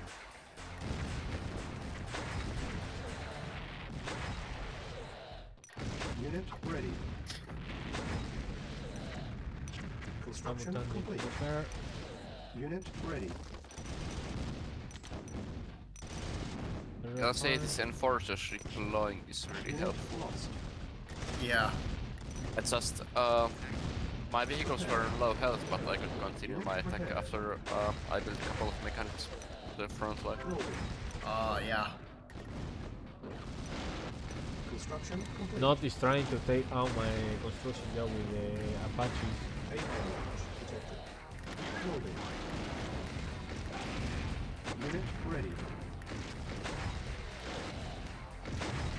Unit ready. No, not Unit the lost. enforcer. Unit ready. A-bomb launch detected. Unit ready. Unit prepared. Unit ready. Oh, Unit prepared. Prepare. Unit prepared. Cannot deploy. Very well.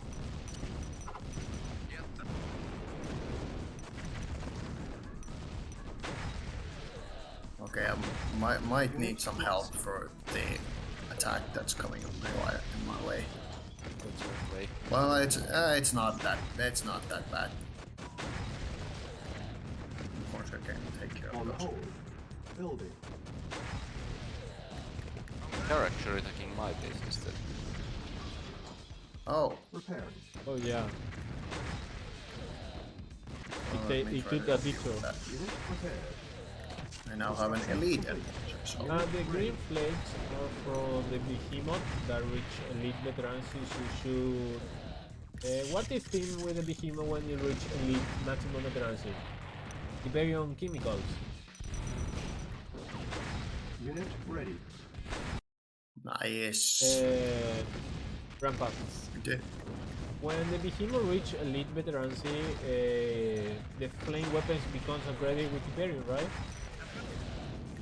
Or just something different? No, not necessarily Tiberium, but some kind of toxic. Just Chemical chemical, Toxic, some kind of toxic waste. Building. chemical probably. So, Yeah. Unit Yeah, as ready. we know into real life, the Soviet Union also developed a lot of chemical weapons. yeah. Okay. It's really fun. Well, the mod is really good. Unit ready. Like, very close fun Unit versus ready. AI PvP. Yeah, it is Unit very ready. aggressive because this map is so small. Unit ready. And they still Indeed. have enough amount of resources so you can get a very good army. Unit ready. Yeah. Unit ready. Unit lost. Okay, let's go to...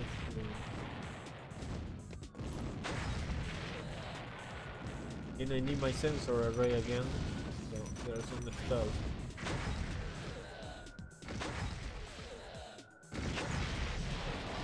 Let me join you on this quest. I don't know if I'm gonna be fast enough.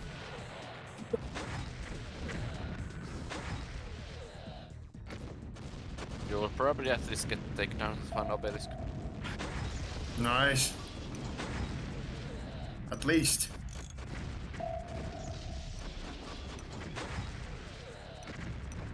This just foul like Mangoes has way more units than we both combined.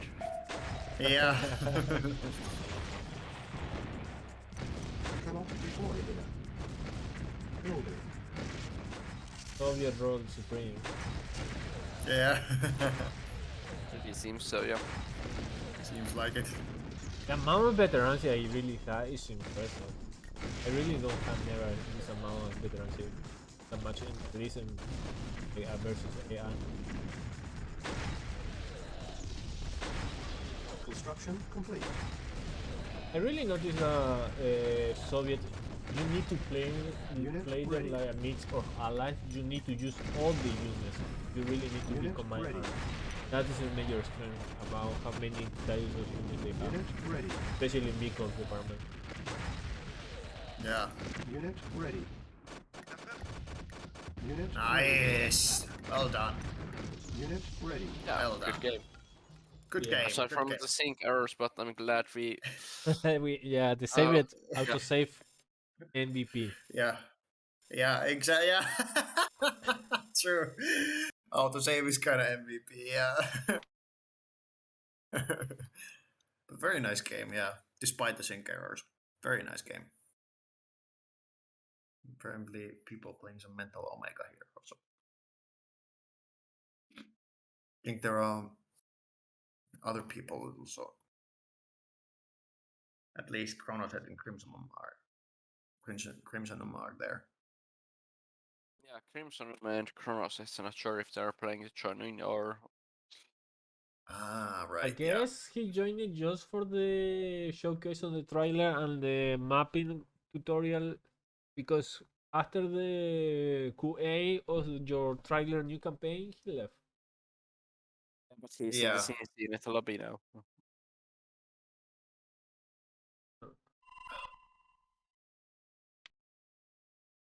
For just a moment, I'll open the window in my room just to get fresh air.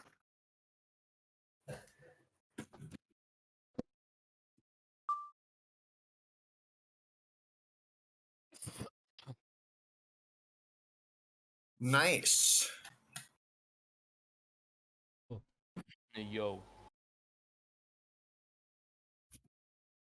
Hey yo. Hey, yo. Hey yo.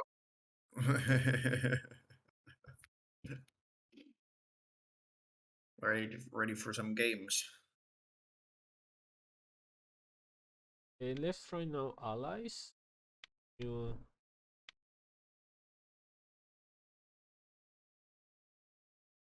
I'll be purple. I'll pick Savage. We have all different factions. All we need is GDI.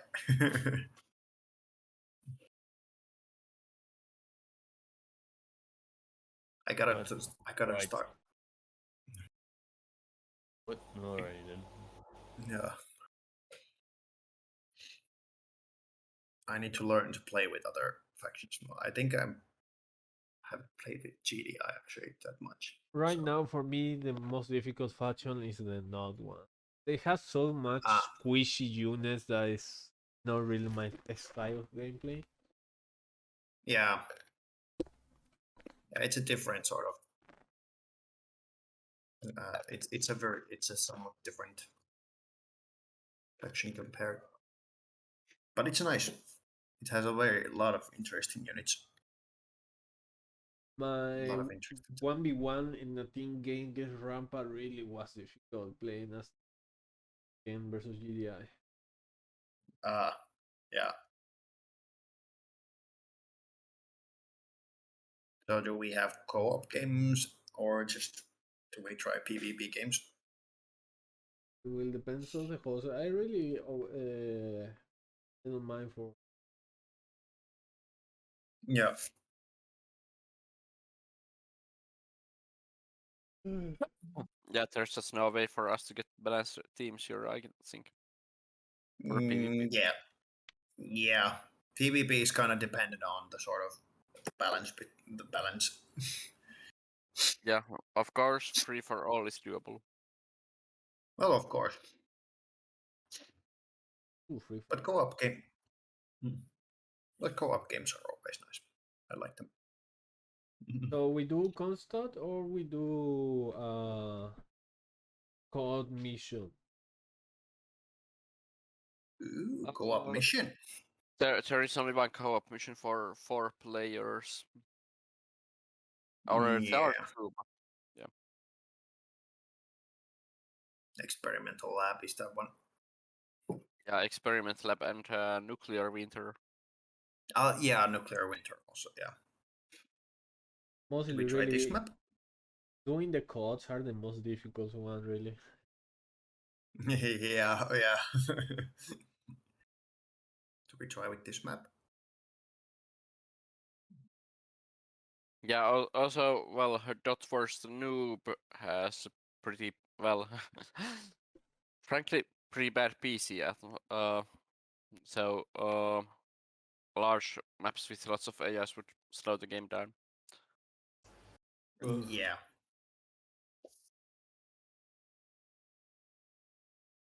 And I hate that my dad is so lazy. Yeah. White Acres is always nice. This map will be difficult. I still not get used to do this one. Ah, yeah.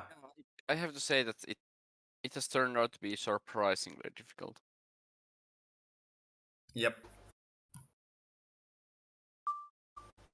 Oh, Oh. well, Oh. now we are 5. Now there's 5 of us. Okay, well.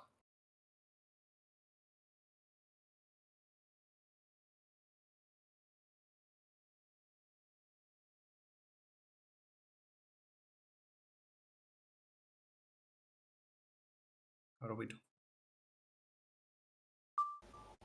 Oh. Chronoset is Hey. here too. So we had 3v3 then. Yeah, we could have 3v3. Oh, of Egypt again? Yeah.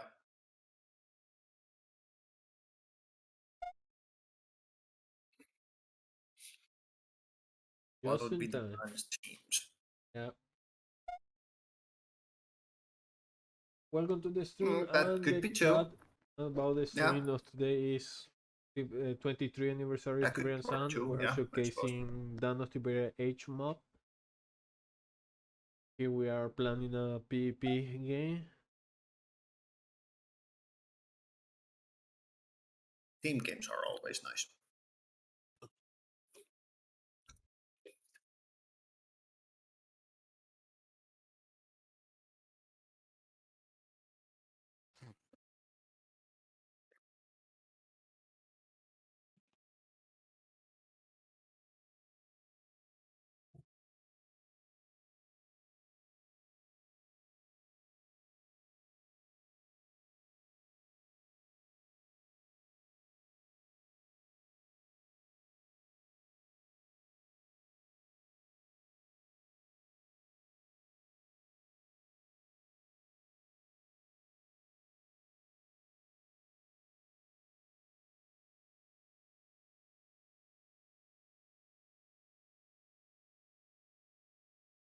Ooh, yeah, let's try this map.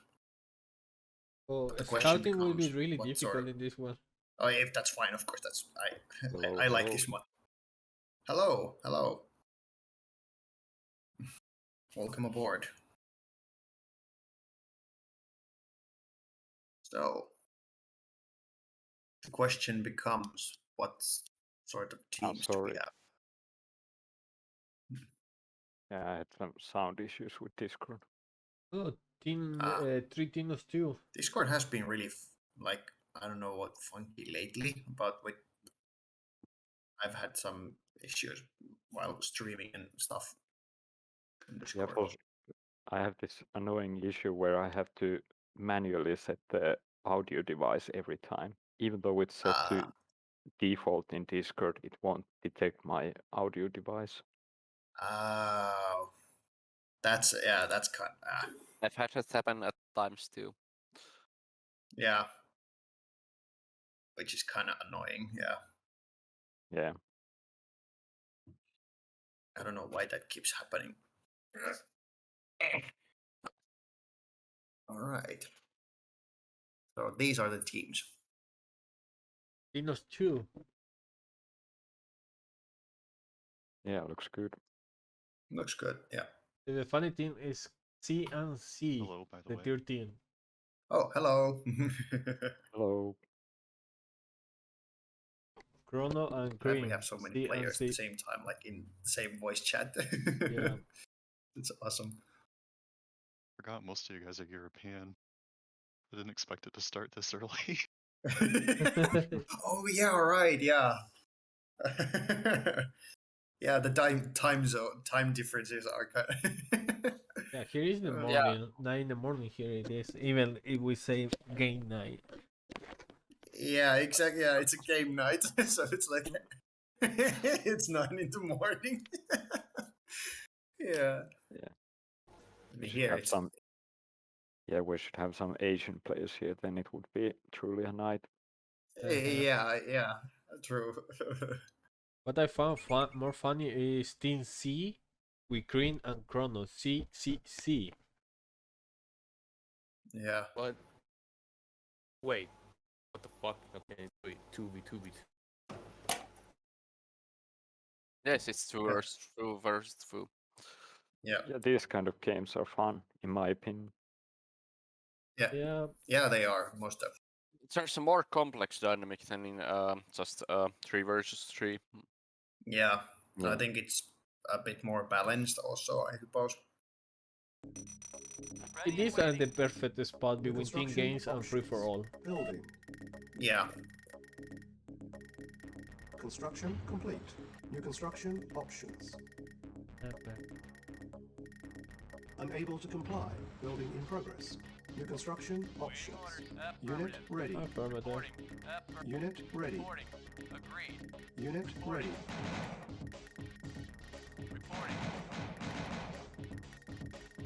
Ready and waiting. Very well. Ready and waiting. At once. Construction complete. New construction options. Reporting. Reporting. Ready and waiting. Yes, sir. Reporting. As you wish. Training. Unit Ready and lost. waiting. Agreed. Unit ready. Reporting. Unit Yes, sir. lost. Agreed. At once. Very well. Acknowledged. Reporting. Well, at least you can create some viceroys there. complete. Oh, Unable that to will be comply. made spicy. Building in progress. Twice what you Cannot said. deploy here. Reporting. Yeah. As you wish. Very well. Which pronunciation? Unit ready. Yeah. Building. As you wish. At once. Agreed. Oh, there is another Construction visitor complete. already. Cancel. Reporting. Unit ready. Agreed. Of course. Silos needed. I'm always forgetting. Reporting. As you wish. Unit lost. Unit ready. Construction complete. Cannot deploy Reporting. here. At once. Building. Yes, sir. Unit lost. Building. At once. Unit ready. Acknowledged. Unit ready. Of course. Unit ready. Agreed. Unit ready. Awaiting. Unit Of course. ready. Very well. Very well. Ready and waiting. New construction options. Building. Building. Ready and agreed. Awaiting orders. Unit ready. Reporting. Very well. Construction complete. Building.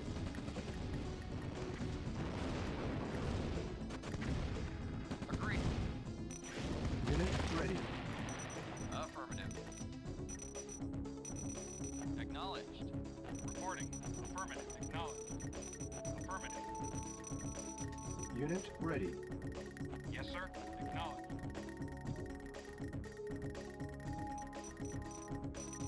Unit ready. Waiting order. Reporting. Construction Affirmative. complete. Acknowledged. Cannot deploy here. Building. Vehicle reporting. Acknowledged. Affirmative.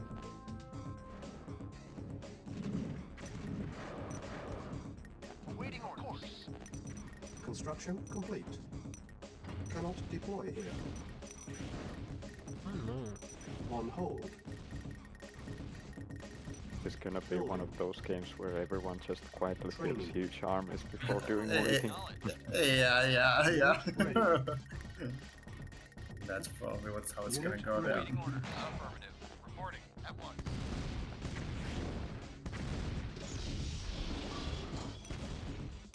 Acknowledged. Yes, sir. Affirmative. Waiting order. Affirmative. Waiting orders. At once. Wait, where Unit ready. Reporting. Affirmative. Reporting. Reporting. Unit ready. Waiting orders. Acknowledged. Construction complete. Building. Building. Yes, sir. Affirmative. Affirmative. Acknowledged. Construction complete.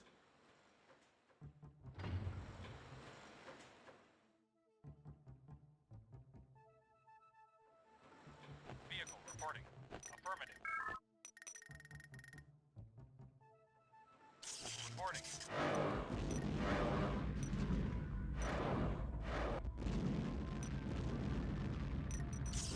Unit ready. Building. Affirmative. Unit ready. Vehicle reporting. Yes, sir.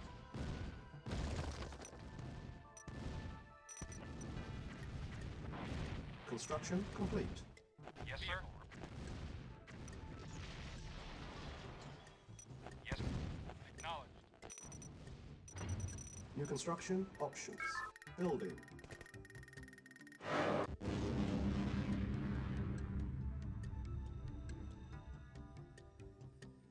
Acknowledged. Insufficient Why do I funds. suck so much at Unit economy? lost. Construction complete. Building. Reporting. Acknowledged. Ready and waiting. Agreed. Yes, sir. Very well. Construction Reporting. complete. Reporting. Acknowledged. Your ships die surprisingly quick to missile cruisers. Oh, of course. I mean, yes. missile launchers. Well, Yeah. the Navy is already kinda soft. They're more tactical oceans. Acknowledged. Say about that. Acknowledged.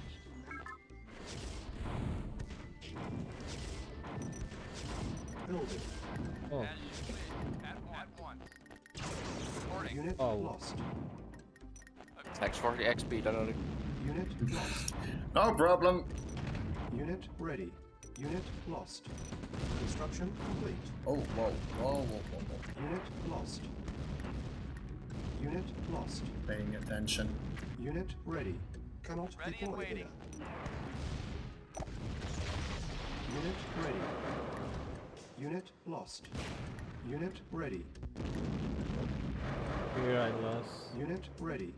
Unit lost. Unit ready. Unit lost. Awaiting orders. Affirmative. Asteroid Mania out here. Unit lost. Very well. Building. Ready Training. and waiting. Yes, sir. Unit lost. Unit ready. Vehicle reporting. Awaiting order. At once. Reporting. Agreed. Building. Ready and waiting. Unit ready. Construction complete. Unit ready.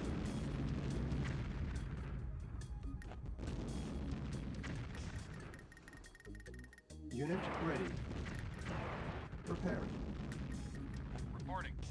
Unit prepared. Unit ready. Cannot I like deploy jacks. here. Waiting. Wouldn't.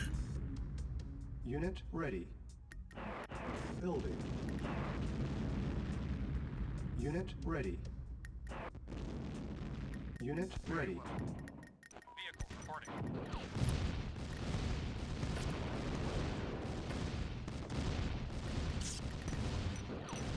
Unit ready.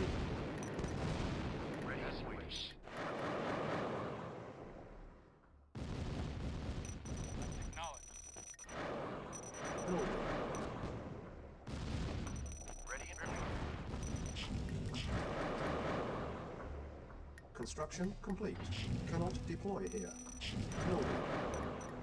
Vehicle Oh, reporting. power switch. Affirmative. Construction complete. Vehicle reporting. Yes, sir.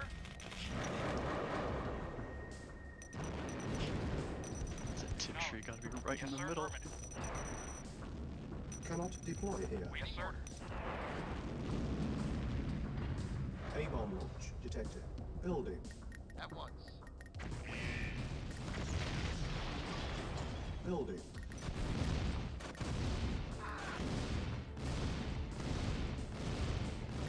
Unit ready.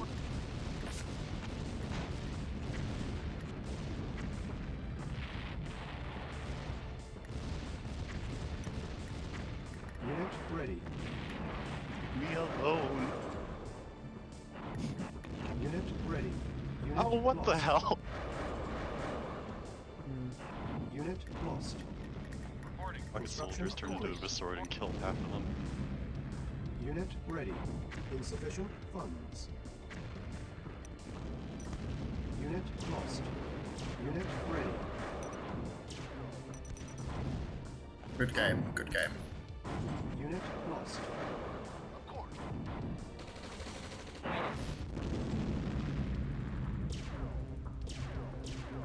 Unit lost. Unit lost. Oh, the lag caused me to miss with my eye. Training. Unit lost. Unit ready. Why Unit is he lost. over there? Goddamn Unit harvesters. Agreed. Unit ready. Well, it's not anymore. Unit ready. Oh, that. Cannot deploy here. Building. Building. Reporting. Unit ready. Reporting. Acknowledged. Unit ready. Our base is under attack. Preparing. Acknowledged. Insufficient funds. Affirmative. Affirmative. Affirmative. Reporting. Preparing. Unit prepared. Preparing. Waiting orders. Unit prepared. Waiting orders. Affirmative. Waiting order. Affirmative. Acknowledged. Construction complete. Agreed. Waiting orders. But why? Agreed. Of course. Ready and waiting. Why me? Who ion cannoned me? Yes, sir. Yes. At once. Prepared. Unit prepared. That's not fair. Preparing. Unit prepared. Preparing. Unit prepared. Very well. Because whoever ion cannoned me just screwed me over completely. Construction complete. Oh boy.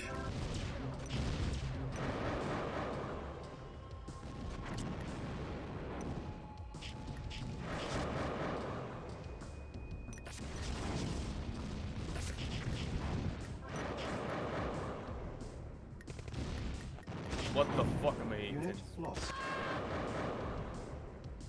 Building. Unit lost.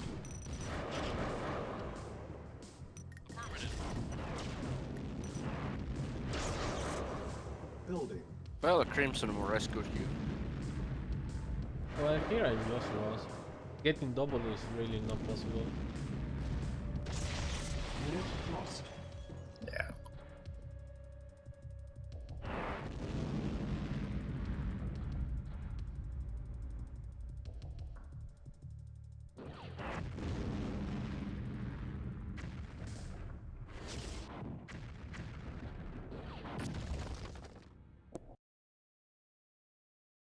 I lost my Volkov due to a misclick. Whoops.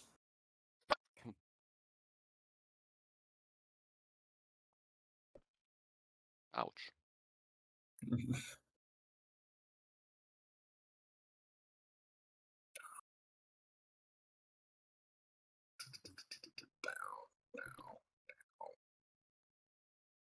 Mercy is for the weak.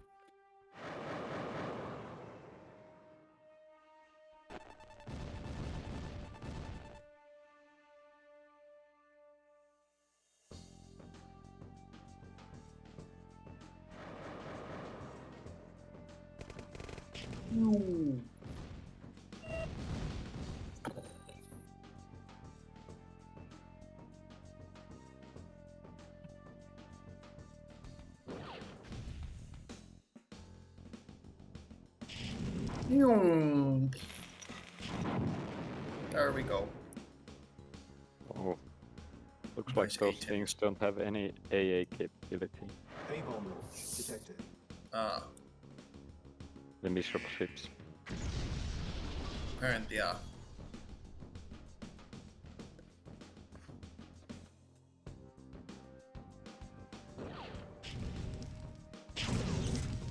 God damn it! It fucked.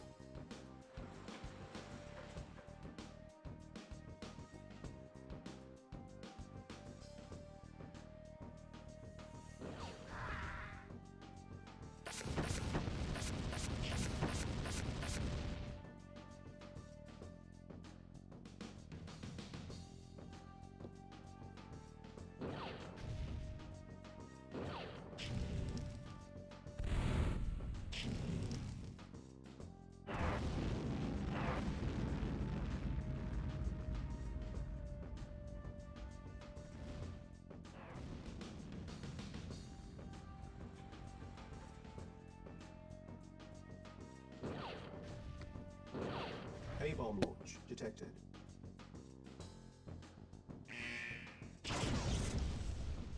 Not bad. Get icy.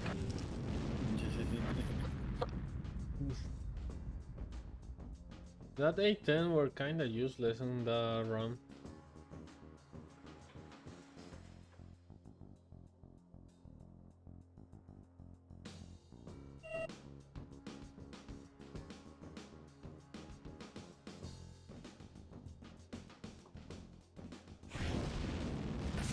Oh, Volkov's still there.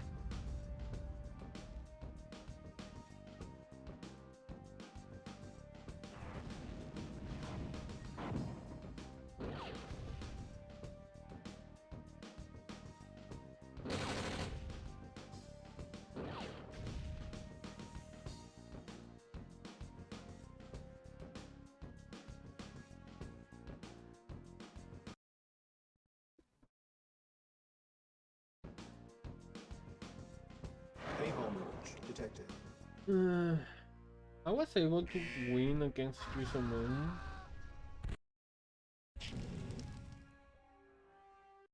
I feel if you and Danalin able to hold a little more, I was able to get a beater in my fight against Grinzo. Yeah. Yeah, we're obviously the best for help in the situation. Yeah. Or And just, I was in. Yeah, sorry, go ahead. When I wanted to help you, Grinzo started attacking me too, so it really was difficult going and send you help. Plus, going Navy is really not that great here. At least as an ally, see, I prefer Soviet Navy. Yeah, indeed. I was also thinking that I was investing too much. I lost the naval units. Yeah, the naval units are really super squishy. They're good, but not really when you don't have that much of economy. Yeah, indeed. Also, they weren't really doing anything except taking down one naval yard. Yeah, it was funny when MRLS winning against 3 frigates. Yeah.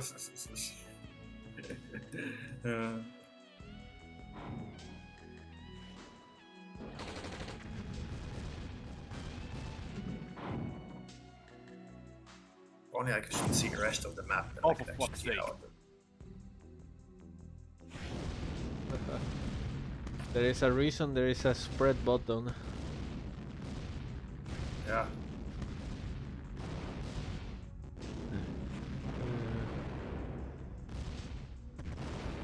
Holy fuck, dude. Nothing good.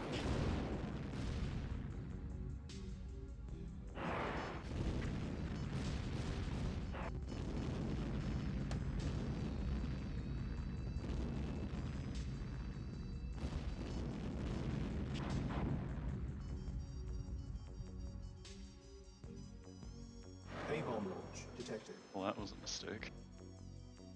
My back is killing me. Oh, so if you're another project already. I don't even remember queuing that up. Oh, it's there. Apparently, it's there now. Hey Luna, how you doing?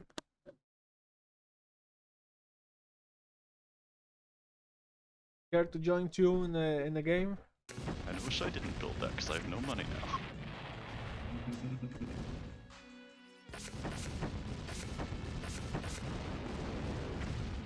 That Volkov. That Bogdo probably is super elite already. I assume it's elite. I'm not sure.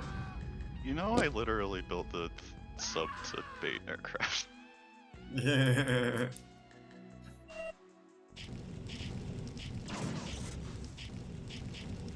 That fire fetch over the photos war is funny.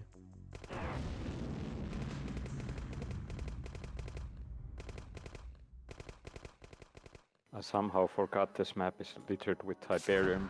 I was training bazooka soldiers. Yeah. I think there was a discussion about it that perhaps should be, if there's a possibility to change the map, it should be made into just gold instead of Tiberium, just so that the infantry would be more useful. Yeah, I think like there's only this one land path to bases, so there should be some room to move infantry in. Yeah, so it would be more useful. Well, I will believe that if find that the Tiberian stay there as a way that take care of the your moved infantry, but at least some goal or more space, or like a small lane, for example, where you can move freely. Yeah, yeah.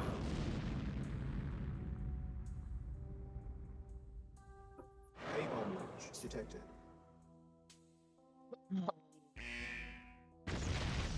Goodbye.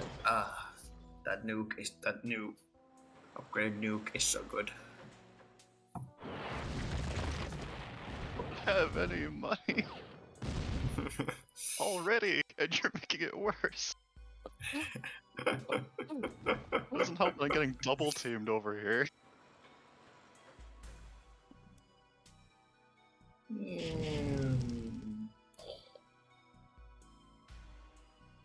No Volkov for you. Is there was a time or plan to add some sounds for the planes? I don't think that's possible in the engine. Oh. So that's why in the original even they were muted. Okay, bring your A10s here now.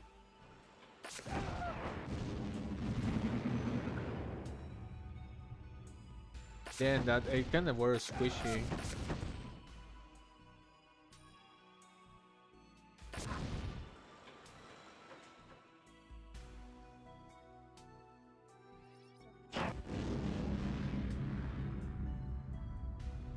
Why I feel there always going to be an item down in every run.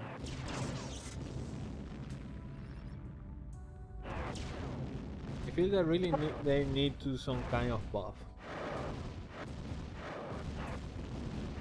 They are, yeah, I do think they are a little bit on the weak side, but the rest of the stuff doesn't agree with me.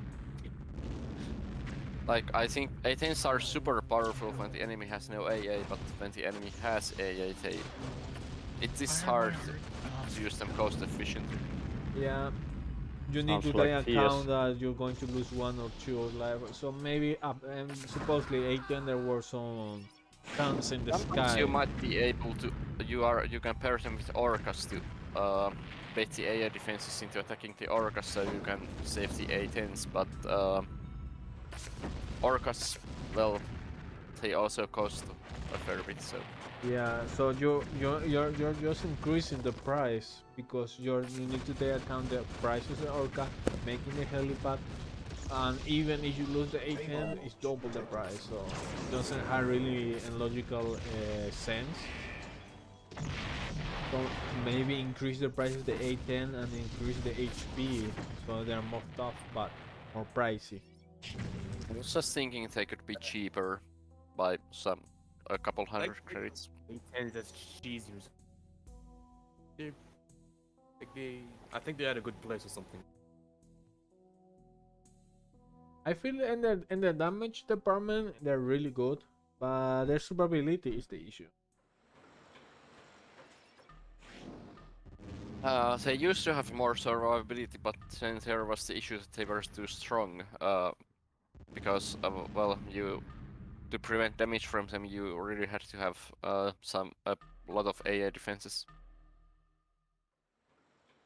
So we nerfed their HP by 30%, but I think it was a bit overdone, and now they're too weak as a result.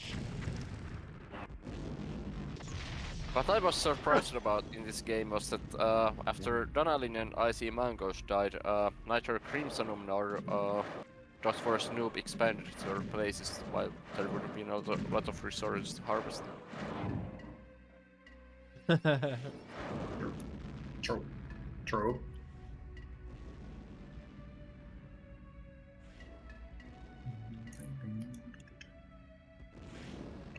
I was thinking of expanding, but the other place is filled with the scrap metal, so I can't really build anywhere. Yeah, that's a big issue, especially where I see Mongols. At the very tip of the land, there would be some space. Yeah, there was some space, but he left undefended his construction yard. And yeah, I am just the kind of player where I can able to defend myself and a high economy. I just surrender. There's really no purpose for me. It's waste of time just keeping until the last. Yeah, yeah. A-bomb launch detected. Which makes sense. I really I like wonder where that nuke's going. the idea of the scrap metal as extra resources, and then came from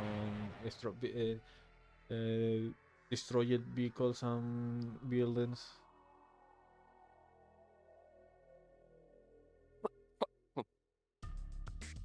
I gotta say that was some pretty interesting artillery fighting with Chronos that we had.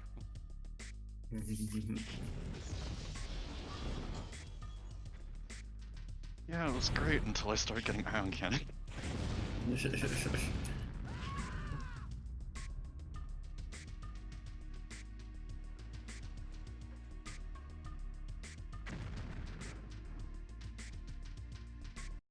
can't even make missile subs now, I'm done.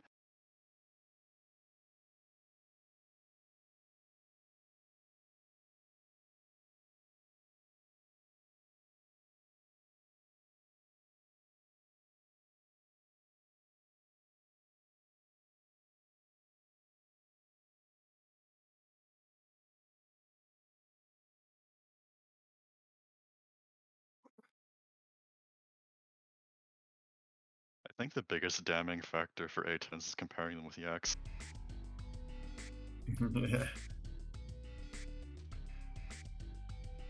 Yaks are actually very efficient. Aside from hitting like a column of tanks, I guess Yaks just seem to be better. Yeah. And they're tier 1, are they? I think so. The Jets are really underrepresented, not the popular unit, but they're fucking dangerous. They are. Like that's how Yeah, that's a good demonstrate. example. Yeah, exactly. Yeah, just demonstrate it right there. They are. And because they're cost efficient, you can just throw them in a suicide mission. Yeah. Start building them super early before people even have anti-air set up. True. Sometimes if people rush just 8 Yaks very early in the game and then come and bomb your construction yard, but it's a one-trick pony tactic, like Yeah. sometimes people lose when doing that even if they get the enemy corner because they don't have anything else but the Yaks. True. Yeah, my first multiplayer match, I remember that one player did to me, but it was kind of late because I already had radar, and I had already second in the construction job. The Yeah. 810 run the front sides. That was funny.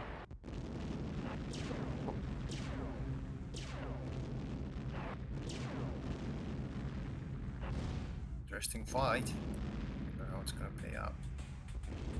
Would that be Soviet army? See how the Soviet mammoths versus GDI mammoths.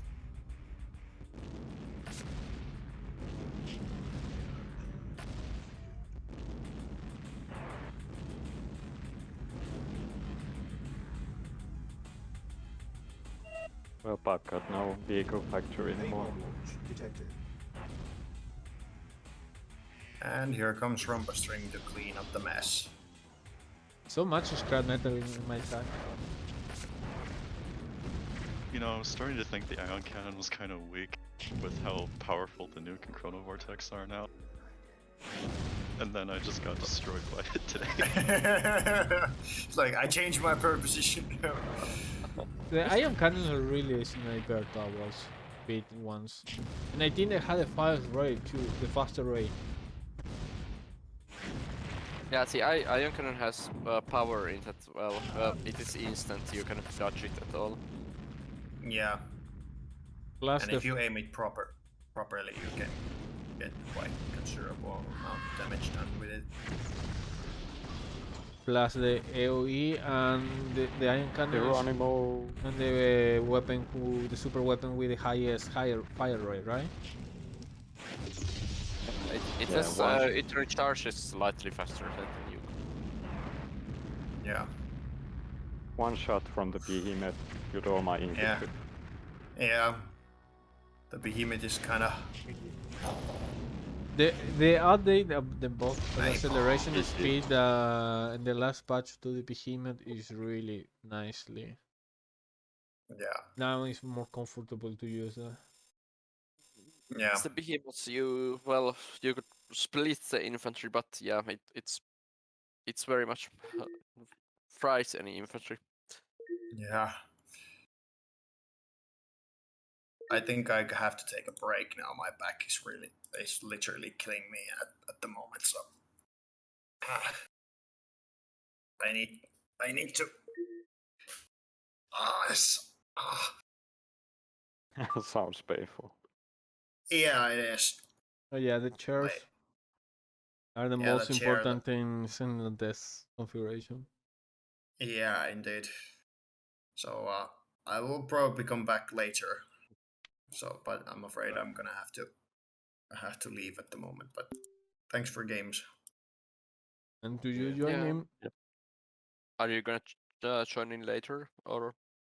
Yeah, I'll join in later once I've eaten Okay. something and once my back is a little bit better. So I will probably, if it, or not if it gets worse. But yeah, hopefully not. But see you later. See you. Yeah. Yeah, see ya. See ya.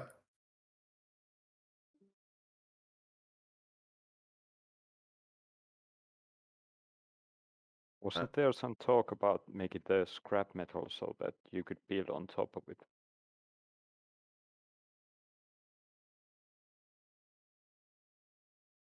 Yeah, that would actually be possible now. I The think point we of could scrap metal that you evaluate can't- it. As it is, it's we have pretty much considered it. Well, Tiberian Sun has this terrain deformation, where the ground changes if the due to some weapon impacts. So yeah, we have considered scrap metal like a temporary form of that you can harvest away with harvesters. Hmm. Well, most people seem to be annoyed of the terrain deformation, if anything. Yeah, most people Then- seem annoyed about it. It is a bit different though, because in Tiberian Sun you can prevent it with pavement, and only a couple of weapons even do that. Yeah, it's What actually kind of rare in my opinion. Like normally only and super weapons do. yeah, super mostly. weapon, especially the multiple missile and the artillery from not artillery and the juggernaut can deform the terrain. In multiplayer, the artillery can't, nor can the Juggernaut. They don't do enough damage. Yeah. So mostly the terrain deformation happens only in single player missions. Yeah. It's the scrap metal is a lot more common here. Like every unit and building seems to spawn it.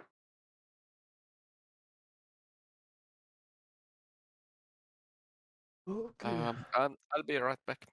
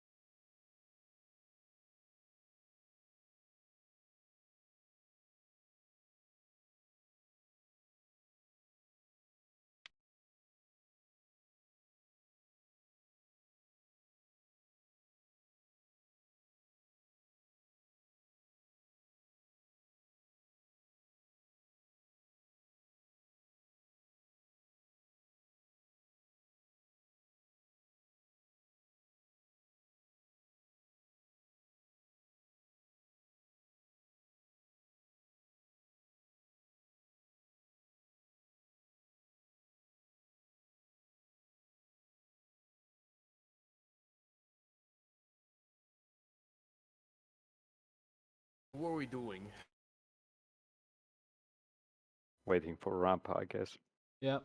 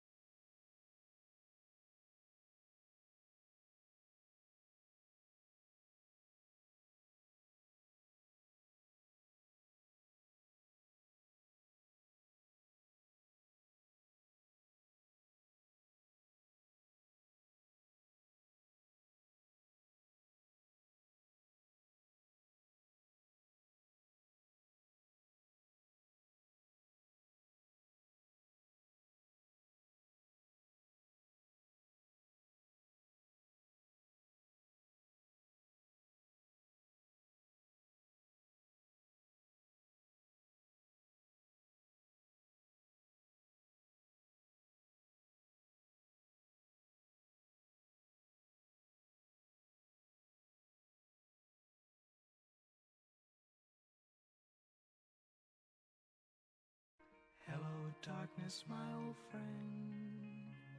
Hey Marfot, how you doing? Talk with you again. Hey, back. Nice. Welcome back, Commander.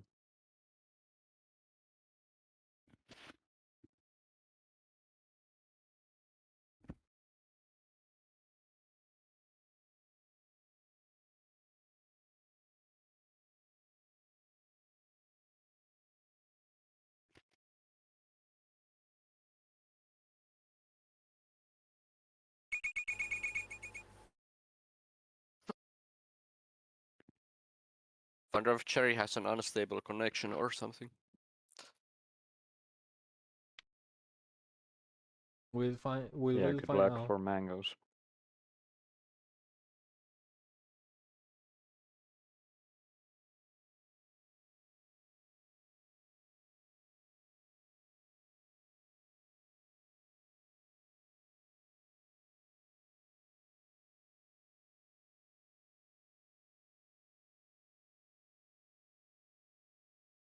So, what is with Jerry? I don't know.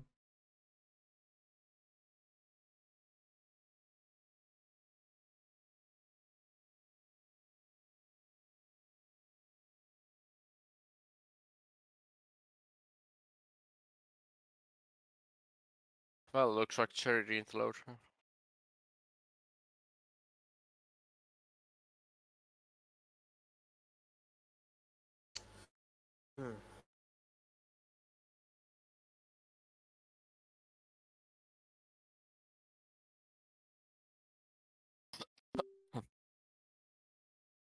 So I close the Well, I'm game. quitting then.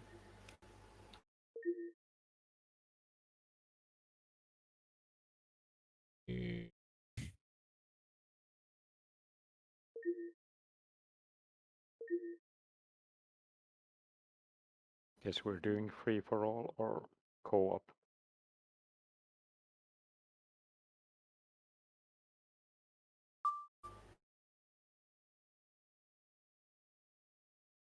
What's this?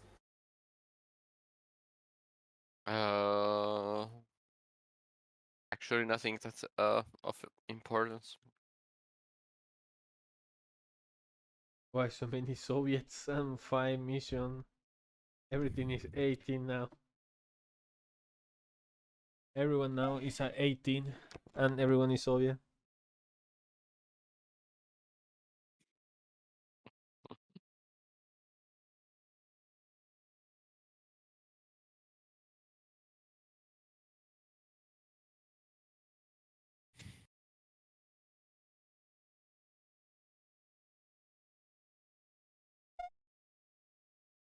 Usually.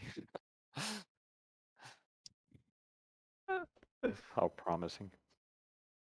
I guess I can give him one more chance.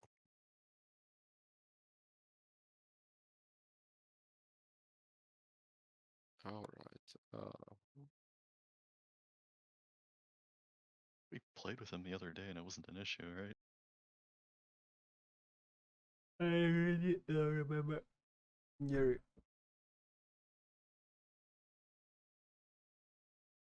His ping is pretty low right now, so it could be good. Yeah, but when we're waiting for ramp, I was this. Ah,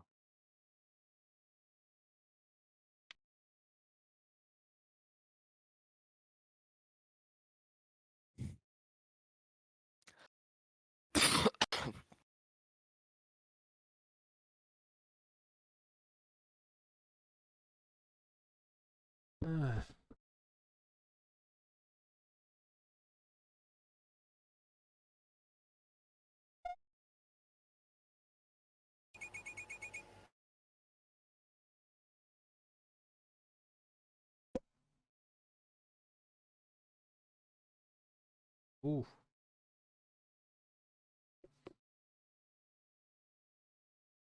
What? sounds like he did a crime.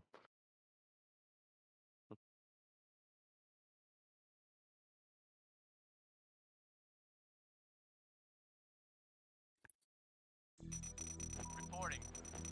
New construction options. Building.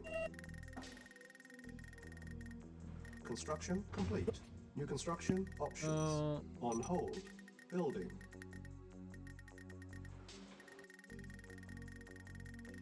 Construction complete. Cannot deploy here. New construction options. Building. Awaiting Unit orders. ready. Agreed. Ready and waiting. As you Unit wish. ready. Awaiting orders. Very well. Unit Reporting. ready. Acknowledged. Reporting. Yes, sir. Affirmative. Training. Awaiting orders. Unit ready. Very well. Ready and waiting. Unit Acknowledged. lost. Reporting. Construction complete. Yes, sir. Cannot deploy here. Ready and Building. waiting. Awaiting orders. Awaiting very well. Yes, sir. Ready and waiting. Unit lost. Ready and waiting. Wait, what the Reporting. fuck? Oh my gosh, I didn't see you there. Reporting once. Affirmative. Reporting. As you wish. Ready and waiting. Unit Awaiting lost. orders. Now my major question is why aren't allies Construction when they place complete. Soviets? New construction options. I changed team maps which forced everyone to Soviet, and then I reset Unit the ready. factions back to random for everyone after that. Oh. Of course. Yes, sir. At once. Of course. Agreed. Unit ready. Agreed. Very well. At once. Agreed. Construction complete. At once. Of Unit course. ready. Agreed. Waiting orders. Training. Unit Ready ready. and waiting. Agreed. Our base is under attack. Unit ready. Unit lost. Fuck's sake. Construction complete. At once. This map kind of has the same problem as the one before, that the Tiberium blocks the use of the infantry. Construction complete. Cannot Well, deploy. depending Yeah, on the alternate forward, location. very long. Reporting. Ready and waiting. Waiting orders. Ready and waiting. Report. Yes, sir. Affirmative.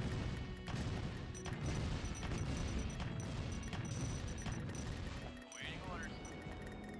Area is so Unit aggressive. ready. Unit ready. Yes, sir. Affirmative. Yes, Unit sir. ready. Waiting orders. Vehicle reporting. Insufficient funds. Building. Ah, Affirmative. oi, oi, oi, oi, oi, ho, ho, ho. Whoa there, little dude. Building. I have a surprise for you. Affirmative. Structure sold. Unit ready. Yes, sir. Very well.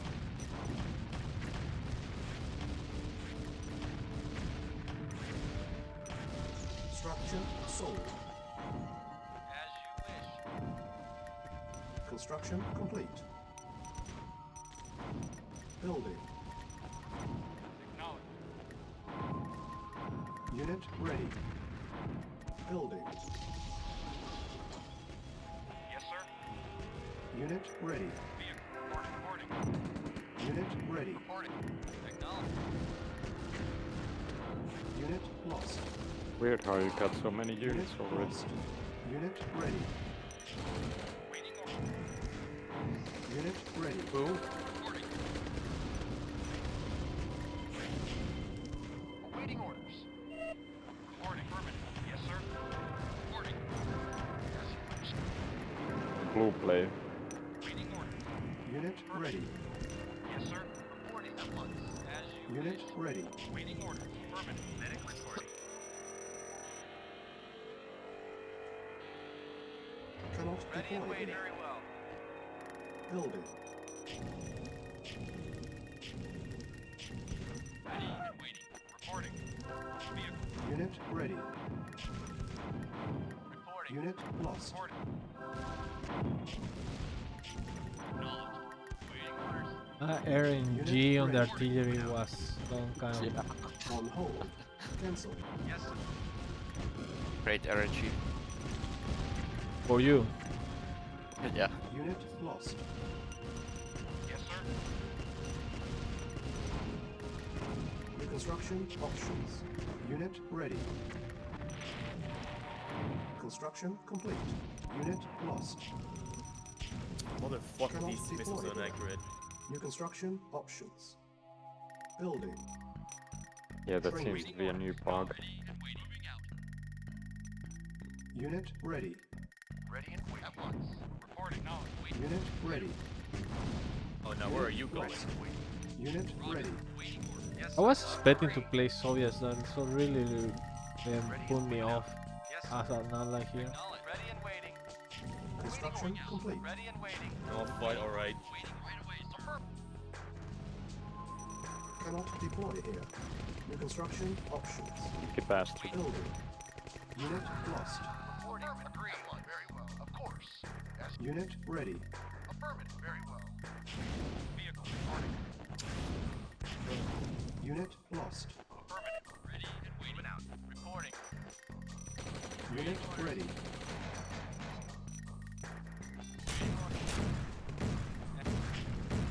Construction complete.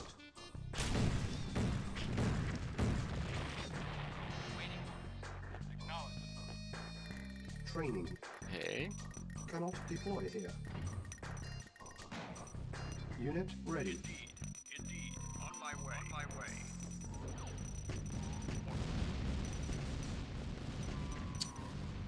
Okay, then. Training. Building. Building. Unit ready. Insufficient funds. Fuck.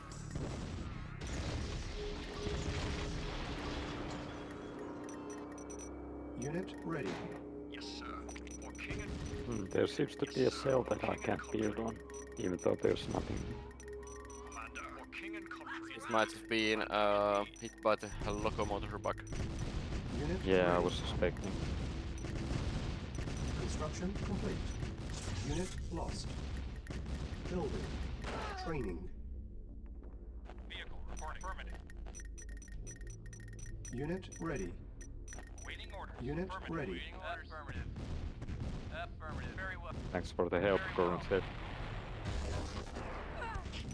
Agreed. No blood. Unit ready. Cannot deploy here. Building. On hold. Cancel.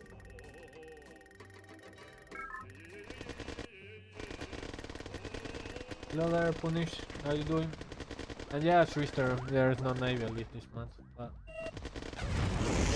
Oh, Unit lost. Bruh. Vehicle Jesus Christ. Construction complete. New construction need options. enforcer here, really. Yes, sir. Reporting. Acknowledge. Got to Reporting. tell the APC. Yes, sir. Acknowledge. Awaiting orders. Yes, sir. Affirmative. Ready and waiting. Affirmative. Why my harvester is not? Ready and waiting. Some TD, more artillery. Awaiting orders. Affirmative. Yes, sir.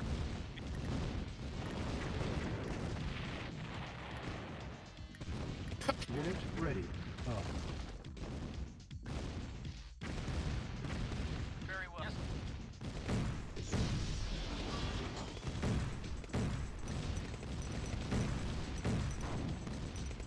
Reporting.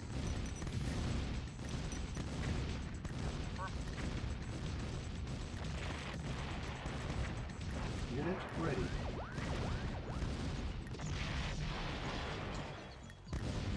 Ready and waiting.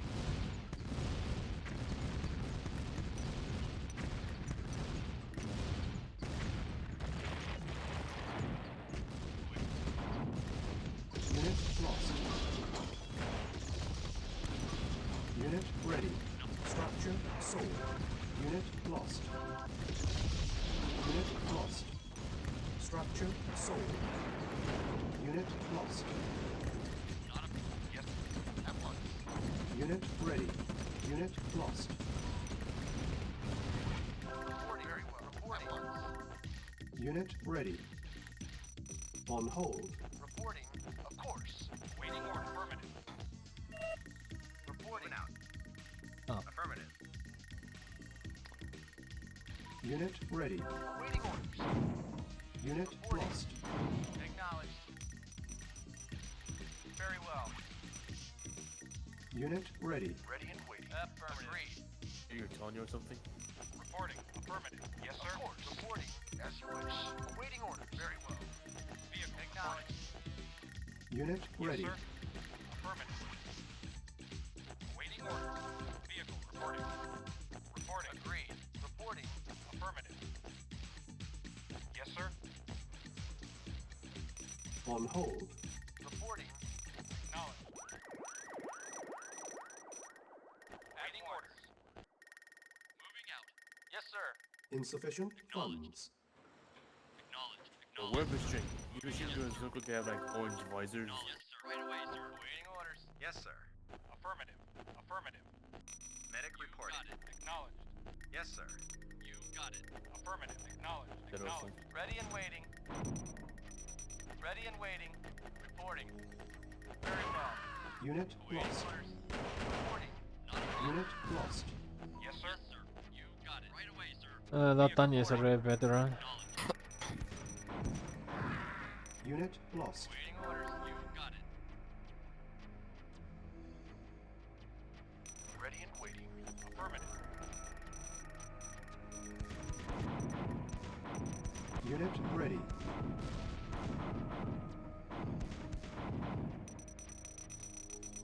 Reporting. As you wish. At once. At once.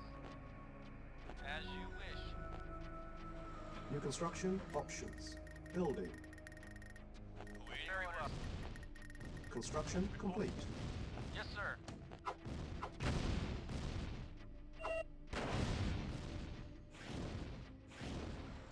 Cannot deploy here. Building.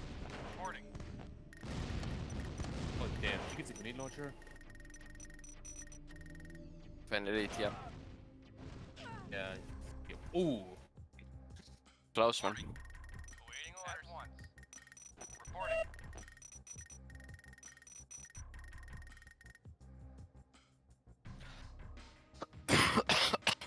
Yes, sir. You got it. Shouldn't have stopped to kill that one flamethrower. Yes, sir. Affirmative. Waiting orders. Medic reporting. Acknowledged. Waiting orders. Yes, sir. Affirmative. Unit lost. Construction complete. Medic reporting. Vehicle reporting. Cannot deploy here. Yes, sir. Building. Affirmative. Medic reporting. Affirmative. Acknowledged.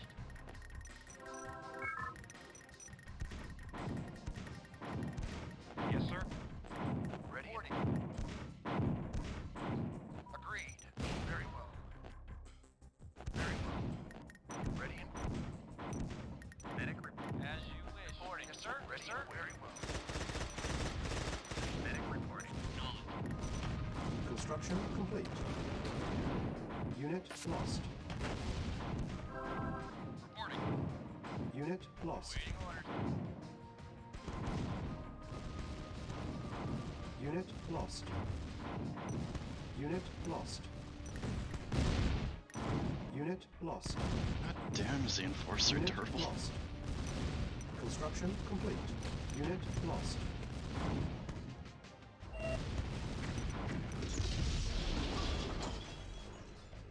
Acknowledge. Acknowledge. Reporting. Right away, sir. Yes, sir. Ready and waiting. Reporting. Medic reporting. Unit lost. Building. Structure sold. Yes, sir. Unit ready. On hold. Cancelled.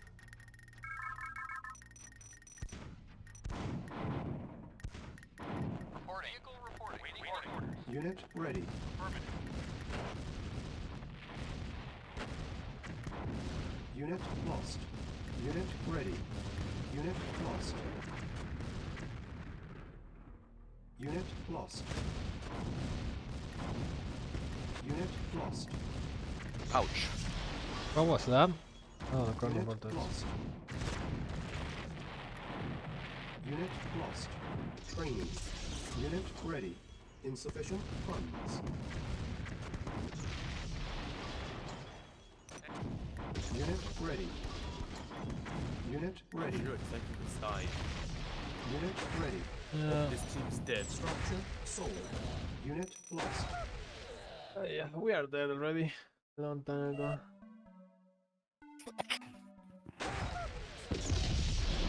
Playing as an ally really put me off in that. Yeah, I won a was. game. GG. Hello there. I'm glad I did beat Mangoes when we fought for a blue Tiberium field. And I also got some hits to Cherry who destroyed my base. Oh yeah, but even that you took the blue Tiberium That was he was and doing the the whole time. majority of the time I really stole most of them, so it feels good. So it still good, feels good that even I'm able to steal the blue Tiberium over there. But well, that was enough for me. Already 5 hours of streams. Already wake up at 4 in the morning to able to be here. So going to eat something and rest a bit, and probably either still playing or going to join for some more matches. But I need to rest and stretch my legs too. Yeah, thanks for the streaming our event to Twitch, and thanks for the games. Yeah, to you. I have a recording too, so I will send you later the video if are going to be useful or going to use them for something else. Yeah, sure, we could upload it on our YouTube channel, so yeah, would be nice. Okay, then thanks everyone for coming in the games and see everyone. Yeah, see you. See you. Yeah.